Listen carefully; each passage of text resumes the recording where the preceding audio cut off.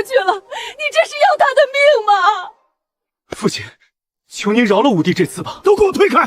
今日我非好好教训这个孽障不可！老爷，求求您别再打了，我以后一定严加管教言儿，绝不让他再踏出府门半步，绝不让他再惹是生非了。都瞎了吗？还不把夫人带回院子去？没有我的命令，不准他踏出一步！继续打！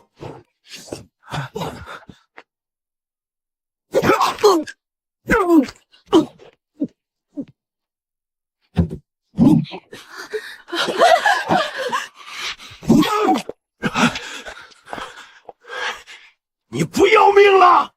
老爷，您就再饶了他这次吧。言儿若再有个三长两短，我也活不成了。您难道真要我再经历一次白发人送黑发人吗？老爷，陛下身边的钱公公带人来了。瑞儿，快去迎进来。是。定是陛下已知晓这逆子做的混账事，先看好他。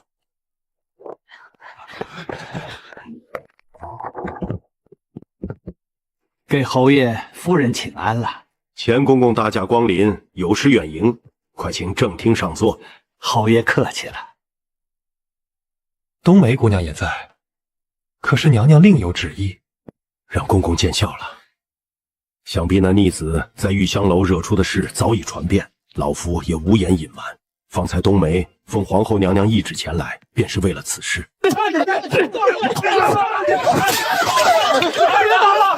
快住手！钱公公，您来的正好，快劝劝侯爷吧。娘娘旨意早已行毕，可侯爷生气五公子行事荒唐，坚持家法，竟将五公子打得昏死过去了，还不肯停手。若非公公到来，五公子恐怕侯爷还说不如打死了以正家风。哎呦，我的老天爷！国舅爷现在何处？可请大夫瞧过了。人还在后头院里，奴婢带您过去。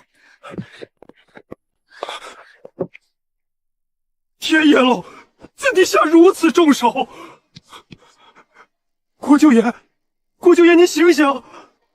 都死愣着干什么？还不快把国舅爷小心送回房里去！你立刻骑马去太医处，请孙太医速速过来，快！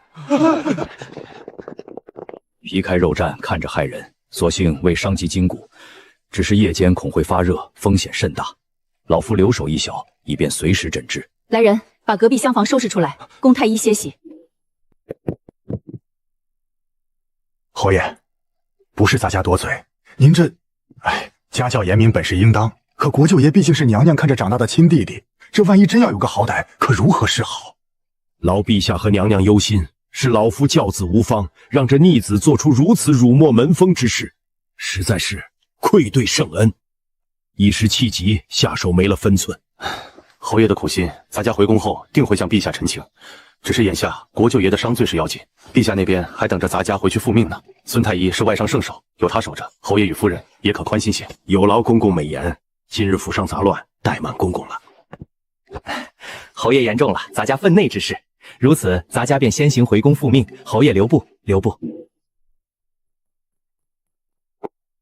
怎得去了那么久？陛下，依奴婢愚见，江侯爷怕是真被气狠了，也是真怕国舅爷再惹出大祸，连累，这才下了死手管教。秦国夫人哭得险些背过气来，口口声声说就剩这一个儿子了。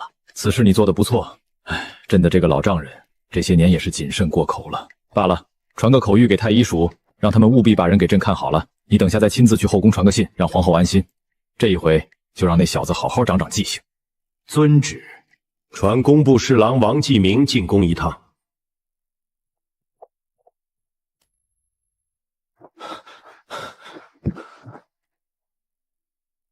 中永侯府的江瑞，最近在工部表现如何？回陛下，国舅江主簿自3年时任工部都水清吏司主簿一职以来，一直勤勉有加。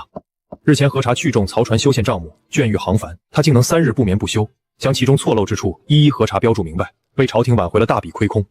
而且据臣观测，江主簿为人沉静谦和，虽不善交际，但却是个干实务的好苗子。近日来工部事务繁忙，臣原本便想等闲暇之时递上折子，为江主簿请功。既如此，便让江瑞担了主事这一职吧。臣替江主事谢陛下隆恩。高热凶险，需下猛药，煎药、灌药、擦身降温，一刻都不能停。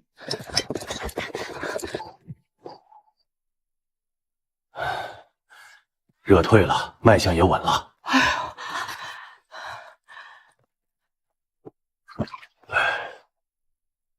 不必告诉公子我来过。是老爷。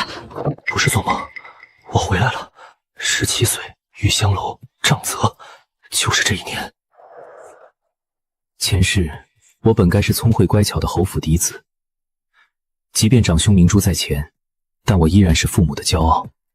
直到12岁那年，我意外落水，醒来后，我好像失去了什么，变得狂傲、愚蠢、暴躁。15岁那年，我做了最愚蠢的事情，在皇家围猎中，长姐的儿子，也就是当今太子的马下药，那匹马被太子妃骑走，最终导致他终身满载有孕，而我也背上了谋害储君的罪名，被打入大牢，连最疼我的姐姐都对我恨之入骨。你竟然对我的成儿出手，你怎么敢？没有的，我没有想要他的命，我只是想让他摔断腿而已，没想害他。姐，你快放我出去吧！我儿14岁亲赴边疆，18岁便带兵作战，为大宋立下赫赫战功，你却想让他成为一个废人。若非我们一母同胞，我恨不得将你千刀万剐。姐姐，难道你真的要杀我？我可是你亲弟弟啊，是从小被你看大的，你忘了吗？太子长在太后身边，他只亲近太后，你难道要为了一个不亲近的儿子，杀了你亲弟弟吗？是啊，你是我看大的，你怎么就是我看大的？来人，伺候国舅喝酒。死亡前的痛苦，我至今记忆犹新。可灵魂升天那一刻，我面前出现一个巨大的蓝色漩涡。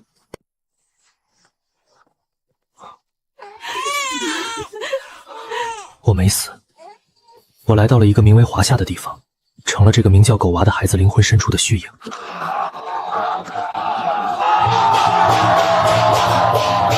建国到。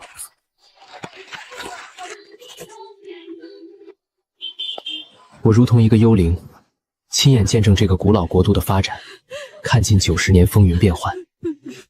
直到他闭上眼，我的灵魂才得以脱离。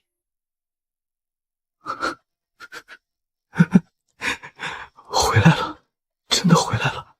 一切悲剧还没发生，一切还来得及挽回。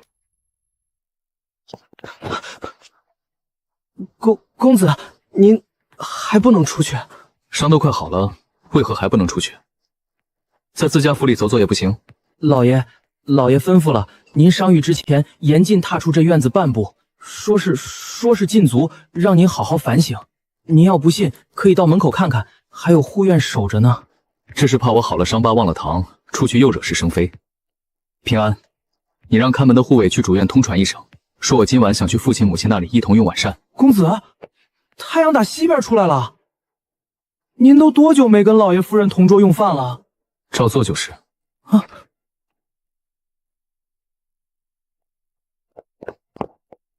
老爷，夫人，五公子说今晚想来陪二老一同用晚膳。眼儿说要来一起用饭，这孽障又想耍什么花样？是不是又想讨要银钱出去胡混？让他来，我倒要看看他葫芦里卖的什么药。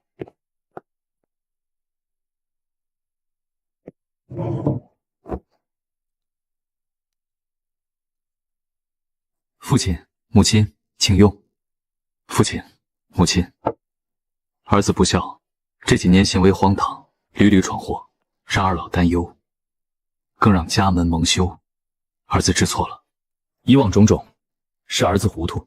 今后儿子定当洗心革面，恪守本分，绝不再胡作非为，请父亲母亲放心。老爷，你听到了吗？我们的儿子他真的回来了，我那个乖巧懂事的妍儿真的回来了。是啊，当年他落水后性情大变，如同中邪一般，想不到今日。不过还是要先观察一番，这小子混账了10几年，怎么可能一朝醒悟？父亲，儿子有一事相求。说，如今已是2月，今年的院试2个月后也差不多要举行。儿子之前已是童生，荒废学业数年实属不该，所以儿子想参加此次院试，还望父亲闲时予以指导。参加院试？这1个月来，儿子也在房中一直看书，未敢懈怠。若是父亲能对儿子多加指导，儿子有信心今年考中秀才。你先回去，这件事让我好好想想。科举入仕，一步步往上走，这一事我不会再让父亲独木难支。这个家换我来撑。老爷，老爷，你听到没有？妍儿她是不是我们的妍儿回来了？她刚才的样子，说话的语气。夫人，稍安勿躁。妍儿今日确实大异往常，你可还记得当年她落水醒来后不久，我们都以为她中了邪，又恰好玄冥大师给太后讲学出宫，路过府门。自是记得的，可当时大师只说她就是妍儿。是了，当时我送大师出门，大师还留下一句寄语：灵台蒙尘，或有所缺。非痴非傻，心智不全。唉，时也命也。如今看来，灵台蒙尘，或有所缺。老爷，你的意思是？明日你带他去城外大相国寺一趟，拜会玄冥大师，就说就去还愿，感谢佛祖保佑他伤愈，务必请大师亲眼看看妍儿，多带些护卫仆从，将他看紧些，绝不能再让他离开你的视线，惹出祸事。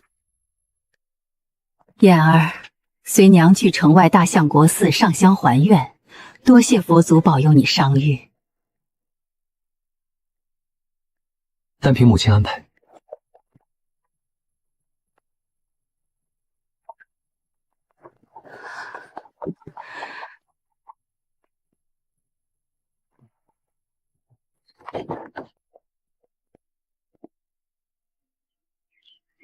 阿弥陀佛，夫人，可否让贫僧与这位公子单独说2句话？公子可是去往何处走了一遭？大师，您怎么？贫僧并非知晓什么，只是公子的一双眼睛仿若历经千帆，藏了太多。大千世界，奇万莫测，贫僧也不过一肉体凡胎，许多事情参不透，悟不明。为何当年落水后性情会变成那般？那人可是我。佛曰：人有7情6欲，又有3魂7魄，若有所缺，或痴或傻，或嗔或恶，故而你一直都是你，却又不是完整的你。公子全可当作从前失了神智吧，不必再为过往之事懊悔，珍惜当下才是要紧。夫人不必再忧心，贵府公子灵台清明，身体健全，后福无穷，且放心归去吧。多谢大师，多谢大师吉言，没事了，妍儿没事了，没事就好，没事就好。冥冥中自有天意嘛，所以我去的那个名为华夏的地方，到底是一场梦。不可说不必说，顺势而为便是。隋唐以前两边一模一样，怎么偏生从大宋岔开了道？疆域辽阔，文武平重，撤3省，设内阁，倒像宋明揉在了一处。太祖爷当年莫非也？玻璃、水泥、货字印刷、玉米、红薯，一样都没有，搞不懂，真搞不懂。母亲，我们回家。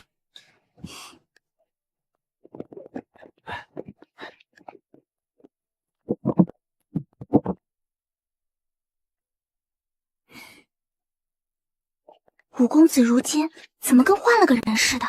嘘，小心吵着公子读书。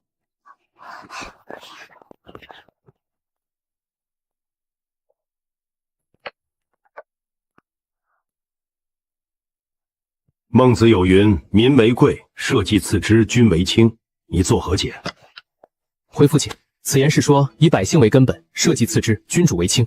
为政者若以民为本，轻徭薄赋，使民安居乐业，则社稷自固，君位自安。若视民如草芥，水能载舟，亦能覆舟。还算有些样子，但不可懈怠。或许玄冥大师所言非虚，我儿真的回来了。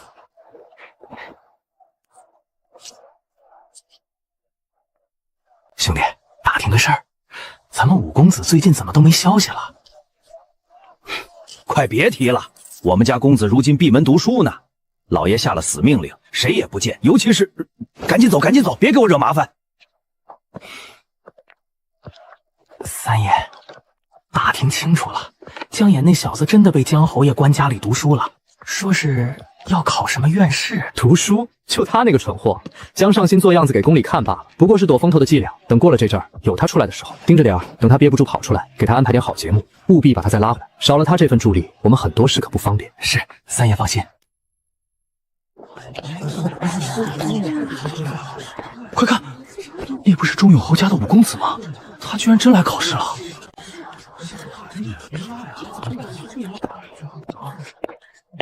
怕是来走个过场，博个名声吧？嘘，小声点，侯府的人你也敢议论？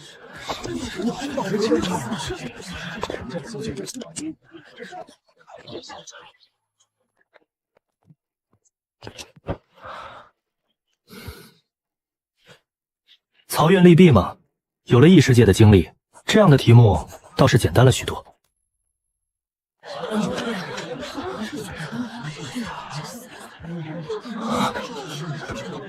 没有，难道公子他江岩，钟永侯府那个国舅爷，他竟然中了，还是第19名。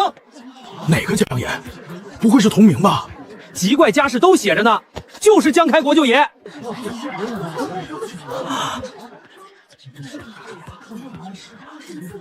中了，我家公子中了，我家第19名。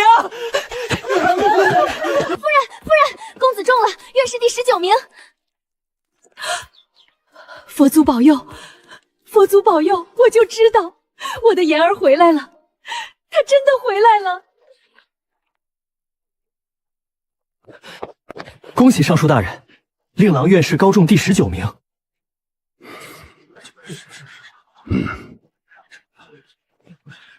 是。好小子，第19名，这怎么可能？他竟然真的考上了，还考得这么好！一个蠢货突然开了窍，还挣下功名，这不是好事，不能再等了。局长，这2个月他到底见了什么人？发生了什么事？必须尽快把他搬回来。是。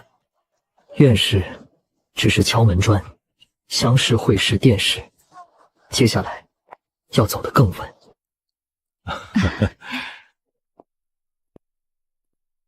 妍儿，快过来，就等你了。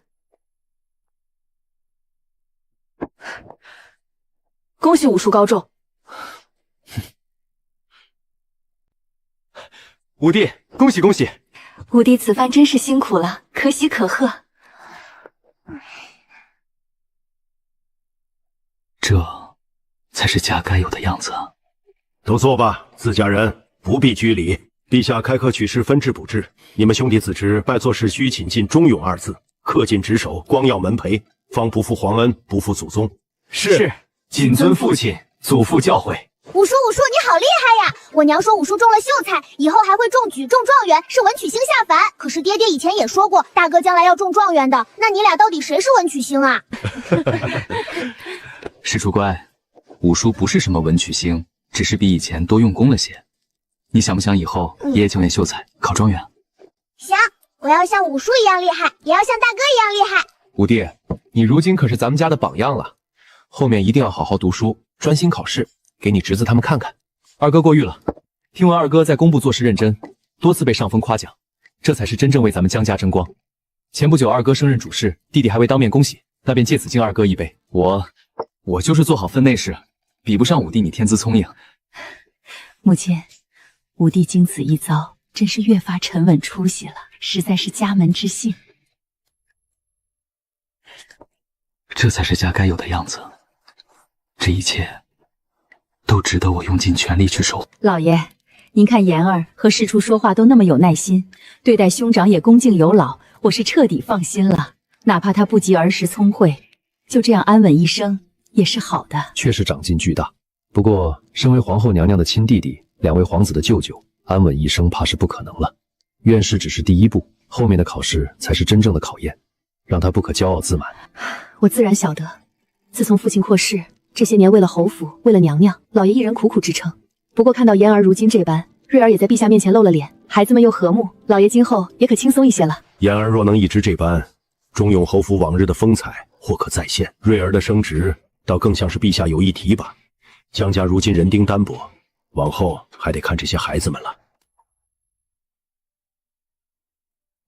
公子，安国公府的小公爷和安远伯家的三公子来了，说是来给您道喜。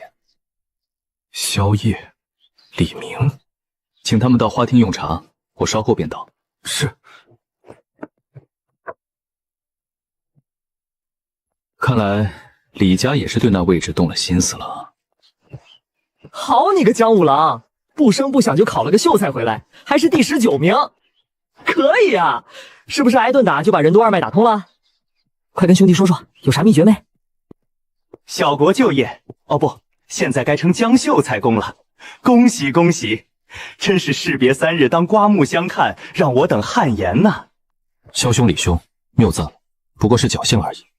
养伤期间无事可做，看了几本书罢了。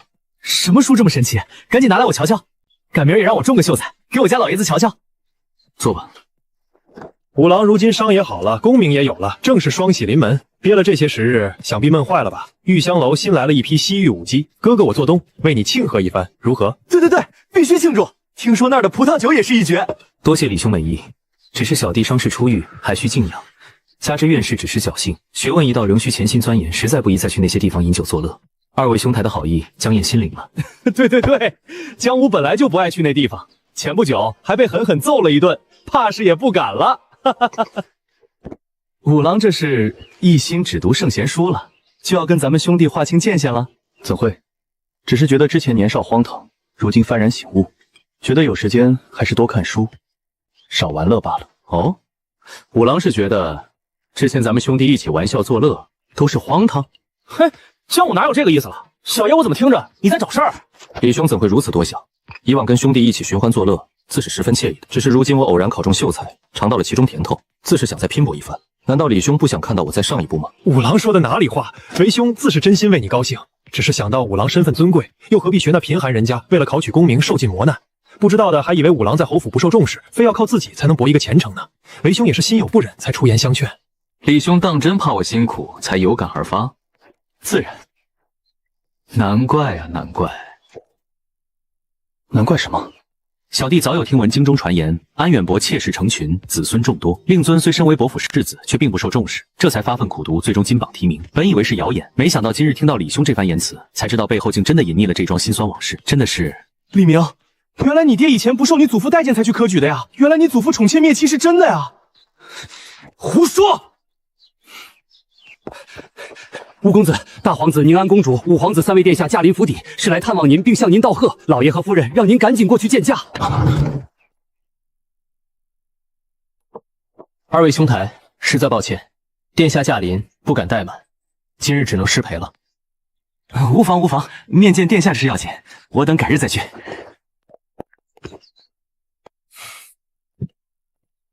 拜见3位殿下，舅舅快免礼，都是一家人，舅舅无需多礼。小舅舅，恭喜你啊！母后听说你中了秀才，可高兴了，特意让我们带了贺礼来呢。恭喜小舅舅，母后说小舅舅变厉害了。听闻大皇子殿下近日又开始学习骑射了，身子可大好了，可还适应？尚可，谢外祖父关心。皇兄可厉害了，虽然近年未在骑射，可依旧能够见中靶心。师傅都夸皇兄悟性高，成文有度呢，就是太闷了，都不陪我玩。五殿下在宫里可好？听说前些日子有些咳嗽，可大好了？谢外祖母关心，眼儿好啦，吃了孙太医开的药就不咳了。前世我被李明蛊惑，才差点酿成大祸，简直被猪油蒙了心。明明有个这么优秀的大外甥，却不懂抱大腿。听闻小舅舅此次文章做得极好，望持之以恒。谢殿下勉励，今后定当更加努力。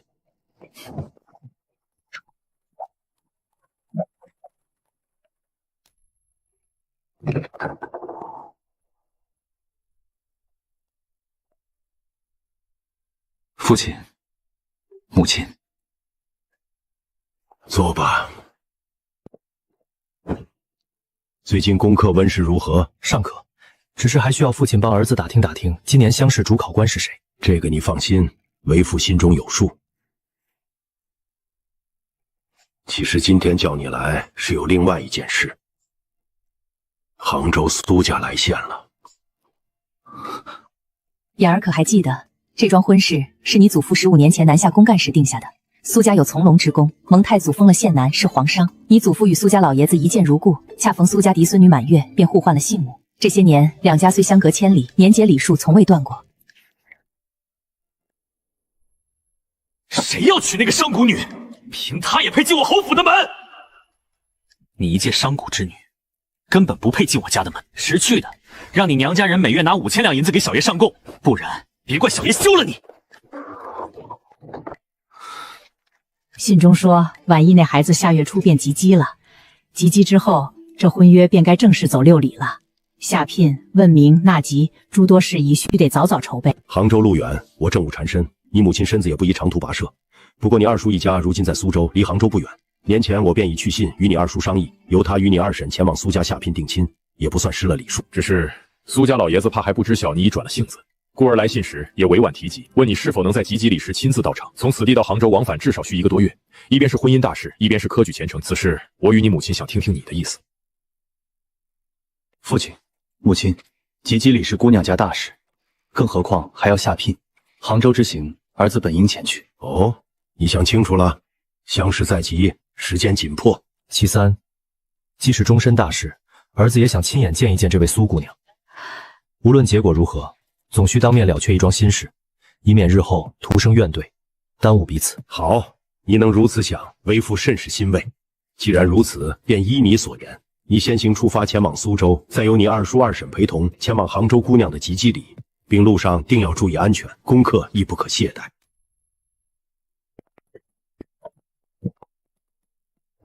母亲，儿走了，您注意身体。舟车劳顿，你也要保重。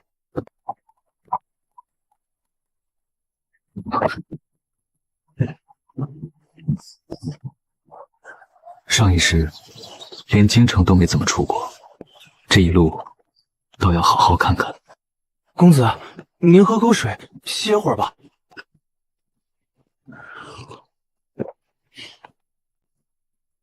无妨，抓紧时间赶路。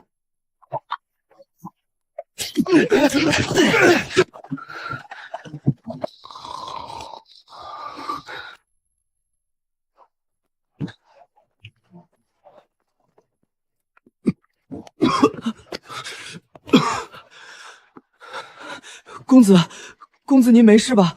要不咱们上岸歇2天再走？没事，过2日便好了。拿本书给我。公子，您都这样了，还看什么书啊？分散注意力。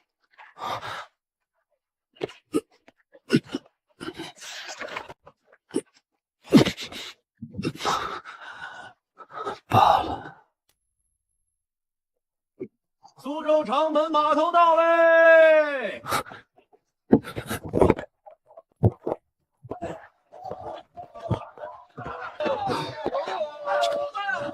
到了，终于到了。敢问，可是汴京中永侯府的五公子？正是。阁下是？小的江河是咱们江家的2管家，奉老爷之命，特在此等候五公子。公子一路辛苦，马车已备好，快随小的回府歇息吧。有劳管家。五公子客气了，您请。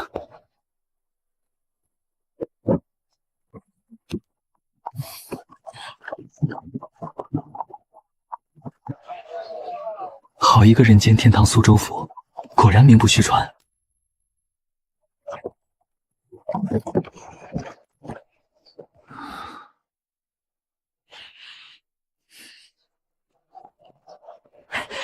五哥，你可算到了，一路上可还好？六弟，父亲和母亲念叨五哥好几日了，快随我进来吧，都坐在花厅等着呢。好，六弟带路吧。请。拜见二叔二婶，路途遥远，侄儿来迟，让二叔二婶挂心了。一家人不必多礼，看你脸色不好，一路辛苦了，坐下说话。快坐下歇歇，就知道你这几日该到了。我还特意吩咐厨房备了些清淡易刻画的苏帮菜给你接风。去年见你时还活蹦乱跳的，这次怎么折腾成这样？谢二婶关怀。是我自己不经事，少见风雨，让22娘见笑了。四哥今日怎的不在？正巧，昨日底下有2处庄子出了点状况，你四哥和你四娘一并去了，路程有点远，这回你来，怕是见不到了。原来如此。听闻你前阵子院试考得不错，侥幸得中，名次靠后，实不知道，全赖父亲金督导严厉。五哥，你这次来真的要去杭州娶那个苏家姐姐吗？我听说苏家还有一家点心铺子，是全杭州最好吃的。璇儿没规矩，若真如小妹所说，那到时定要带些回来给你尝尝。五哥，你如今倒肯用心读书了。六弟可不知，你大伯父那顿板子挨在身上到底有多疼。从前虚度了多少光阴，如今只能尽力弥补。听闻六弟学业精进，若有闲时，还望不力指点五哥一二。我秀才都没中，怎敢指导你？那等有空，咱们兄弟2人互相探讨也是好的。大哥信中所说之事，我已知晓。苏家乃世交，婉意那孩子我们也曾见过，确是知书达理的好姑娘。你既来了，便先好生歇息2日，缓缓精神。之后的事，我与你二婶自会安排。一切但凭二叔二房做主，侄儿感激不尽。钱嬷嬷，带眼哥去听竹轩歇下，热水膳食都备好，让下面的人仔细伺候着。眼哥身子不适，万不可怠慢。是夫人。老爷，你看眼哥这是真的转性了，我瞧着怎么心里这么不踏实呢？别是又在打什么歪主意吧？前年我们回京，他为了讨要银款去买什么西域宝马，可是在大嫂面前闹得天翻地覆。人是会变的，只是罢了，是真心悔过还是另有算计，且看他日后言行吧。杭州苏家之事，关系2家颜面，我们须得谨慎，不能让他再闹出笑话，夺了我江家声名。二叔二婶的疑心，一时半会儿消不了。苏婉意，这一回，我定要为你我争一个崭新的开始。将香笼里那个紫檀木的小匣子取来。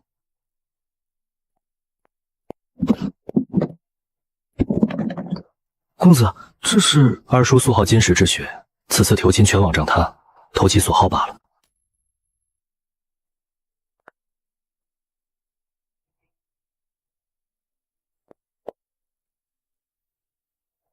平安，取我的拓印工具和纸墨来。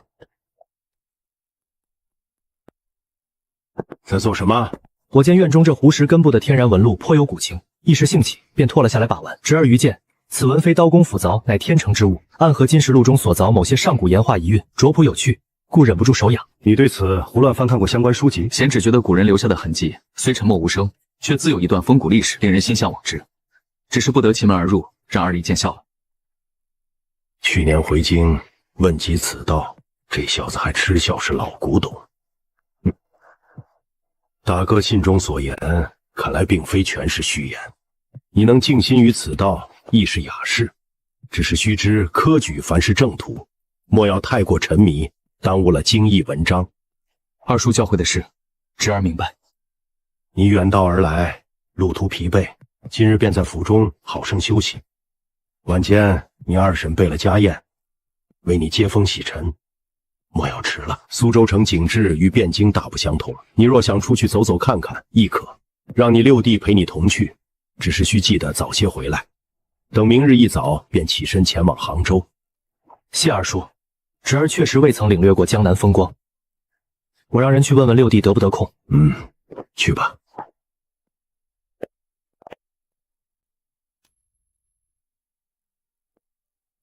五哥，你想去何处看看？我对苏州一无所知，但凭六弟安排，或是花花草草、河岸湖滨，或是市井繁华之处，皆可。五哥若想领略苏城风光，如今正是好时节。府衙旁的郡园已开放，纵民游玩最是热闹。还有玄妙观一带，那周边市集极为热闹，最是能领略苏城风貌。之后若有余暇，再去沧浪亭一游，倒也顺路。甚好，就依你所言。这家苏膳是100年老字号，那边的玉雕师傅手艺最好。哎，动脚了啊！走，迎吧。外苏里诺比汴京的点心另有一番滋味。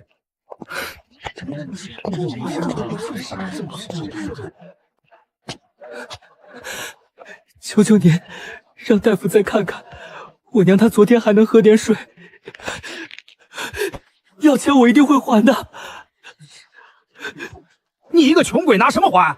再说了，痨病到了这个地步，肺都烂空了，谁也救不好。你守着他也只是等死。快走吧，别死在我们门口。五哥，这种事太多了，咱救不过来的。一事不平，何以平万事？一民不救，何以救万民？正因这世间苦难万千，才更需我辈欲一事，行一善。今日这举手之劳于我是小事，可于那对母子却是大事。既遇上了，又岂能不管？住手！平安，付诊金，请这药堂里最好的坐堂大夫，再给这位娘子看看。多谢恩公。公子仁心，并非老夫见死不管，实在是，这位娘子的病症已深入骨髓，五脏皆衰，最多也就这3、5日的光景了。如今用药也不过是略减痛苦，于事无补了。那便有劳先生开些能减轻痛苦的药吧。大夫的话你听到了，你娘的病很重，药烧事力已危，我让人送你们回去吧。恩公今日帮我，在下已经很感激了。我娘，我背得动。谢谢恩公。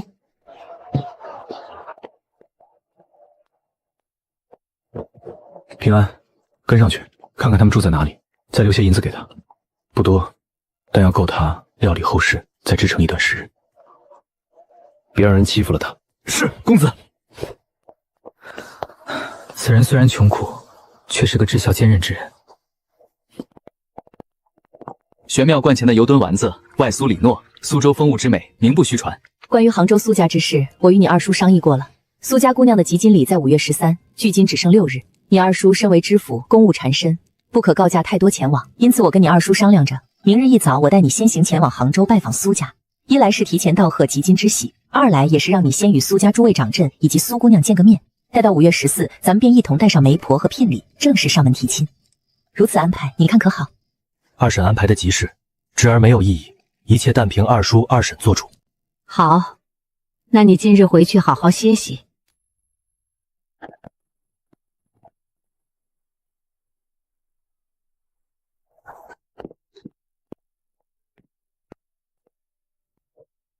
二夫人、五公子，按侯爷和夫人的吩咐，聘礼都在此了，请二夫人过目。大哥大嫂真是费心了，样样都考量的周全。李管事一路辛苦，带大家先下去好生歇着，且先妥善看赶好。是，二夫人。你也看看，这些都是你的聘礼，代表着我们江家的脸面和对苏家的重视。侄儿明白，有劳二婶辛苦操持。贸然登门叨扰夫人了，二夫人言重了。江公子一表人才，今日一见，果然名不虚传。文轩，你去前头回禀一声，就说江公子来了，问问老太爷他们忙完了没有。老太爷他们早就在念叨了，说是一定要见见江公子，只是方才前头有些俗务缠身，还望勿怪。夫人太客气了，言儿身为晚辈，理当如此。祖父请江公子到前院喝茶。言儿，待会儿见了苏老太爷和2位叔伯，定要恭敬之礼。侄儿明白。祖父，江公子到了，快请进。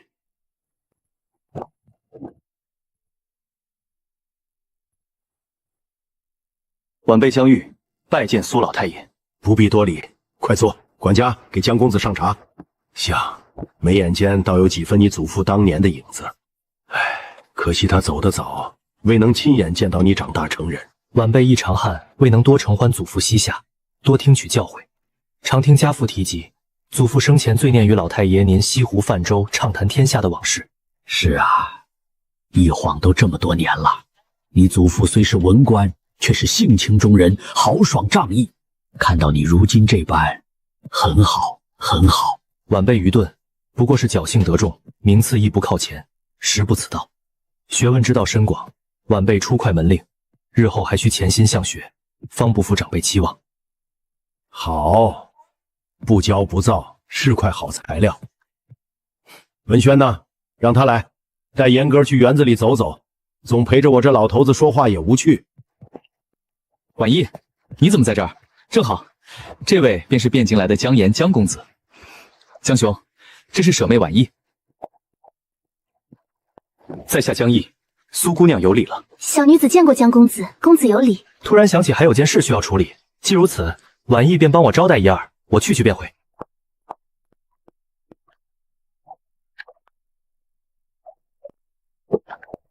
初次见面，一点心意，还望苏文姑娘不要嫌弃。这太贵重了。并非名贵之物，只是觉得其形清雅，或能与苏婉娘气质相合。若还觉得可心，便请收下吧。多谢江公子，我很喜欢。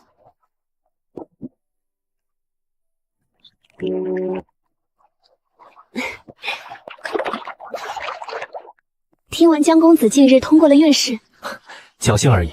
荒废学年，如今才知学业重要，正要奋起直追。公子有心向学，便是好的。听闻杭州西湖风景甚好，夜间也有灯火市集，热闹非凡。可江某第一次来此，对此地不甚相熟，不知苏姑娘是否方便陪同在下游览一二？江公子初来杭州，婉衣自是要尽地主之谊，那便等舞集过后，婉衣陪同江公子前往。快到晌午了，前厅宴席已备好，我们回去吧。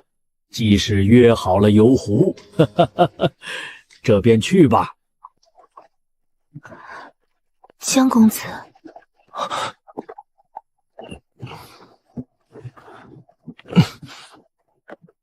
在下失礼了。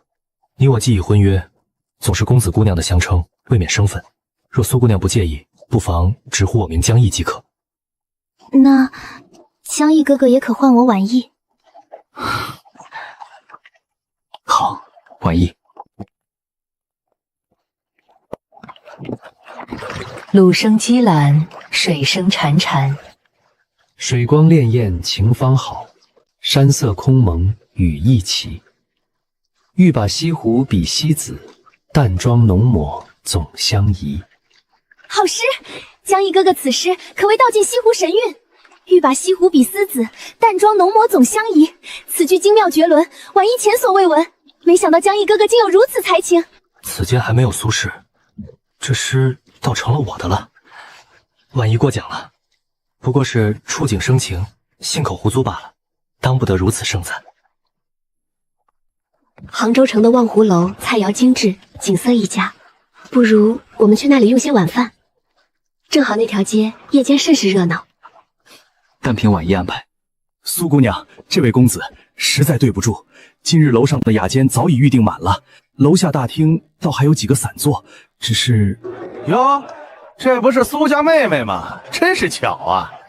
怎么在此处站着？可是没寻到位子？江岩哥哥，此人是知府家的马三公子。哪儿来的俊俏外乡人？估计又是苏家哪儿来的穷亲戚。哼，苏妹妹，这位是面生的很啊，怎的也不介绍介绍？莫不是什么不知礼数的外乡人缠着妹妹吧？阁下是在问我？哼，不是你还有谁？你是何人？见到本公子还不行礼？苏妹妹也是你能随意攀附的？行礼，却不知阁下身居何职，需要我向你行礼？莫非在这杭州地界见了知府家的公子，便如同见了知府本人，甚至见了陛下不成？马公子这规矩立得可比大宋律令还大，在下孤陋寡闻，倒是头回听说。杭州知府是我爹，小子，这是我的地盘，你竟敢这样跟小爷说话，是不是找死？马公子竟敢说这是你的地盘，不过一知府之子，就敢如此口出狂言。你说你爹是知府，那你爹知道你如此大逆不道吗？好，说得好，你好个牙尖嘴利的小子！小爷我不管你是什么人，今日冲撞了我，便是大不敬。来人呐！睁大你的狗眼看清楚，我家公子乃汴京中永侯府江岩，而敢放肆！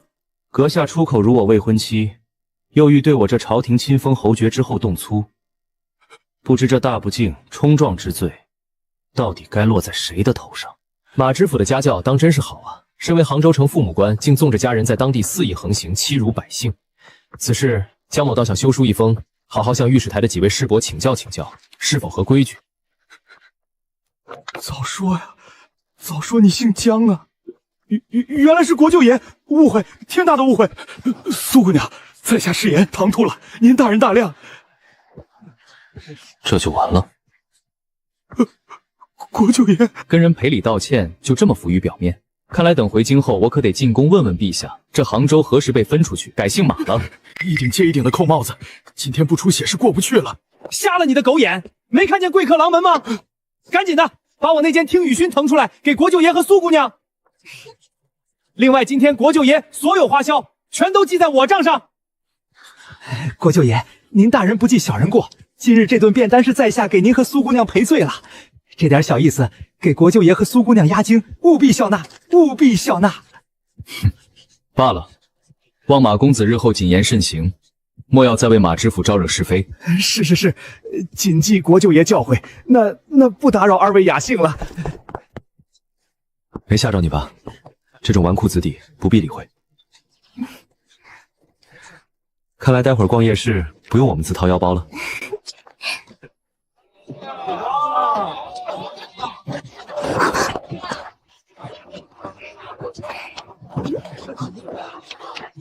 这捏的是谁？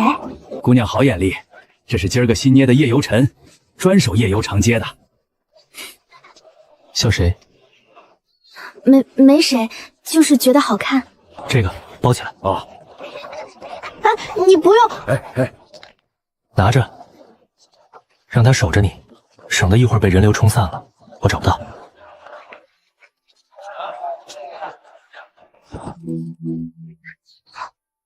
给我？你身上太素了，挂个这个好找。这绣的是兰草。摊主说是晚兰。公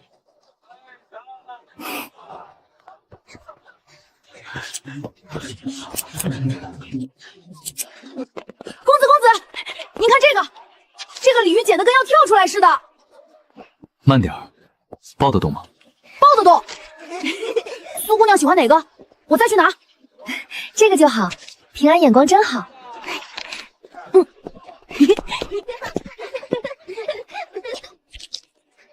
尝尝，说是这老师傅熬了30年的汤。好甜。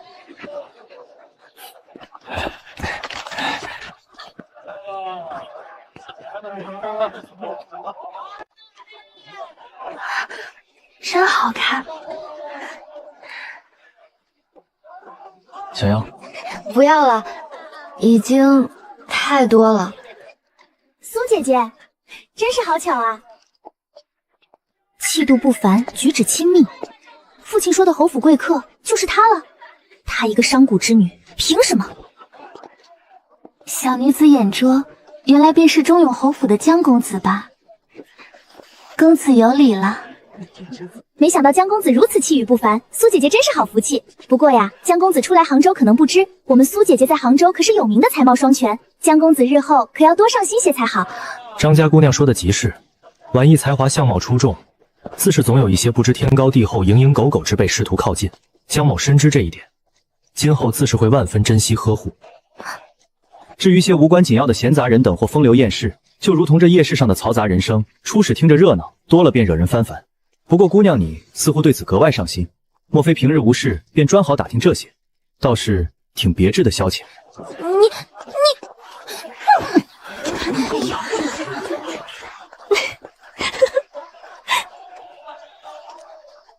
江莹哥哥，没想到你这张嘴……我这嘴怎么了？光是这一会儿的功夫，可是替你赶走了2只恼人的苍蝇。看来婉仪才貌双全，总是惹人遐想，也确是事实呀。你胡说什么呢？今日游湖逛街很是愉快，婉仪，谢谢你。婉仪也很开心。江池哥哥，路上小心。这就是我想要的开始。打，狠狠的打！我不说停，谁都不准停下！给我打死这个混账！啊！江岩，你给我等着！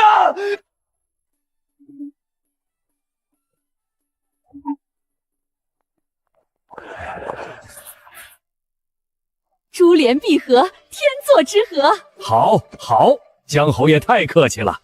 严哥英姿勃发，知礼上进，老夫看在眼里，喜在心里。这门亲事，我所苏家自是万分满意的。苏世伯，伯薨兄，众评贤弟，本应按照6礼，一步步郑重操办。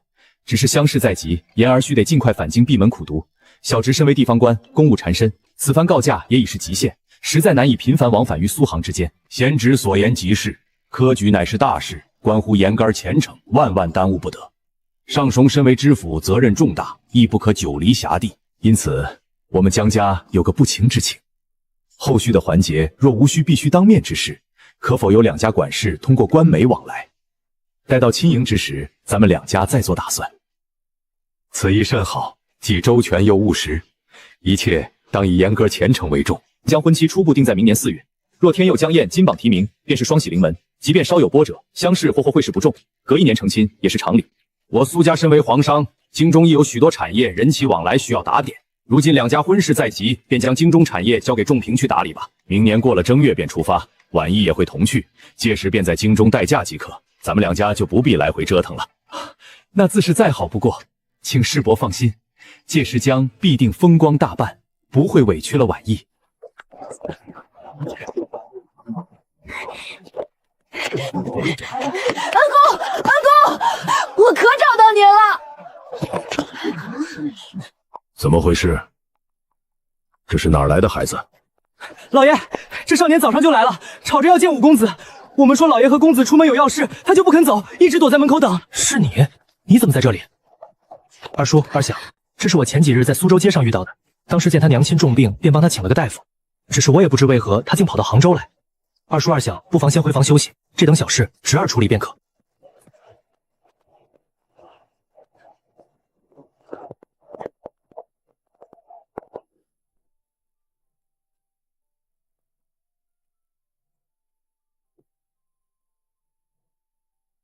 你是何时来的杭州？又怎知我住在此处？恩公，苏州城里好多乞丐都是我朋友，我给他们买馒头吃，他们帮我打听，就知道了恩公是我们知府老爷的侄子，是来杭州提亲的。所以我趁人不注意溜上一只货船，昨日下午就坐船到杭州了。到了杭州，我又用剩下的铜钱买了馒头，小乞丐们帮我打听。你千辛万苦找来，所为何事？我娘大夫看过后，第2日晌午就没了。多亏恩公您留的银子，邻居伯伯婶婶帮忙买了口薄棺，让娘安葬了。我现在也没地方去了。恩公，您帮了我想跟在您身边做您的仆人。跟着我？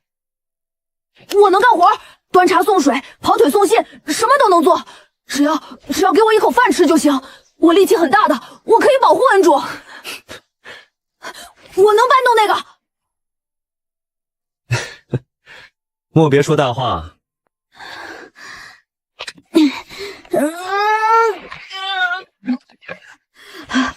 我剩下的钱全给乞丐买馒头打听消息了，昨日到现在一口饭没吃，没力气了。去卧府拿些饭菜来给他。好嘞，公子。多谢恩公。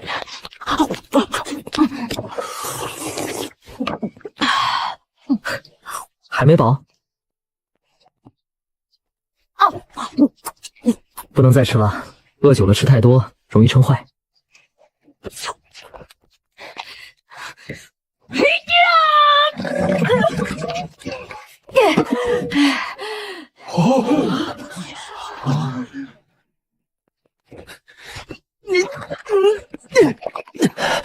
我操，我好虚。你来试试。如果让我每顿都吃饱饭，我力气更大。恩公，我真的不骗你。还真是个天赋异禀的神力，若是好好培养，日后或许能成为一大助力。好，我答应留下你，以后你就跟着我吧。对了，你叫什么名字？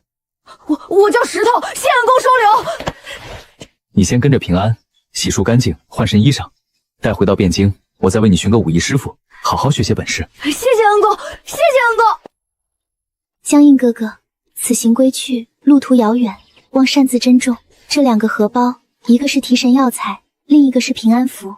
这枚玉佩，望哥哥随身带着，见玉如见人。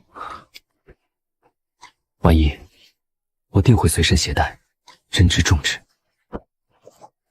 你在家中也要好生照顾自己，等我消息。前喜，奴婢在。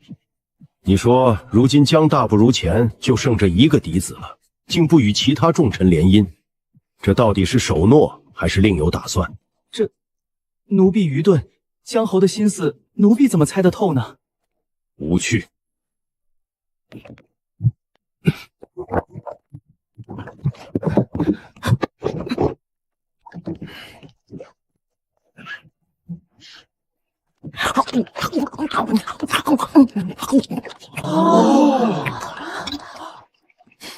去，吩咐厨房，往后务必让他吃饱。是，公子。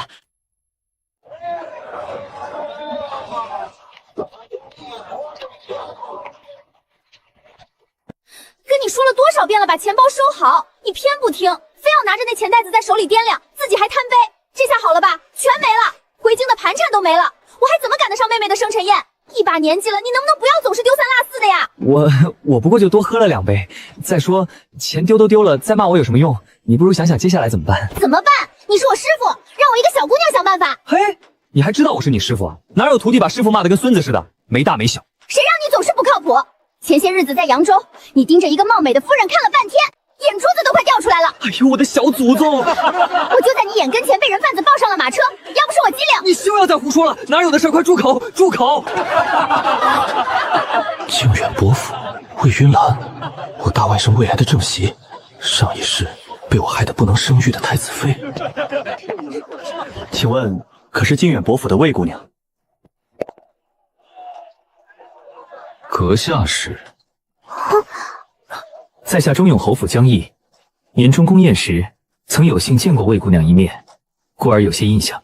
你就是那个江家那个国舅爷？正是在下，不知二位为何在此？可是遇到了什么难处？原来是江国舅，小女子有礼了。原本随师傅外出游历，途经此地，准备坐船回京，岂料被人偷了钱袋，正困于此。原来如此，刚好在下正欲乘船返京，船上宽敞，若魏姑娘与这位先生不嫌弃，愿邀二位同行，也好有个照应。在下谢无期，银兰的师傅，多谢江公子援手，那便叨扰了。谢先生不必客气，请。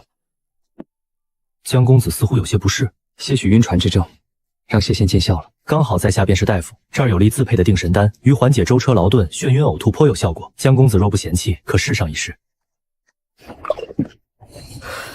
谢先生这药真是神效，江雪感激不尽。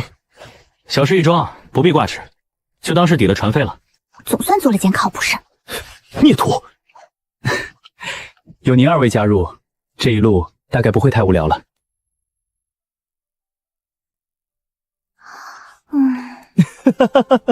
江兄，与你说话真是痛快。过奖，谢兄才是阅历非凡。师傅您都快50了，还好意思称兄道弟？50？谢兄您虚度光阴，40有7了。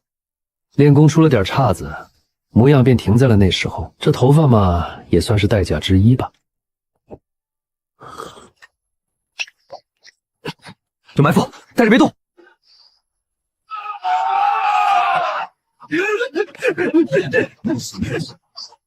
保护公子！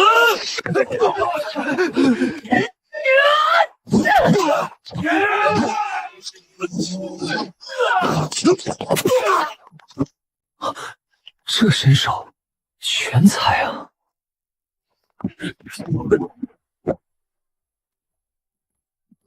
公子，这些人训练有素，配合极佳，不像是普通水匪。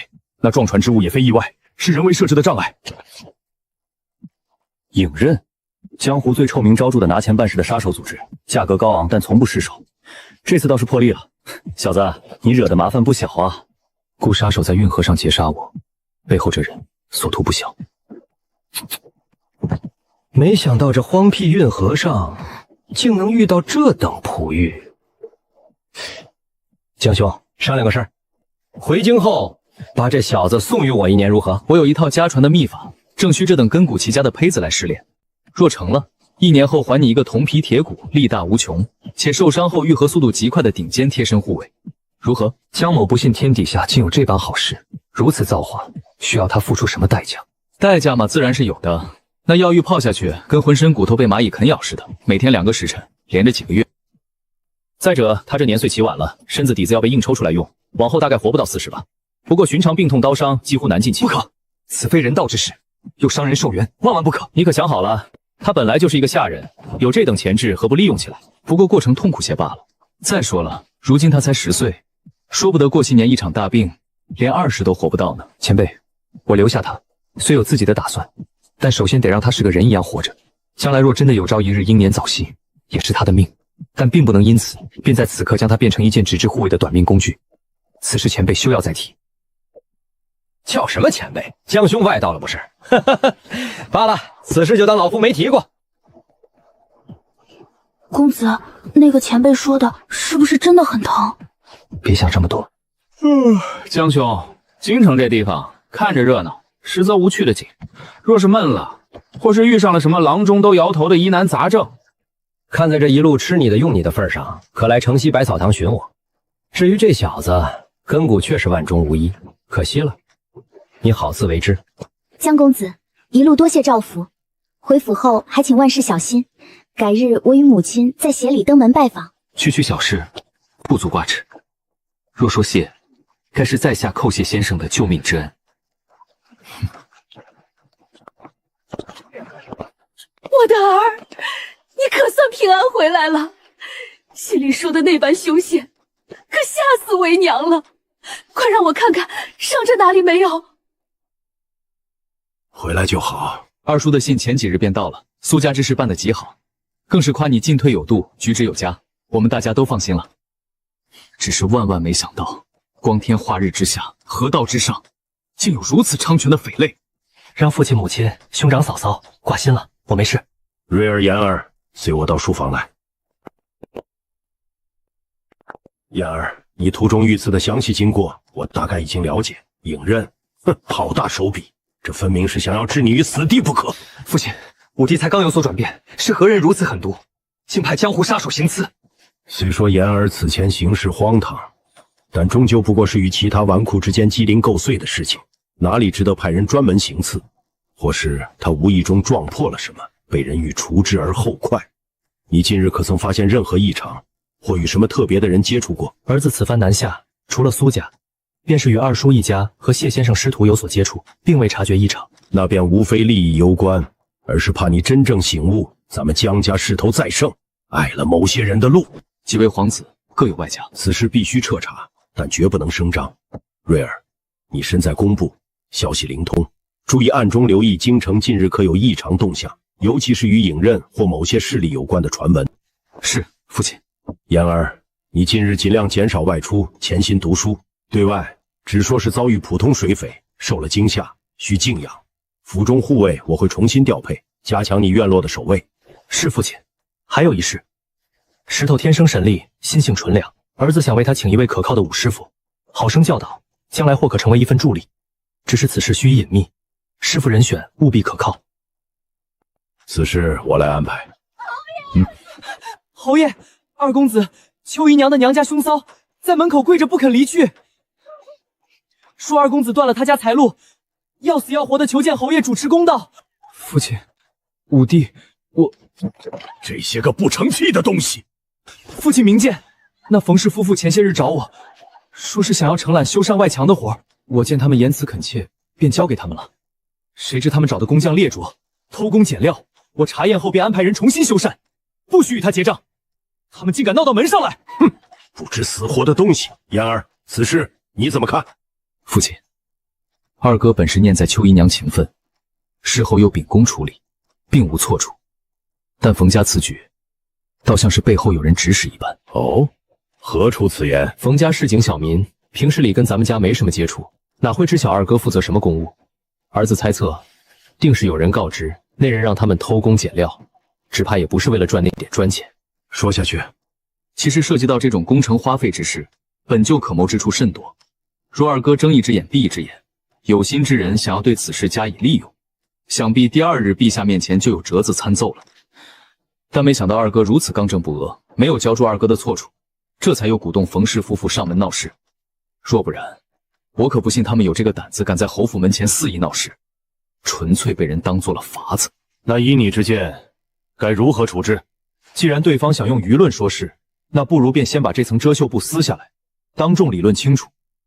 只是二哥与秋姨娘的面子，怕是顾不得了。他是什么人家，也敢与我们侯府攀亲戚？武帝有什么法子，尽管讲来。什么面子不面子的，你听听这外头，我的脸早就丢尽了。你们兄弟俩去，将事情原委当众说清楚，也别让人说咱们江家仗势欺人。是，父亲。我的妹妹在府中服侍了20-30年，还给江家生了儿子，没有功劳也有苦劳啊！如今二公子当上国舅爷了，怎的就一点情分不顾，把我们往死路上逼哟？二公子，我的国舅爷，小人冯大，今日在此实在是走投无路，才不得不来求二公子给条活路啊！胡闹！我何时不给你们生路了？明明是……诸位乡邻，请给评评理。前些时日，二公子赏了小人一桩修缮外墙的活的，小人倾尽家财垫付了料钱工钱，只求把事情做好。可工程做完，二公子却说不合规战，不肯结算工钱。小人实在是活不下去了呀！求二公子开恩，看在您生母秋姨娘，我也算你舅舅的份上，赏小人一条活路吧。放肆！敢在我兄弟二人面前自称舅舅，冯大，你当真是好大的胆子！这小人胡言乱语，小人该死，只求两位国舅爷大人大量，给小人结了这工钱吧。冯大，你口口声声说倾尽家财，那我问你，你采买的青砖市价500文一方，你购入的劣等砖作价几何？你雇佣的工匠一日工钱80文，你克扣至50文，可有此事？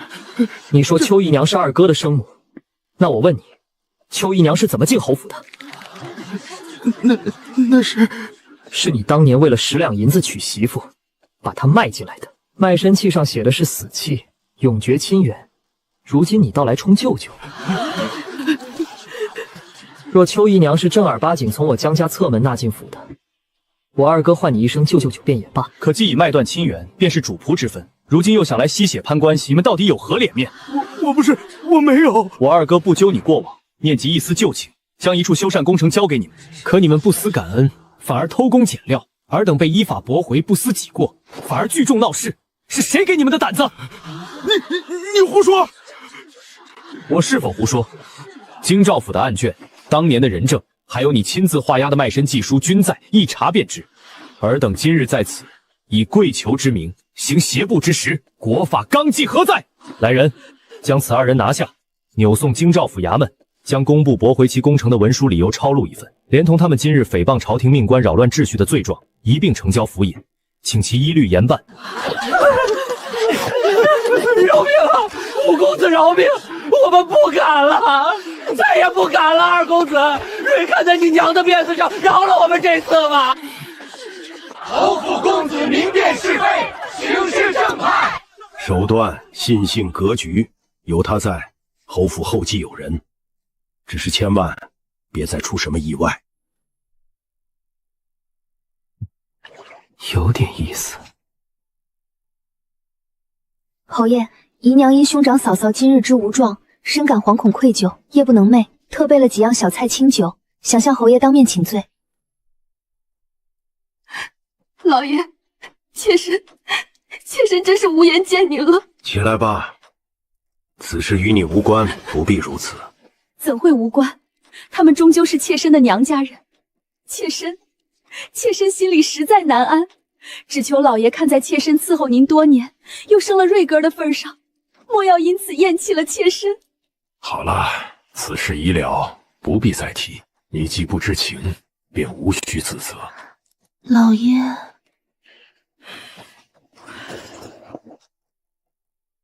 夫人，妾身那兄嫂无状。妾身已与他们断绝晚劳，特来向夫人请罪。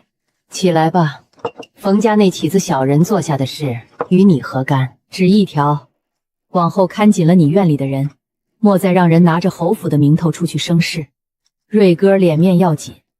妾身省得，谢夫人。主考官已定下来了，是礼部右侍郎李文渊。李文渊是出了名的务实派，不喜浮华空谈的文章。你的策论须得更贴近实务。论证要扎实，切莫言之无物。儿子明白，多谢父亲提点。好了，你安心学习，其他事交给下人就好。有了明确的方向，复习起来便能更加有的放矢。仔细着，汤水莫要洒了。五公子看书到这个时辰，正是用的时候。求佛祖保佑我儿文运昌隆，贵榜题名。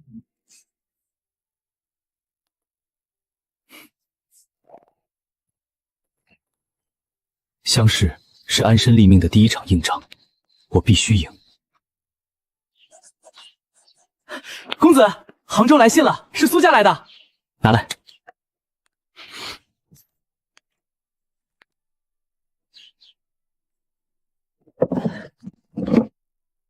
不必有太大压力，正常发挥即可。我江家儿郎自是不差的，即便没过，凭借咱们江府的权势，想入官场也不是什么难事。儿子明白。好好考，去吧。五弟，顺顺利利，五叔必定高中。五叔用心作答。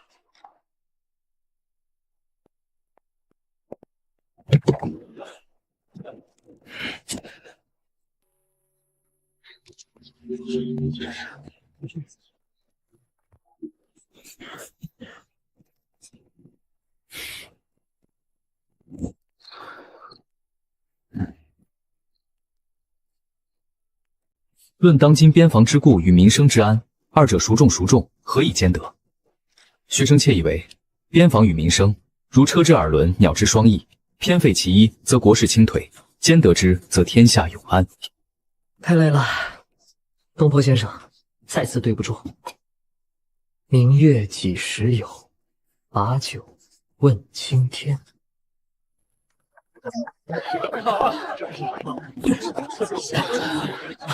公子，你辛苦了。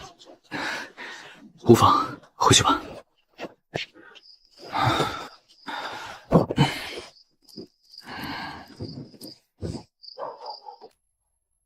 祖母，书院里有个同窗被《论语》背串了，背成孟子啦。这是我归来后第一个团圆节，这是家。五叔同去，五叔同去。世贤也一同去吧。去吧，难得过节，我正好去陪你祖母说说话，赏赏院里的月亮，一样的。小娘子，一个人看灯多无趣，不如让小爷我陪你逛逛这汴京夜景如何？这个宵夜，二哥二嫂，你们带孩子们先去前面看舞狮，我过去看看。萧兄，好久不见，怎能在此处欣赏月色？无妨，你可舍得出来了。不过小爷今天暂且没工夫理你啊，我正想请这位小娘子一同赏玩呢。你看把人家姑娘吓的，若是闹僵起来，传到国公爷耳中，怕是又要罚你跪祠堂了。不如我陪你去前头酒社喝2杯如何？行吧行吧，给你将我一个面子，走走走，喝酒去。听说玉香楼新来了位姑娘，琴棋书画样样精通，咱们去瞧瞧。五公子，府里来了贵客，老爷让您立刻回去，万万耽搁不得。对不住，家中急事，必须立刻回去，咱们改日再聚。几位公子、少夫人，快！陛下与皇后娘娘带着3位殿下驾临，都在正厅。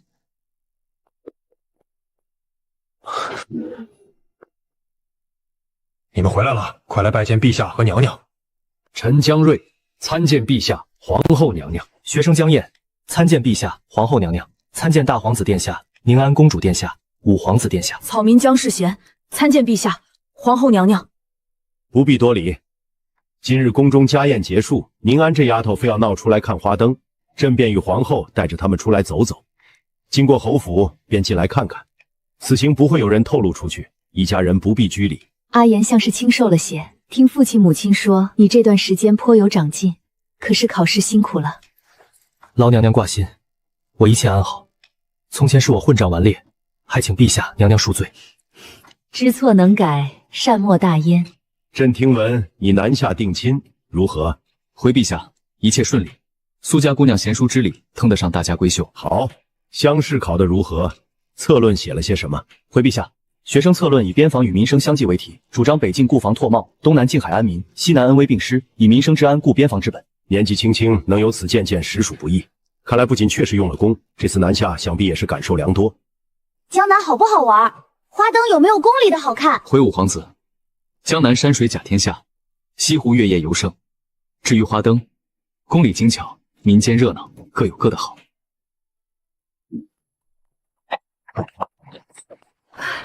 真是天大的恩典，陛下和娘娘竟这般时辰还过来。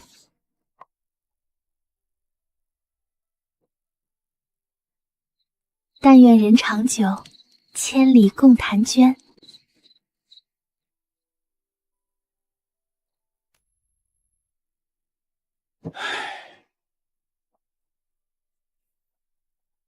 此子胸有周鹤，非池中之物。尤其这以海养海，以商若战之思，实在精妙。此策论确实才华横溢，见识超群。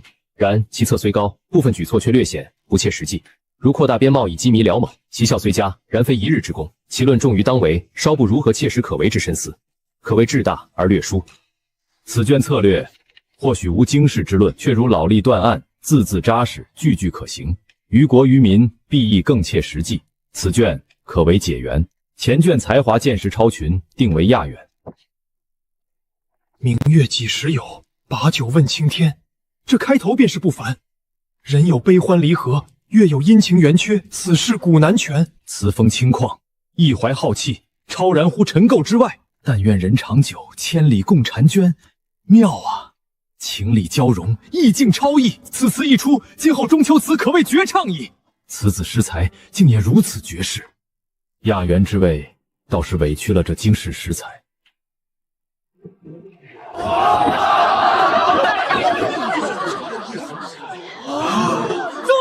中了！五公子中了！亚元，五公子中了乡试第2名。恭喜中永侯府江银，高仲开封府乡试第2名亚元。重赏，统统重赏！亚元足以证明一切。不过解元张允之，我记住你了。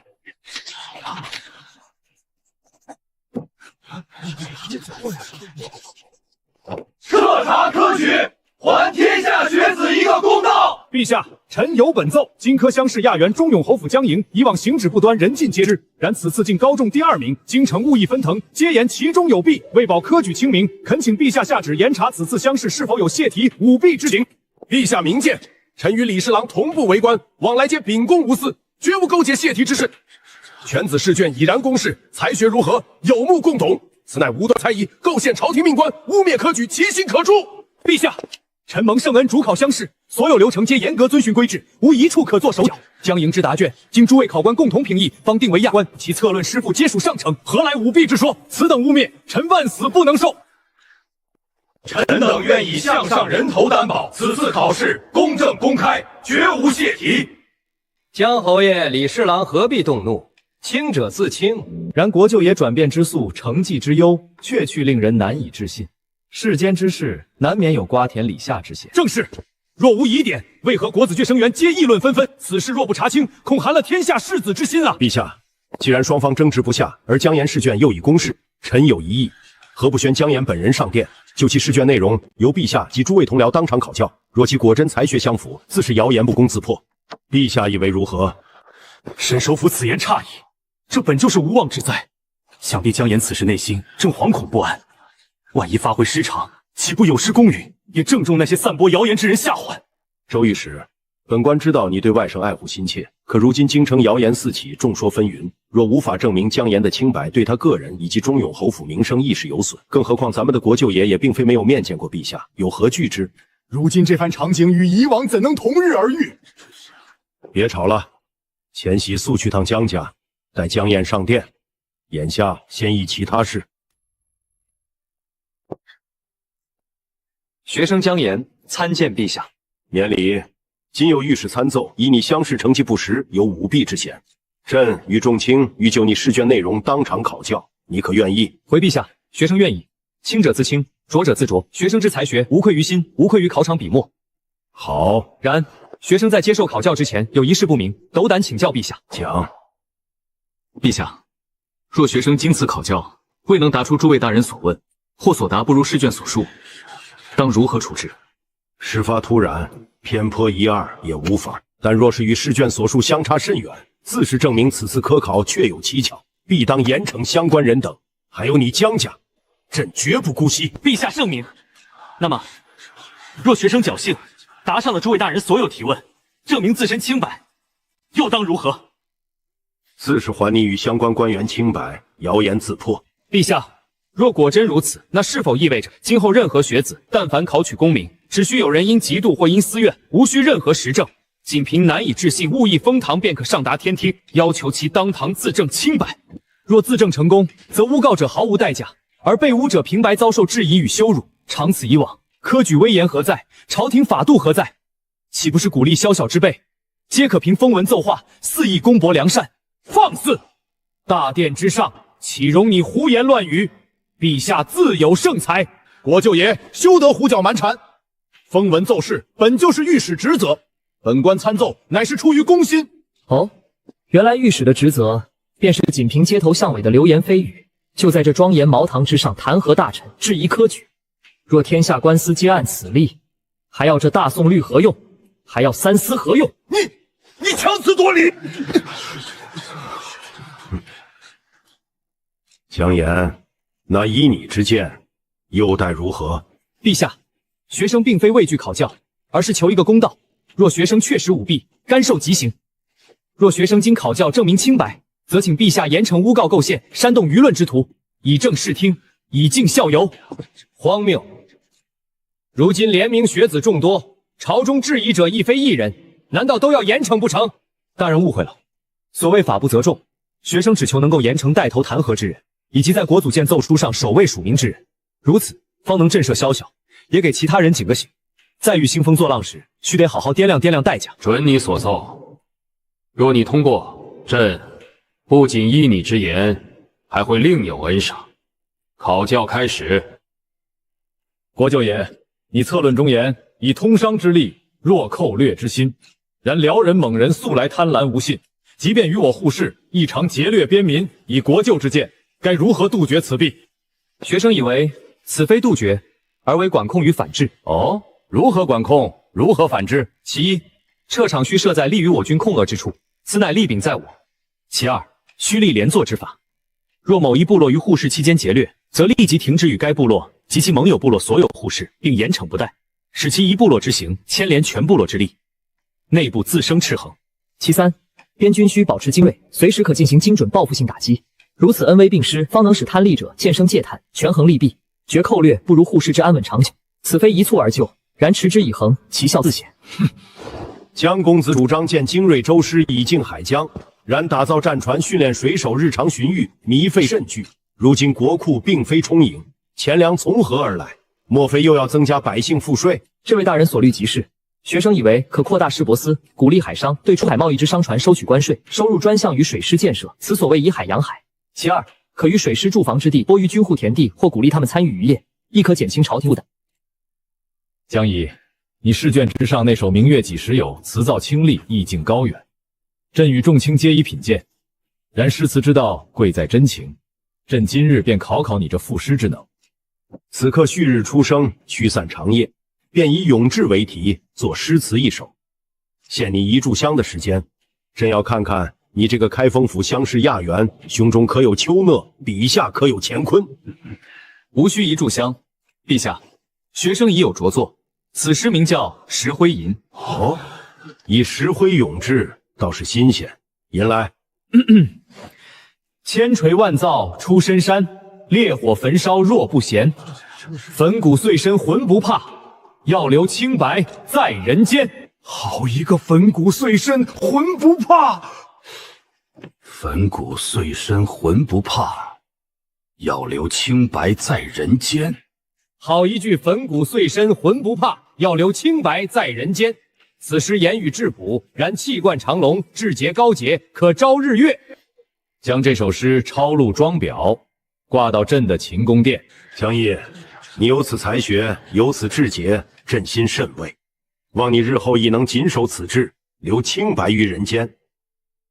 学生谨遵圣谕。御史张震捕风捉影，诬告大臣，削去官职。国子监生员刘明远煽动联名，诽谤科举，革去功名，永不录用。其余附议者，罚俸1年。中永侯府江毅乡试亚员，实至名归。特赐紫金狼毫笔对，湖州贡宣白刀，东海明珠一夕，蜀锦10匹，望你戒骄戒躁，潜心向学。来年春闱，朕期待你在极鹰殿上再放异彩。学生谢陛下隆恩，陛下谬赞，学生愧不敢当，后定当谨遵陛下教诲，刻苦攻读，不负盛望。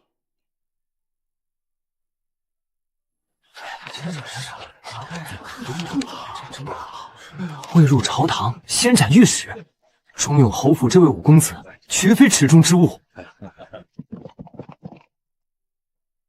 陛下恩宠，乃我江家殊荣。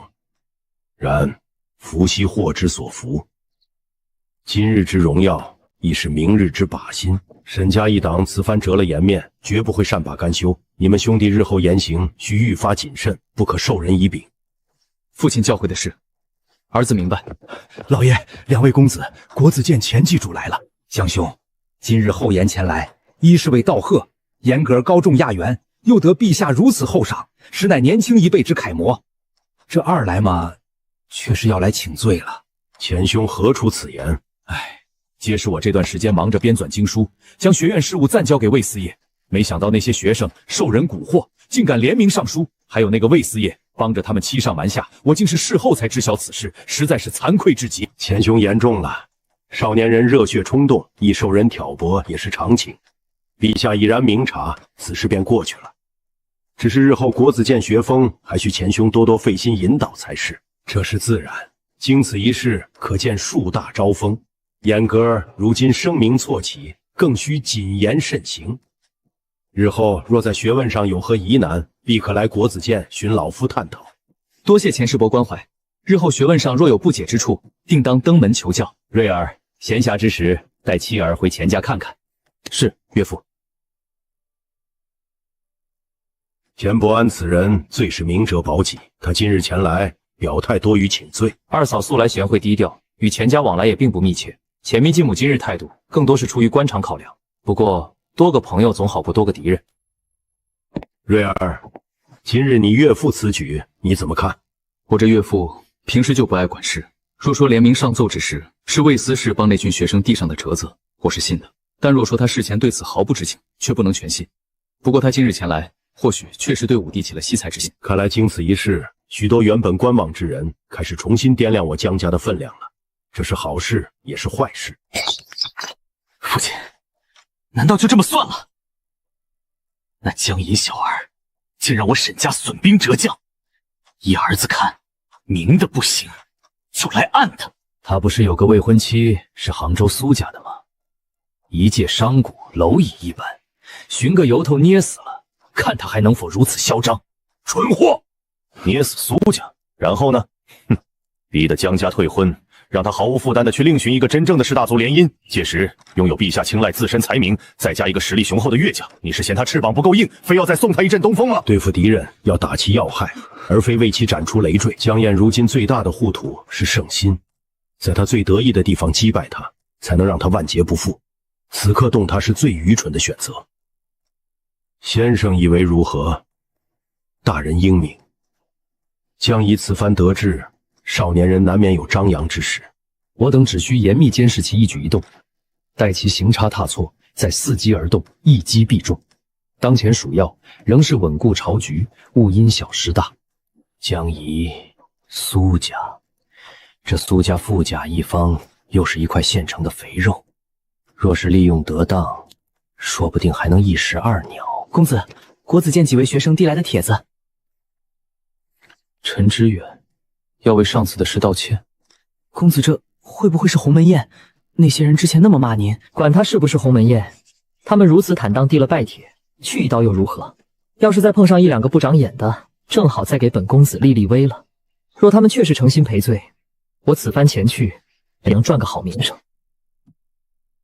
去告诉他们，这鸿门宴本公子去了。在下陈知远，带众人前来拜见江公子。先前我等愚昧，误信流言，损毁公子清誉，心中万分愧悔。今日特来，代为向公子谢罪。陈公子，不必如此。当时情有可原，江某以往行止，也确意引人误解。过往之事就此接过，不必再提。江兄的石灰营，我等拜读多次，仍觉惊艳。江兄大才，我等心悦诚服。昔日是我等有眼无珠，今后还将将兄不弃，能常向公子请教。学问之道，无穷尽也。你我正当互相切磋，共同进会。百草堂就在这附近，救命之恩，该去拜会。哟，这不是咱们的新科举人江老爷吗？什么风把您吹到这老室来了？可是又晕船了，来讨药吃？先生说笑了，这些日子一直闭门苦读，未曾有空上门拜访。今日恰巧路过，特来拜会。先生近日可好？好，好得很。跟你说过了，不要一口一个先生的，都把我叫老了。行了行了，你爱怎么叫怎么叫吧，叫先生也总比叫前辈强。这小子筋骨似乎比在船上时更结实了些。江兄，真不再考虑考虑？1年就1年，保证还你一个绝世高手。先生，此事今后万不再提及，恕难从命。而且我已为他请了一位武师傅，近日来倒是进步不小。哦，请的哪路高手？练得如何？来来来，小子，后院宽敞，让老夫瞧瞧你长了多少本事。用你最大的本事，攻过来。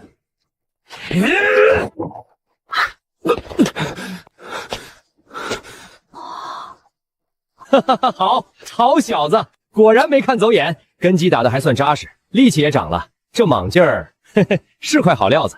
可惜啊，可惜，若是自幼打磨，喏，这个拿去，伏虎殿体术，照着上面练，比你那野路子师傅教的强。以后每日未时到申时，抽2个时辰过来，老夫亲自盯着，省得白瞎了这块材料。江石，还愣着干什么？快跪下磕头拜师！徒弟江石拜见师傅。谁说要收徒了？我就是指点指点。先生，这头磕都磕了，您老也受点。你老，你才老呢！罢了罢了，磕都磕了，事先说好，老夫规矩大，练功苦，受不了现在反悔还来得及。徒弟不怕苦，哼，但愿如此。既然拜了师，就好好努力。晚上我让管家来接你。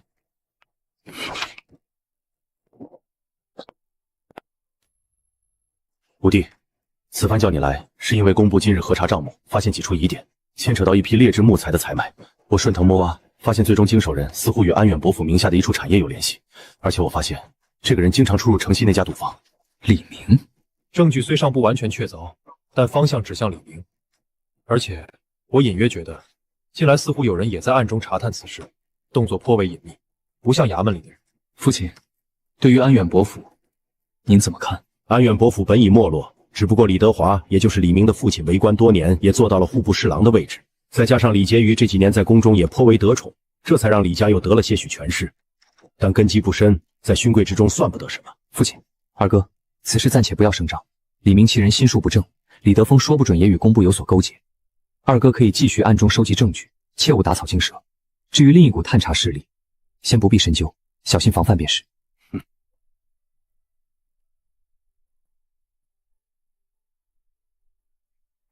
被动等待，绝非良策。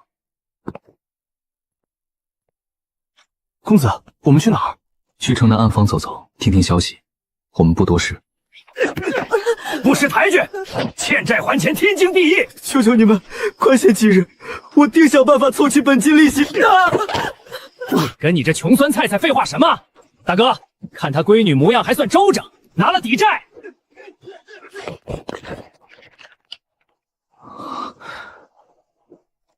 这图若是真的，送给二哥正好。住手！阁下何人？还是不要多管闲事的好。这些是你画的？是在下胡乱毒牙。胡乱毒牙？你欠他们多少银两？连本带利，他要50两，我只借了10两。这是50两，债清了，把借数拿出来。这位公子，当真要管这等闲事？你们不就是想要银子吗？既然有人给他出了，你们还不痛快些？这是不是江家那位国舅爷？先前在玉香楼打架，我瞧见了。瞧着还真是。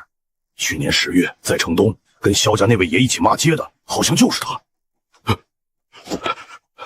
敢问公子可是江家国舅爷？是又如何？小的有眼不识泰山，即是国舅爷要，小的自当放人。债已清，还不走？小的身上没有银两，这多出来的40两，按你们的规矩来便是，50两就50两。多谢国舅爷赏，多谢国舅爷赏。在下沈墨，多谢国舅爷，多谢国舅爷救命之恩。不必如此，我且问你，为何欠了他们银钱？回国舅爷的话，年前家中老母病重，花光了积蓄，又借遍了亲戚，实在是没法子了，这才最终到底也没把人救回来。节哀，我并非平白助你，只是这些草图你可只会画，还是能亲手将它们制作出来？这些技巧之物，在下自幼喜爱，不仅能画，更能亲手打造。只是缺乏资财。好，如今我二哥在工部任职，正需额下这等精通实务的匠造之才。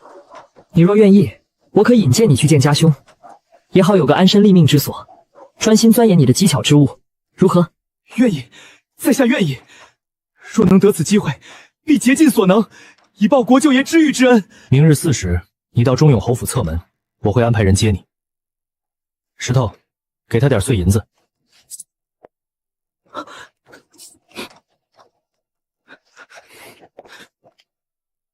咱们国舅爷如今是又添了新爱好，半夜不睡觉，跑着暗巷来英雄救美，招揽人才了。师傅，先生怎么总是神出鬼没？这话该我问你吧？不在侯府备考，跑这肮脏地方来，又是撒钱救人，又是给人安排差事的，怎么，工部现在归你管了？恰逢其会罢了。此人身怀巧技，埋没于此实在可惜。家兄在工部或能用得上，先生才是好雅兴，夜半独饮。无聊，出来逛逛。小子，你刚才撵走的那几个是黑虎帮的，帮主是京兆尹小舅子的奶兄弟的表侄。虽说都是些上不了台面的东西，恶心人倒是有一手。多谢先生提醒，跳梁小丑不足为虑。走了，回去睡觉。小子，明天练功要是迟到，看我怎么收拾你。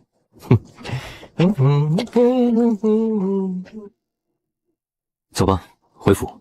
回去后跟平安说一声，让他去查查这个沈墨。好。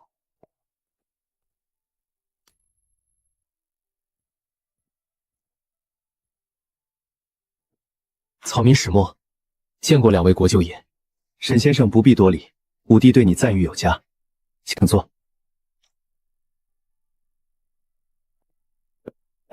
二哥，沈先生于器械制造一道颇有心得。昨日我见他几张草图，结构精妙，非比寻常。想着工部或有用武之地，便冒昧引荐。哦，不知沈先生擅长哪一类器械？江大人请看，这是草民琢磨一种改良式龙骨水车草图。现今常用的水车提水效率有限，草民设计的这种，通过增减齿轮组和联动杠杆，可在相同人力或水力下提升约30%效率，且更省力耐久。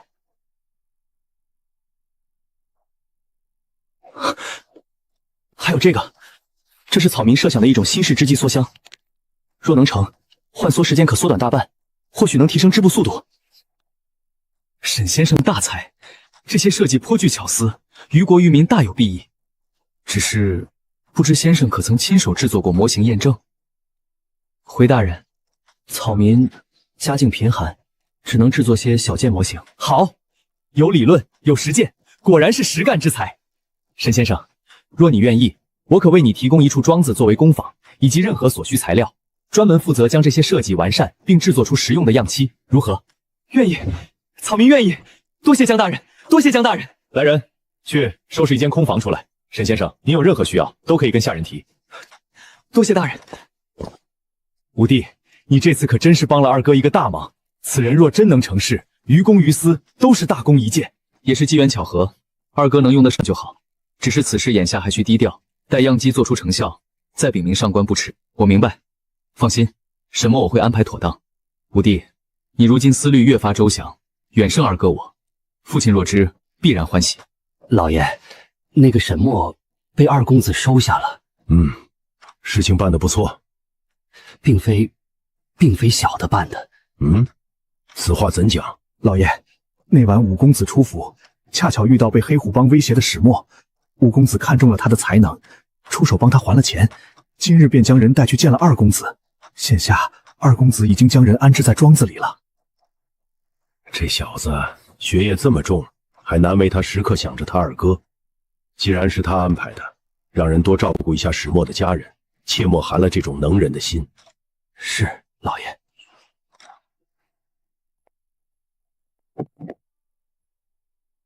我的好儿子，你到底还有多少惊喜等着我？知道了，吩咐下去，今日去给大伯母请安。是。婉意来了，快来看看这匹湖色烟霞，给你做春衫最是合适。你们都下去。妹妹，可是有什么事？大伯母、嫂嫂、云秀探得，我三哥苏文远仗着金姨娘得宠，在外欠了巨额赌债，为填补窟窿，他们母子偷偷将库房里我母亲留下的几件古玩玉器、一套赤金嵌宝头像拿出去变卖，又寻了些外形相似的次品假货填充进去。混账东西，黑了心肝的下作胚子，竟敢动你的嫁妆，他们这是要反了天了！来人，带上账册钥匙，随我去库房清点。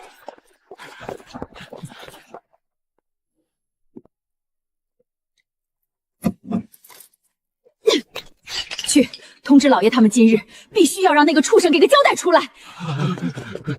你个不成器的东西，平日里风流荒唐也就罢了，如今竟纵的妾室庶子，把心思动到婉意的嫁妆上，你这是要毁了我苏家与侯府的联姻，毁了我苏家的前程吗？儿子知错，儿子管教不严，父亲息怒。把金姨娘即刻发卖，永不许再入苏家门。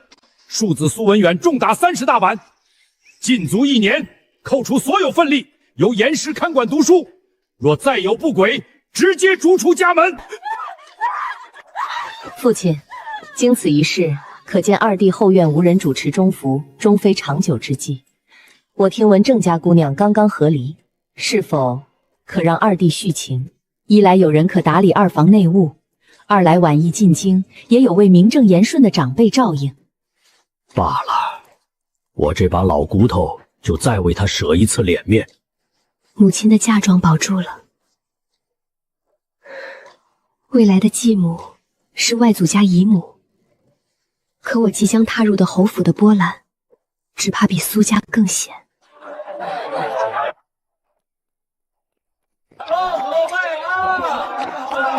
快到快扰！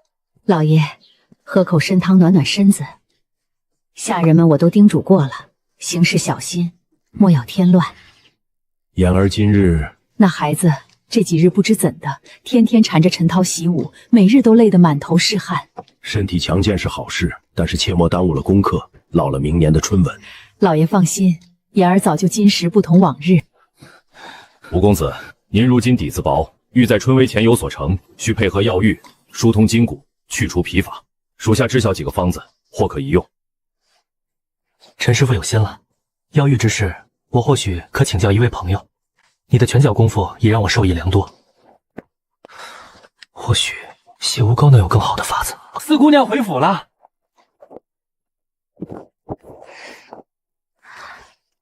女儿给父亲、母亲请安。怎么今儿个回来了？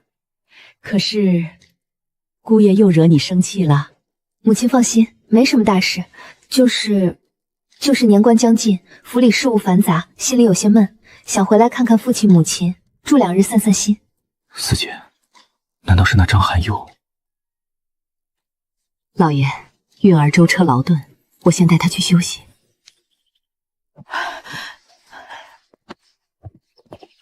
父亲，我去看看四姐。去吧，注意分寸。父亲放心，孩儿省得。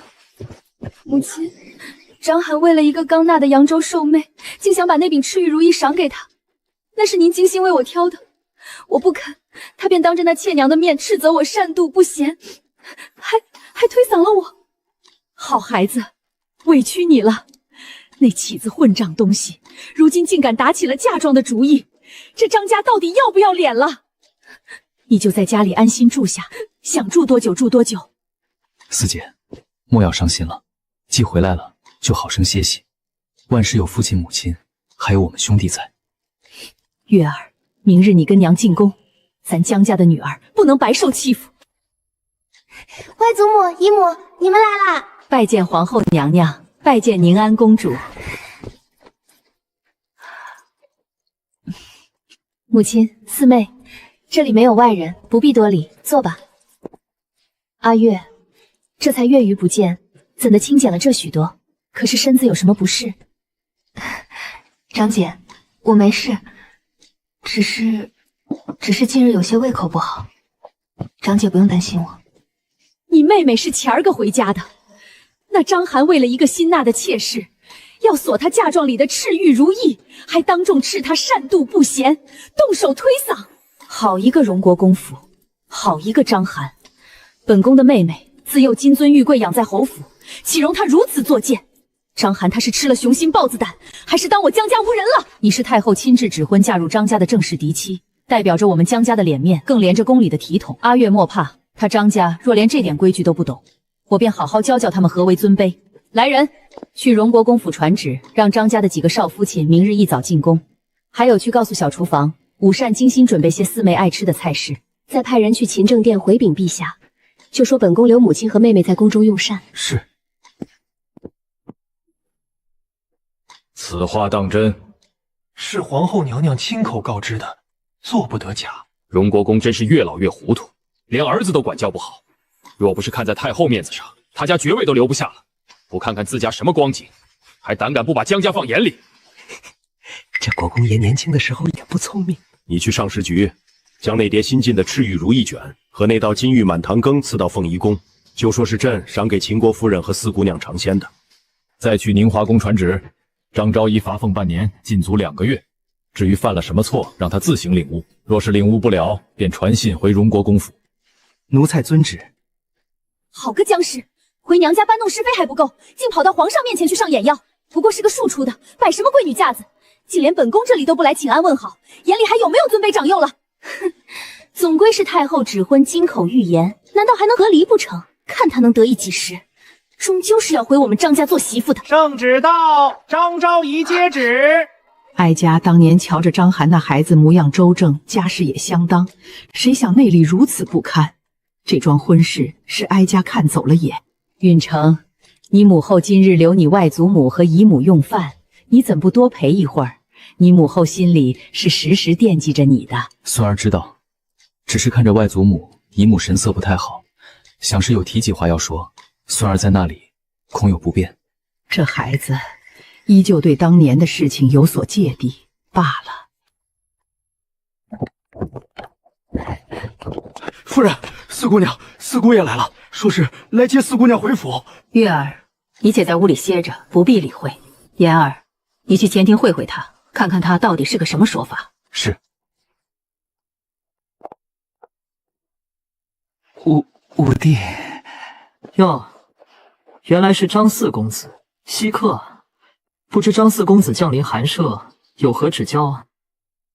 五弟惯会说笑，我是来接你四姐回去的。马上过年了，府里事务繁多，她总在娘家也不像话。不像话？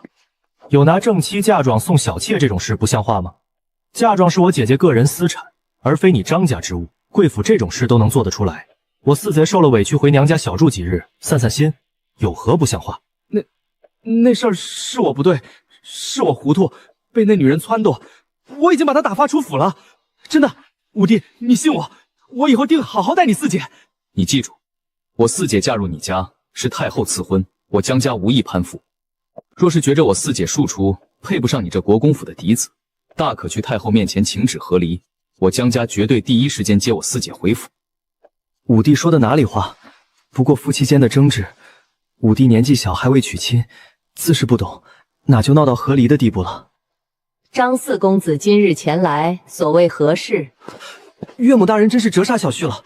小婿是来接月儿回府的，年关将近，府里离不得他。月儿虽非我亲生，但从刚出生就养在我身边，教养了10几年，无论样貌才情，在整个汴京世家贵女中都是不差的。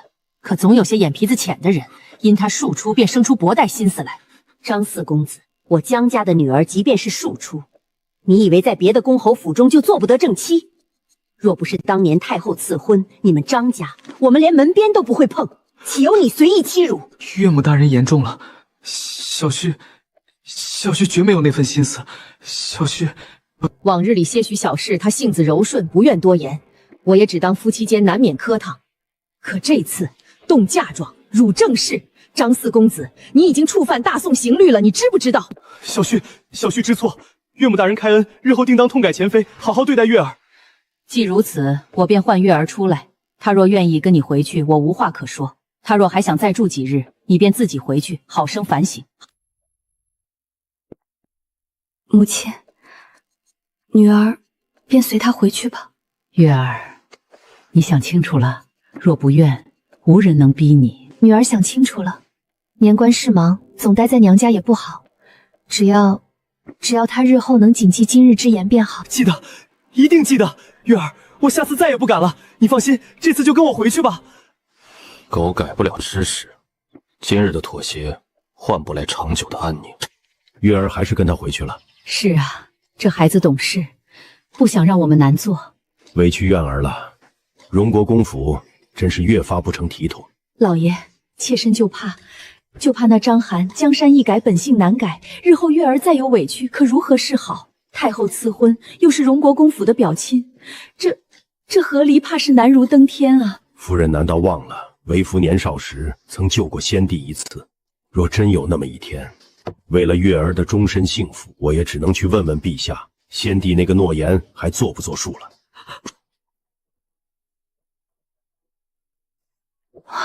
五叔的字真好，来，咱家的小侯爷也露一手，给五叔瞧瞧你的敬意。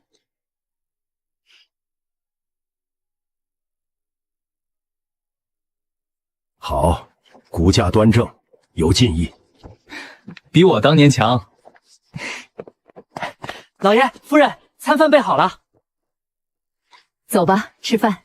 祝祖父祖母福寿安康，祝父亲母亲万事顺遂。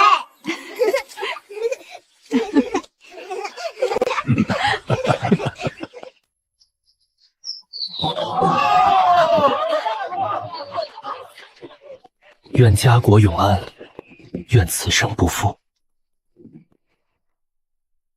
春味在即，阿言准备的如何了？回陛下，学生不敢懈怠，定当竭尽全力。好，不错。百官入殿。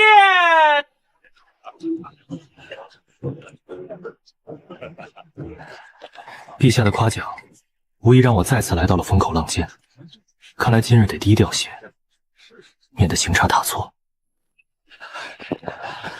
国舅爷来了，久仰国舅爷大名，今日得见，三生有幸。国舅爷那首《石怀吟》当真高风亮节，令人叹服。国舅爷如今大才人尽皆知，不如今日的诗会就由国舅爷为大家开个头，如何？星雨飞空落九霄，华灯如昼咏春潮。笙歌彻夜鱼龙舞，共庆香平乐圣朝。啊！不过如此，莫非江郎才尽？怕是在藏拙，意在春葵。还真是现实，不过这正是我想要的。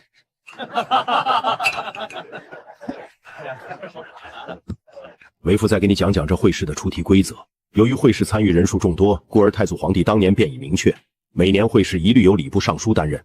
正因主考官是固定人选，故制定下3大原则：不出题、不阅卷、不做主。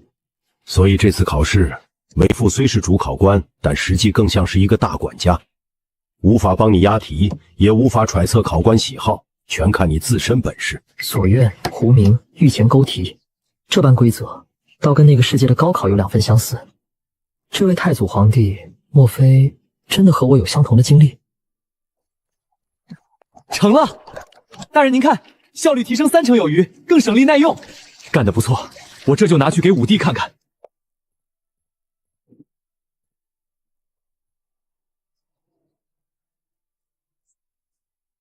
等考后再给武兄一个惊喜。新人拜堂。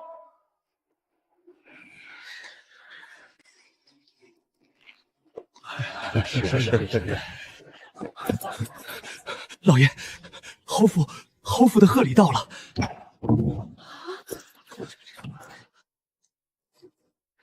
混账东西，就是侯府度量大，要不你做的那些混账事儿，我这礼你让我怎么有脸收？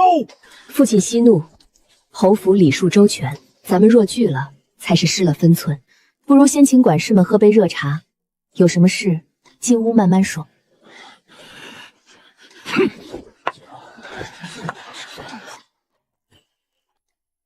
老爷疼惜你们是你们的福分，但内宅规矩不能乱，孩子们的前程更是大事。以往如何我不管，今后若有人不安分，坏了二房和气，或耽误了孩子们，我断不轻饶。是夫人。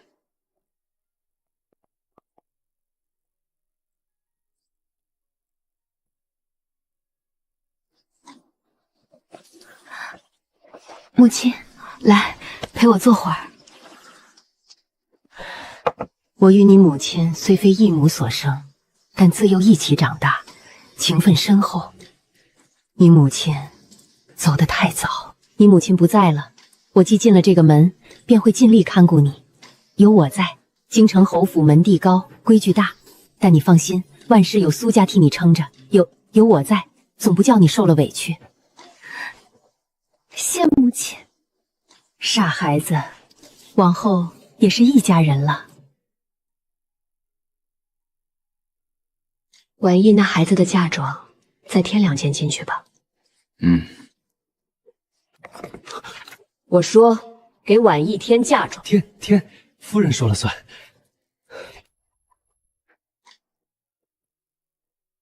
夫人，你看，这匹妆花缎是江南制造局新出的花样，给姑娘做嫁衣的衬里最合适。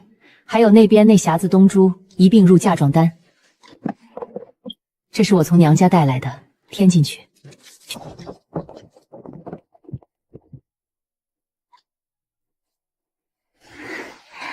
京城，那个他所在的地方，会是怎样一番天地？京中事宜都已安排妥当，婉意的嫁妆也整理得差不多了。二弟此次进京，首要任务是打理好京中产业。更要紧的是，务必确保婉意的婚事顺利，绝不能有半分差岔。大哥放心，也请父亲放心，我晓得分寸。文轩，你此次随你二叔同进京，除了送嫁，更要借此机会好生熟悉京中的人情往来、商业脉络。我苏家基业在江南，但京师乃天下中枢，不可不察。孙儿明白，定当用心学习，不负祖父期望。轩哥儿媳妇，你素来稳重细心，你二婶初到咱们家又是头回胤京，还要操持婉意婚事，诸多不便，你在一旁须得多加帮衬。务必让婉意风风光光出嫁。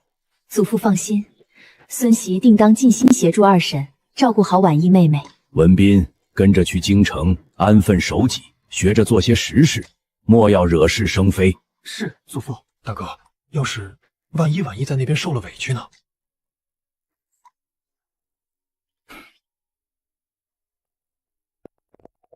祖父，婉意到了京城便是侯府的人了。江岩那孩子，祖父瞧着如今是好的，有才学之进退。你嫁过去要孝敬公婆，和睦妯娌，与夫君举案齐眉。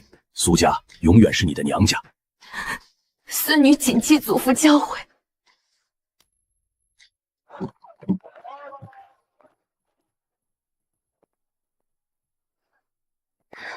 京城，江映哥哥，我来了。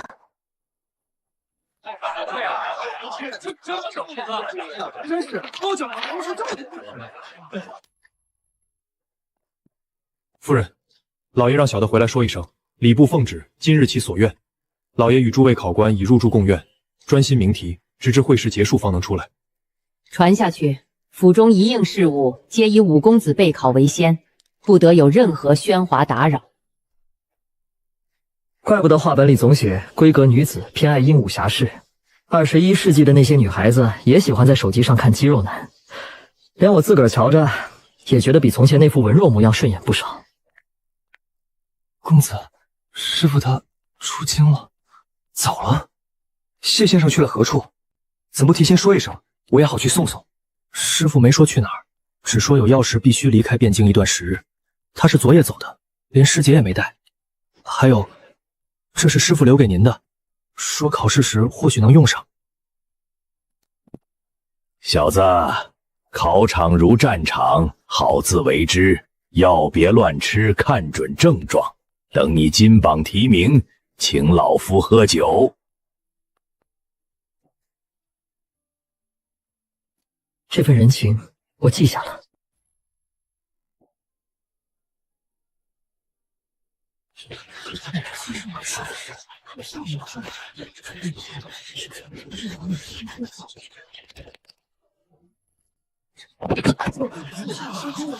怎么回事？回大人，我家公子前日感染风寒，今早强撑着来的。这不是二哥的上峰工部侍郎王继明家的公子吗？这位大人，我观这位兄堂似是风寒体虚，我这里有一粒药丸，于驱寒提气颇有功效。大人不若派人查验一番，若能支撑入场，也是全了他一番苦功。大人，他是中永侯府的江印国舅爷。啊，原来是国舅爷，失敬失敬。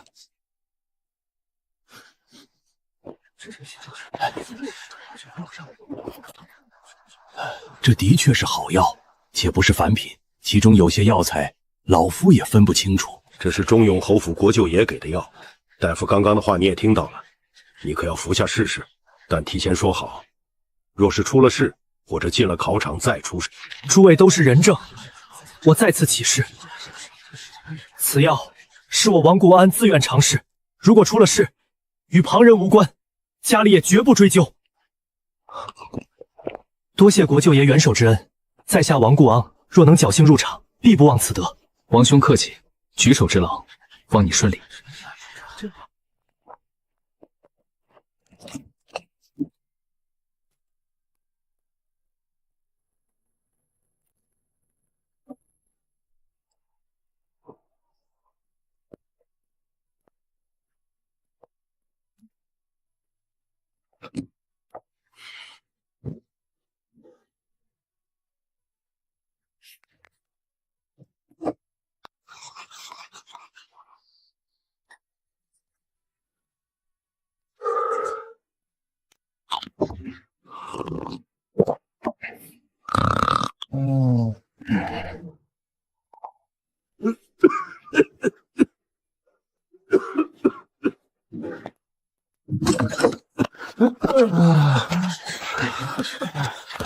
3年努力，付之东流啊！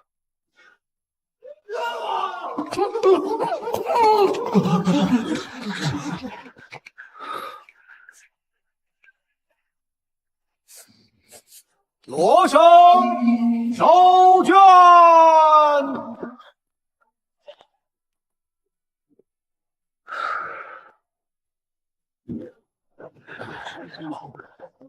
公子，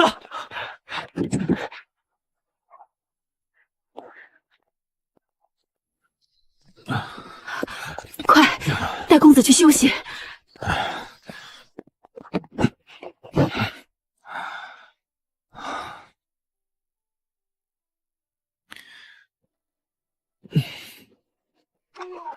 公子，夫人吩咐了，今晚在主院用饭，让您约摸着时辰过去，一家人聚聚。好。你父亲他们还在贡院里关着呢，这阅卷批改没个10天半月的出不来，咱们且安心等着。你如今考完了，好生松散几日。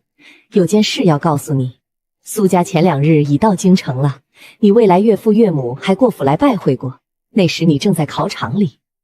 婉意也到了，瞧瞧咱们五弟，一听苏家妹妹到了，眼睛都亮了几分。那苏家妹妹好相貌，温婉秀丽，知书达理，跟五弟站在一起，可是丝毫不差的。再过2月，终于要进咱们江家的门了。昨日你考完回来，倒头就睡，我便做主让人往苏府递了帖子，说你今日休息妥当，明日过府拜会，你意下如何？但凭母亲安排，儿子明日便去。五弟，此次测论题目，我听说是关于漕运，这可是个大题目，你答得如何？二哥，题目确实革除漕运积弊，我思忖着不能空谈弊端，须有实在举措，便从精简机构、漕粮折色、改善漕丁待遇、鼓励商运补充，以及兴修河道这几方面下手论述，力求言之有物。好，能想到漕粮折色和鼓励商运，可见你是用了心思的。这比那些只会东谈体恤民间的强多了。若是主考官看重实务，你这篇策论当有优势。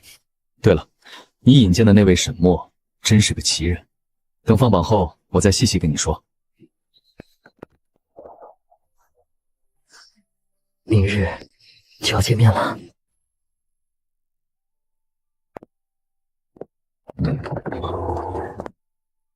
晚辈江燕拜见苏二叔、苏二婶，见过文轩兄长、文斌兄长。贤侄不必多礼，快坐。女儿果然好福气。早就听老爷子提起贤侄，今日一见，果然名不虚传。一路辛苦，会试刚毕，便劳累你过来。快坐下，喝杯热茶。好茶。各位路上可还顺累？一路顺风，只是过了淮河，连日阴雨，江面风大，耽搁了2日行程。去请姑娘到花园水榭那边坐坐，就说春日晴好，别总闷在屋里了。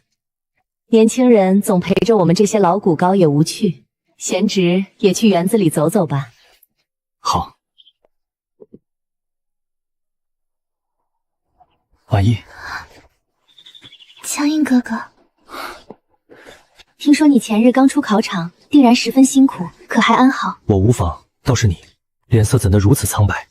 可是路上劳顿，尚未缓过来，还是这北地春寒。劳江玉哥哥挂心，或许是连日乘船，又初到京城，有些水土不服，总觉得食欲不振，身子懒懒的。我认识一位医术高明的朋友，他离京前给我留了些调理身体的药丸，据说对水土不服、食欲不强颇有奇效。我这就让人回府去取。这怎好如此麻烦？怎么跟我还这般客气？你身子不适，我才放心不下。待取了药来，你按说明服用。这几日好好休息，莫要再劳神。待你身子好些了，我带你出府走走，可好？汴京虽不如杭州婉约，但也有不少值得一观的景致。好。每个药瓶上都有标签，都有具体用法，你记得按时用药。不早了，你好生歇息，我先走了。他心里多半是有我的。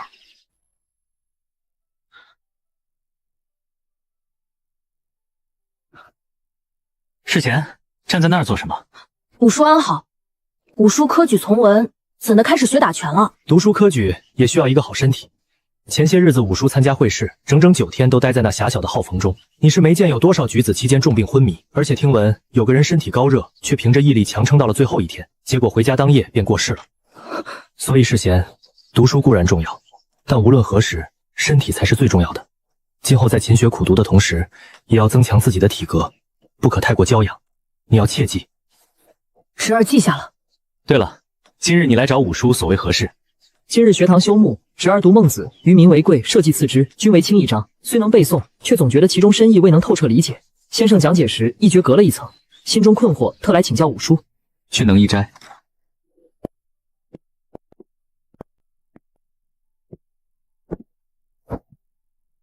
且先说说你自己的理解，为何觉得民能贵于社稷与君？尚书有云：“民为邦本。”侄儿以为，无民则无国，无国则无君。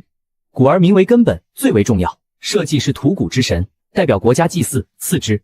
君属治国，依赖民与社稷，故又次之。你能想到这一层，以书为不易。孟子此说，并非空泛道理，而是有其现实指向。你可知春秋时防民之口甚于防川的典故？是周厉王之事。正是，厉王密谤，最终国人暴动，君王流放，这便是将民置于最轻之位，忽视民情，堵塞言道的下场。为官者上佐君王，下安黎庶，更要明白，手中的权力来自朝廷，而朝廷的根基在于万民。侄儿还是有些不懂。譬如漕运，看似是粮食转运，实则关乎沿河数百万民生系。若只求漕粮按时抵京，不顾漕丁死活，这就是本末倒置，违背了民为贵的本意。你二叔在工部致力于改良器械，提高效率，减轻民夫劳苦，便是将此理用于实务。武叔是说，读书明理，最终也是要落在实串，惠及百姓。不错，读圣贤书，若不能体察民生疾苦，不能思考如何利国利民，便是读成了书呆子。多谢武叔教好，侄儿明白了。今后读书定当如武叔所言，多思其理，求其务实。明白就好。不过学问之道，张弛有度，偶尔也该像移棉他们一样，去园子里跑跑，或者许你二叔去看看他新制的那些巧械，牢记结合，学以致用，方是长久之计。侄儿谨记武叔告诲，侄儿先回去把书放下，待会儿便去园中走走，也想去看看二叔新做的水车，武叔可要同去？不了，武叔还有事，你自己去，注意安全。好。公子，这是苏姑娘给您的回信。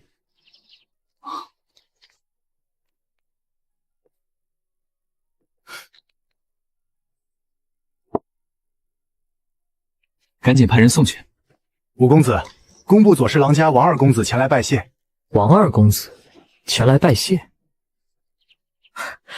是那日贡院外那位吧？快请。拜见国舅爷。那日贡院外蒙您赠药，顾安方能顺利入场，此恩不敢忘，特来拜谢。王公子客气了，举手之劳何足挂齿。见你气色红润，想必已无大碍，可喜可贺。全靠国舅爷灵药，才能安然度过会试。家父听闻我被国舅爷相救之事，直言要等侯爷从贡劝回府，定要再登门拜谢。令尊实在太过客气了。我也常听二哥提起令尊，直夸王侍郎为官清明，做事公允，待下属也宽厚，是个不可多见的上府。此卷文辞虽华丽，却言之无物，策论空谈仁义。共晨曦于漕运实务无一策可行。落。此子基础扎实，经义阐释精准，诗赋亦合格律，虽无突出亮点，但胜在平稳，可备选。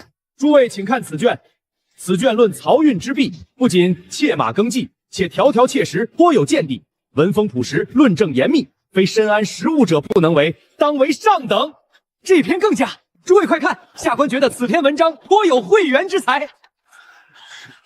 此卷言辞过于激烈，有诽谤朝政之嫌，恐非伏后之相，不宜取录。不然，我辈取士当重其才识胆略。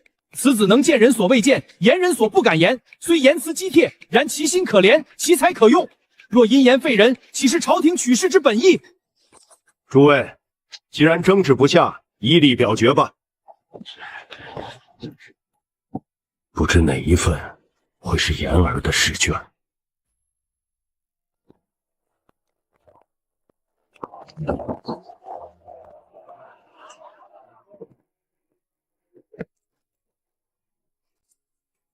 这位公子真是好眼光，这只蝴蝶簪是本店刚到了货，制作精美，工艺却复杂，满京城中怕是找不出第二个了。喜欢吗？江银哥哥，我首饰已经够多了。姑娘家哪有嫌首饰多的？再说这是你第一次来京，自是不一样的。不错，很是衬你。相识。好，时辰不早了，我们去樊楼用膳吧。那可是京城最出名的酒楼，想来能合你的胃口。好。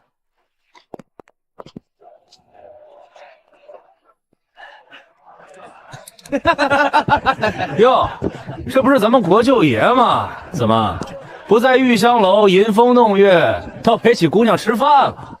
真是太阳打西边出来了。原来是端王府的赵公子，江某陪未婚妻用餐，乃是人之常情。倒是赵公子，风采依旧。五弟，真是巧遇。赵公子不过是开个玩笑，何必认真？大家都是熟人，抬头不见低头见的。赵公子，如今我这五弟潜心向学，那前些年整日出入玉香楼的事儿可别再提了。再者，我这未来弟妹也在呢，还是莫要打扰她用饭为好。哟呵，这么热闹！小爷我大老远就听见这边吵吵嚷嚷的，还让不让人好好吃饭了？我当是谁？原来是赵朗尼小子。怎么，又在哪儿喝了2两马尿，跑这儿来撒野了？没看见江武正陪未来媳妇儿吃饭呢，一点眼力劲儿都没有。萧小公爷说笑了，我这不是巧遇咱们国舅爷，特来打个招呼。打招呼？你那叫打招呼？小爷我听着怎么像癞蛤蟆叫唤，聒噪的很。还有你，江武他前几年整日跟小爷我厮混，招猫抖狗的倒是我承认，但什么时候整天出入玉香楼了？你狗爷说清楚。小公爷哪里的话，去年因着五弟跟朗公子抢花魁之事，被岳父大人打了个半死，京城中谁人不知？赶紧给小爷闭上你的臭嘴！去年那是我扯着江武进去的，而且是头一回。原本他对那花魁一点意思没有，偏偏遇到赵朗出言挑衅，这才做出争抢一事。张涵呀张涵，我以前还真是小瞧你了。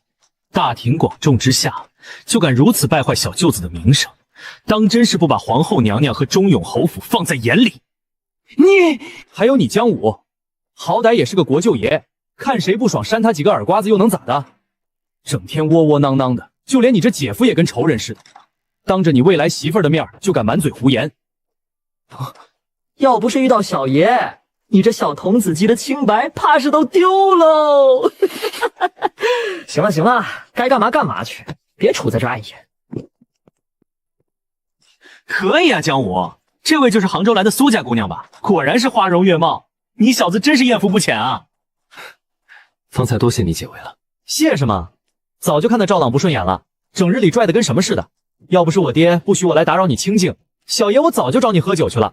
你好好考，争取考个状元回来，到时候我找你喝个3天3夜，可不许推辞。一定。得，那你们继续，小爷我就不在这儿碍眼了。没吓着你吧？一些不相干的人不必理会。那位萧小公爷性子倒是爽直。这个张涵如今赵朗混在一起，四姐她的处境。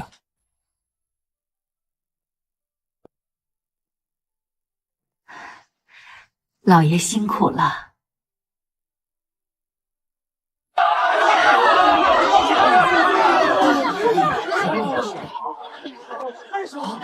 中了！五公子中了第6名，第6名贡士。重赏，何府上下皆有赏。恭喜世伯，恭喜江毅贤弟，贤弟高中信榜，名动京师。叔父与婉意妹妹听闻，叶氏为贤弟欣喜不已。不必客气，都是一家人，快请进。想必今日来道喜之人不少，就不多待了，告辞。江侯爷、江主事，恭喜府上国舅爷高中。下官今日前来，一是道贺，二来更是要当面致谢。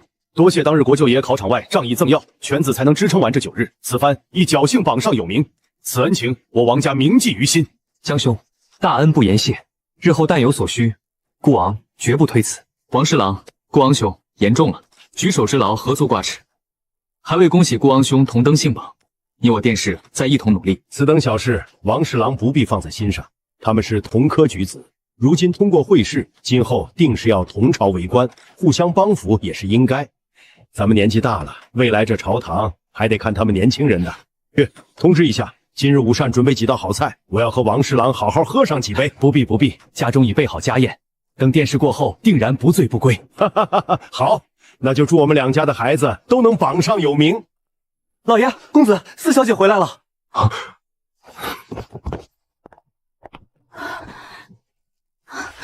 女儿见过父亲。怎地看着又清简了些？父亲挂心，女儿一切都好。五弟会试取得佳绩，四姐真为你高兴。只是前几日听闻你在樊楼，你姐夫出言不当，可是真的？四姐多心了，不过偶遇萧小口舌之争罢了。萧小种业当时也在，已然化解。四姐不必挂怀，此事与你无关，实在无需自责。苑儿，你可愿和离？父亲这是何意？女儿在张家过得挺好，父亲是不是在哪儿听到什么不中听的话，又为女儿忧心了？好孩子，这里没有外人，实话说便是，别管什么太后赐婚，两家掩面不脸面的。如今咱家你二哥刚升迁，你五弟也上进，你也万万不必再委屈了自个儿，好好考虑清楚，和离一事只说想是不想，剩下的自由你父亲来思量。母亲，玉儿，你今日先回去，和离之事先不要声张，暂且等你五弟殿试过后，为父自会为你筹谋。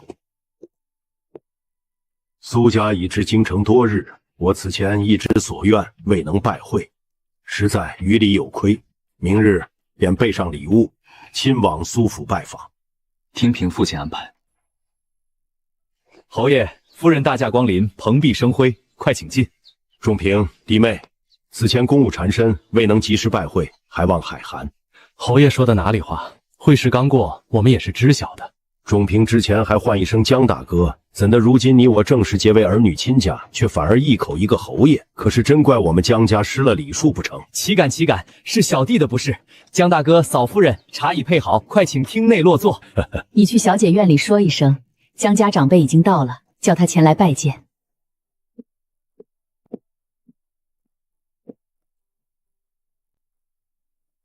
晚日见过伯父伯母。自打我上次瞧见这孩子，就满心欢喜的不行。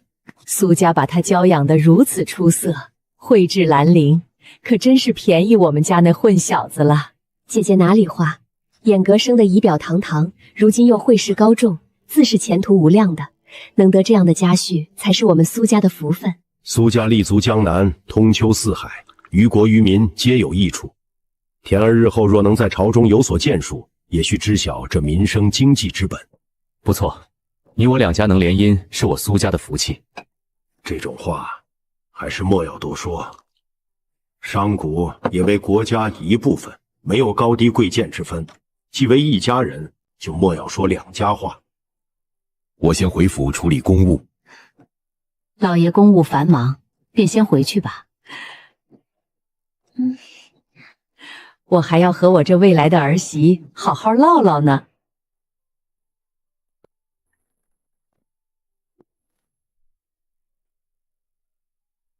张昭仪腹中所怀十有八九是位皇子，难怪这张邯屡教不改。张家和离之事更拖不得了。四爷，姑娘已经安歇了。滚开！都给爷滚开！这府里哥还没爷不能去的地儿。四爷这是在哪里吃了这么多酒，还不快扶四爷回去歇？歇什么歇？爷高兴，天大的喜事儿！我告诉你，我姐姐宫里昭仪娘娘怀的是皇子，是皇子。哦，那真是恭喜昭仪娘娘。谁说我们张家败落了？我告诉你，我姐姐马上就要生皇子，端王府的三公子与我相交莫逆，还有沈首府，他也想与我们家亲近。你们江家没了你那权势滔天的祖父，没了那百年难遇的长兄，你姐姐这个皇后坐得稳吗？你呢？不过区区一个侯府庶女，多年来无所出，在我面前清高什么？春桃，去把西跨院的柳姨娘和蓝姨娘请来，就说四爷醉了，需要人伺候。等我张家来得了势，必叫你江家都来巴结爷。爷，怎的跑这儿来了？让妾身好找。就是，酒醒了吗？妾身备了醒酒汤，还有新学的曲子，就等爷去听呢。一个未出世的皇子，怎会猖狂至此？莫非张家还有别的依仗？对，还有封家。言儿，会试第6，已证明你的才学不在人下。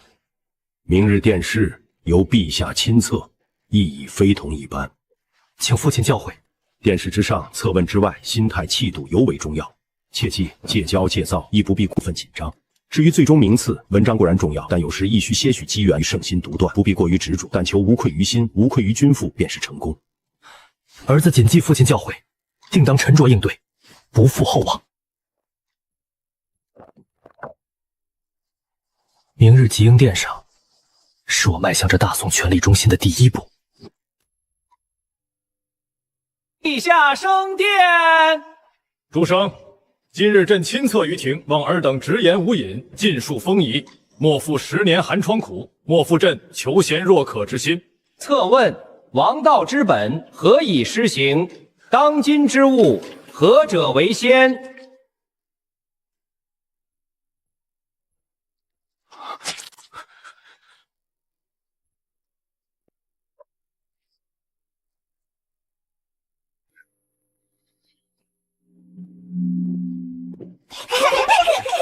我说，今日耗神费力，多吃些，好生补补。武帝今日参加完殿试，便是海阔天空。凭你的才学，名次必然靠前。咱们便安心静候佳音。四姐，我送你。你忙累了一天，快些歇息才是。不过考试一天，哪就累着了。今日15，街上想必热闹，我也正好逛逛。就让你武帝送你吧，我瞧他线下的精神头好着呢。这几日为着准备殿试，也没有出过门，怕是也有点憋闷了。那家铺子的点心，世贤他们几个最爱吃，我下去买些。四姐在车上稍候我片刻。店里最好的点心，各给我包一些。好嘞。武帝真是越来越出息了。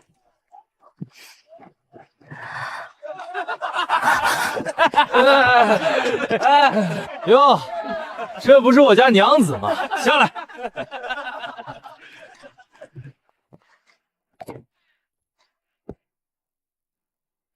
这么晚了，夫君怎么还不回府？什么时辰就回府？快拿些银钱来，爷们儿还要去玉香楼快活。方才请客，囊中羞涩了。没有。张兄，你这夫纲不正啊，连点银子都要不来，怕是平日里就没把张兄你放在眼里吧？贱人，谁给你的胆子敢这样跟爷说话？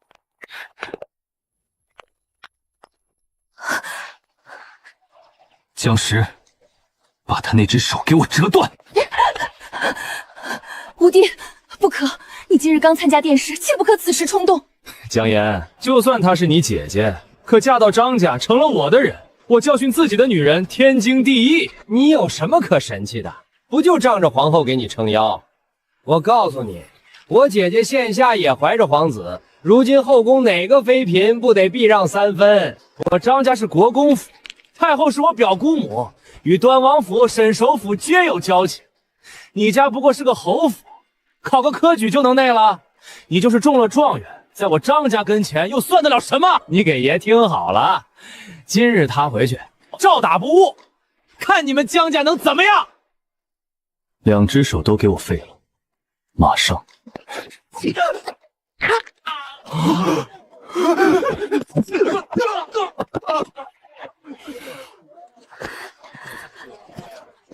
无敌，你的心意，姐姐明白。可在这节骨眼上，你为我闯下这般大祸，若张家告上御前，毁了你的前程，姐姐便是万死也难赎其罪啊！四姐莫要担心，张家若是敢告到御前，我江家定让他看看，他荣国公府和我中永侯府到底谁的拳头硬。四姐，到家了。我的儿，那个杀千刀的混账，他怎敢如此羞辱你，当街对你下此重手？你也太冲动了！那张韵再不是东西，他也是荣国公府的嫡子，你当街打断他双手，张家岂敢甘休？无敌，张家虽败落，但瘦死的骆驼比马大。宫中张昭仪又怀着龙子，还有太后这层关系在。你今日刚刚参加殿试，一切尘埃未定，他们若借此发难，恐对你大不利啊！张邯当街殴打正妻，众目睽睽，人证俱在。此事说到天边，也是我江家占着理字。我身为弟弟为姐姐出头，一切情有可原。那你也做得太过了，你哪怕当众狠狠打他一顿，也没人说什么。可千不该万不该，把他双手都废了。眼下你父亲又在宫中，后日才能归家，怕是明日一早，那张家便要闹到京兆府了。母亲莫急，京兆府不敢管这案子。你们不知，那张银不仅当众打了四姐，更是言语中对皇后娘娘不敬，对科举不敬。届时儿子便是到了御前，也有应变之词。我若因此受到处罚，张家就不止脱层皮那么简单了。罢了，那张家委实欺人太甚。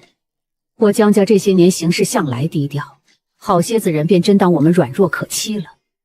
你亲自去周家跑一趟，将此事告知我大哥。是。瑞儿，如今你陈师伯也在宫里，不过崔家、王家、秦家你还算熟悉，明日去拜访一下。今日不早了，你们也赶紧回自己院里休息，明日之事明日再说。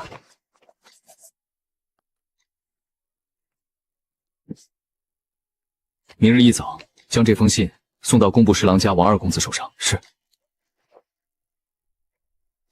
你取些银两，去城中寻一些乞丐。这夜京城注定不太平。自殿试结束，我等便需留在宫中阅卷，直至名次调定，方可离宫。诸位今夜且养足精神。6部尚书并诸位大学士皆在，2日之内必有迭乱。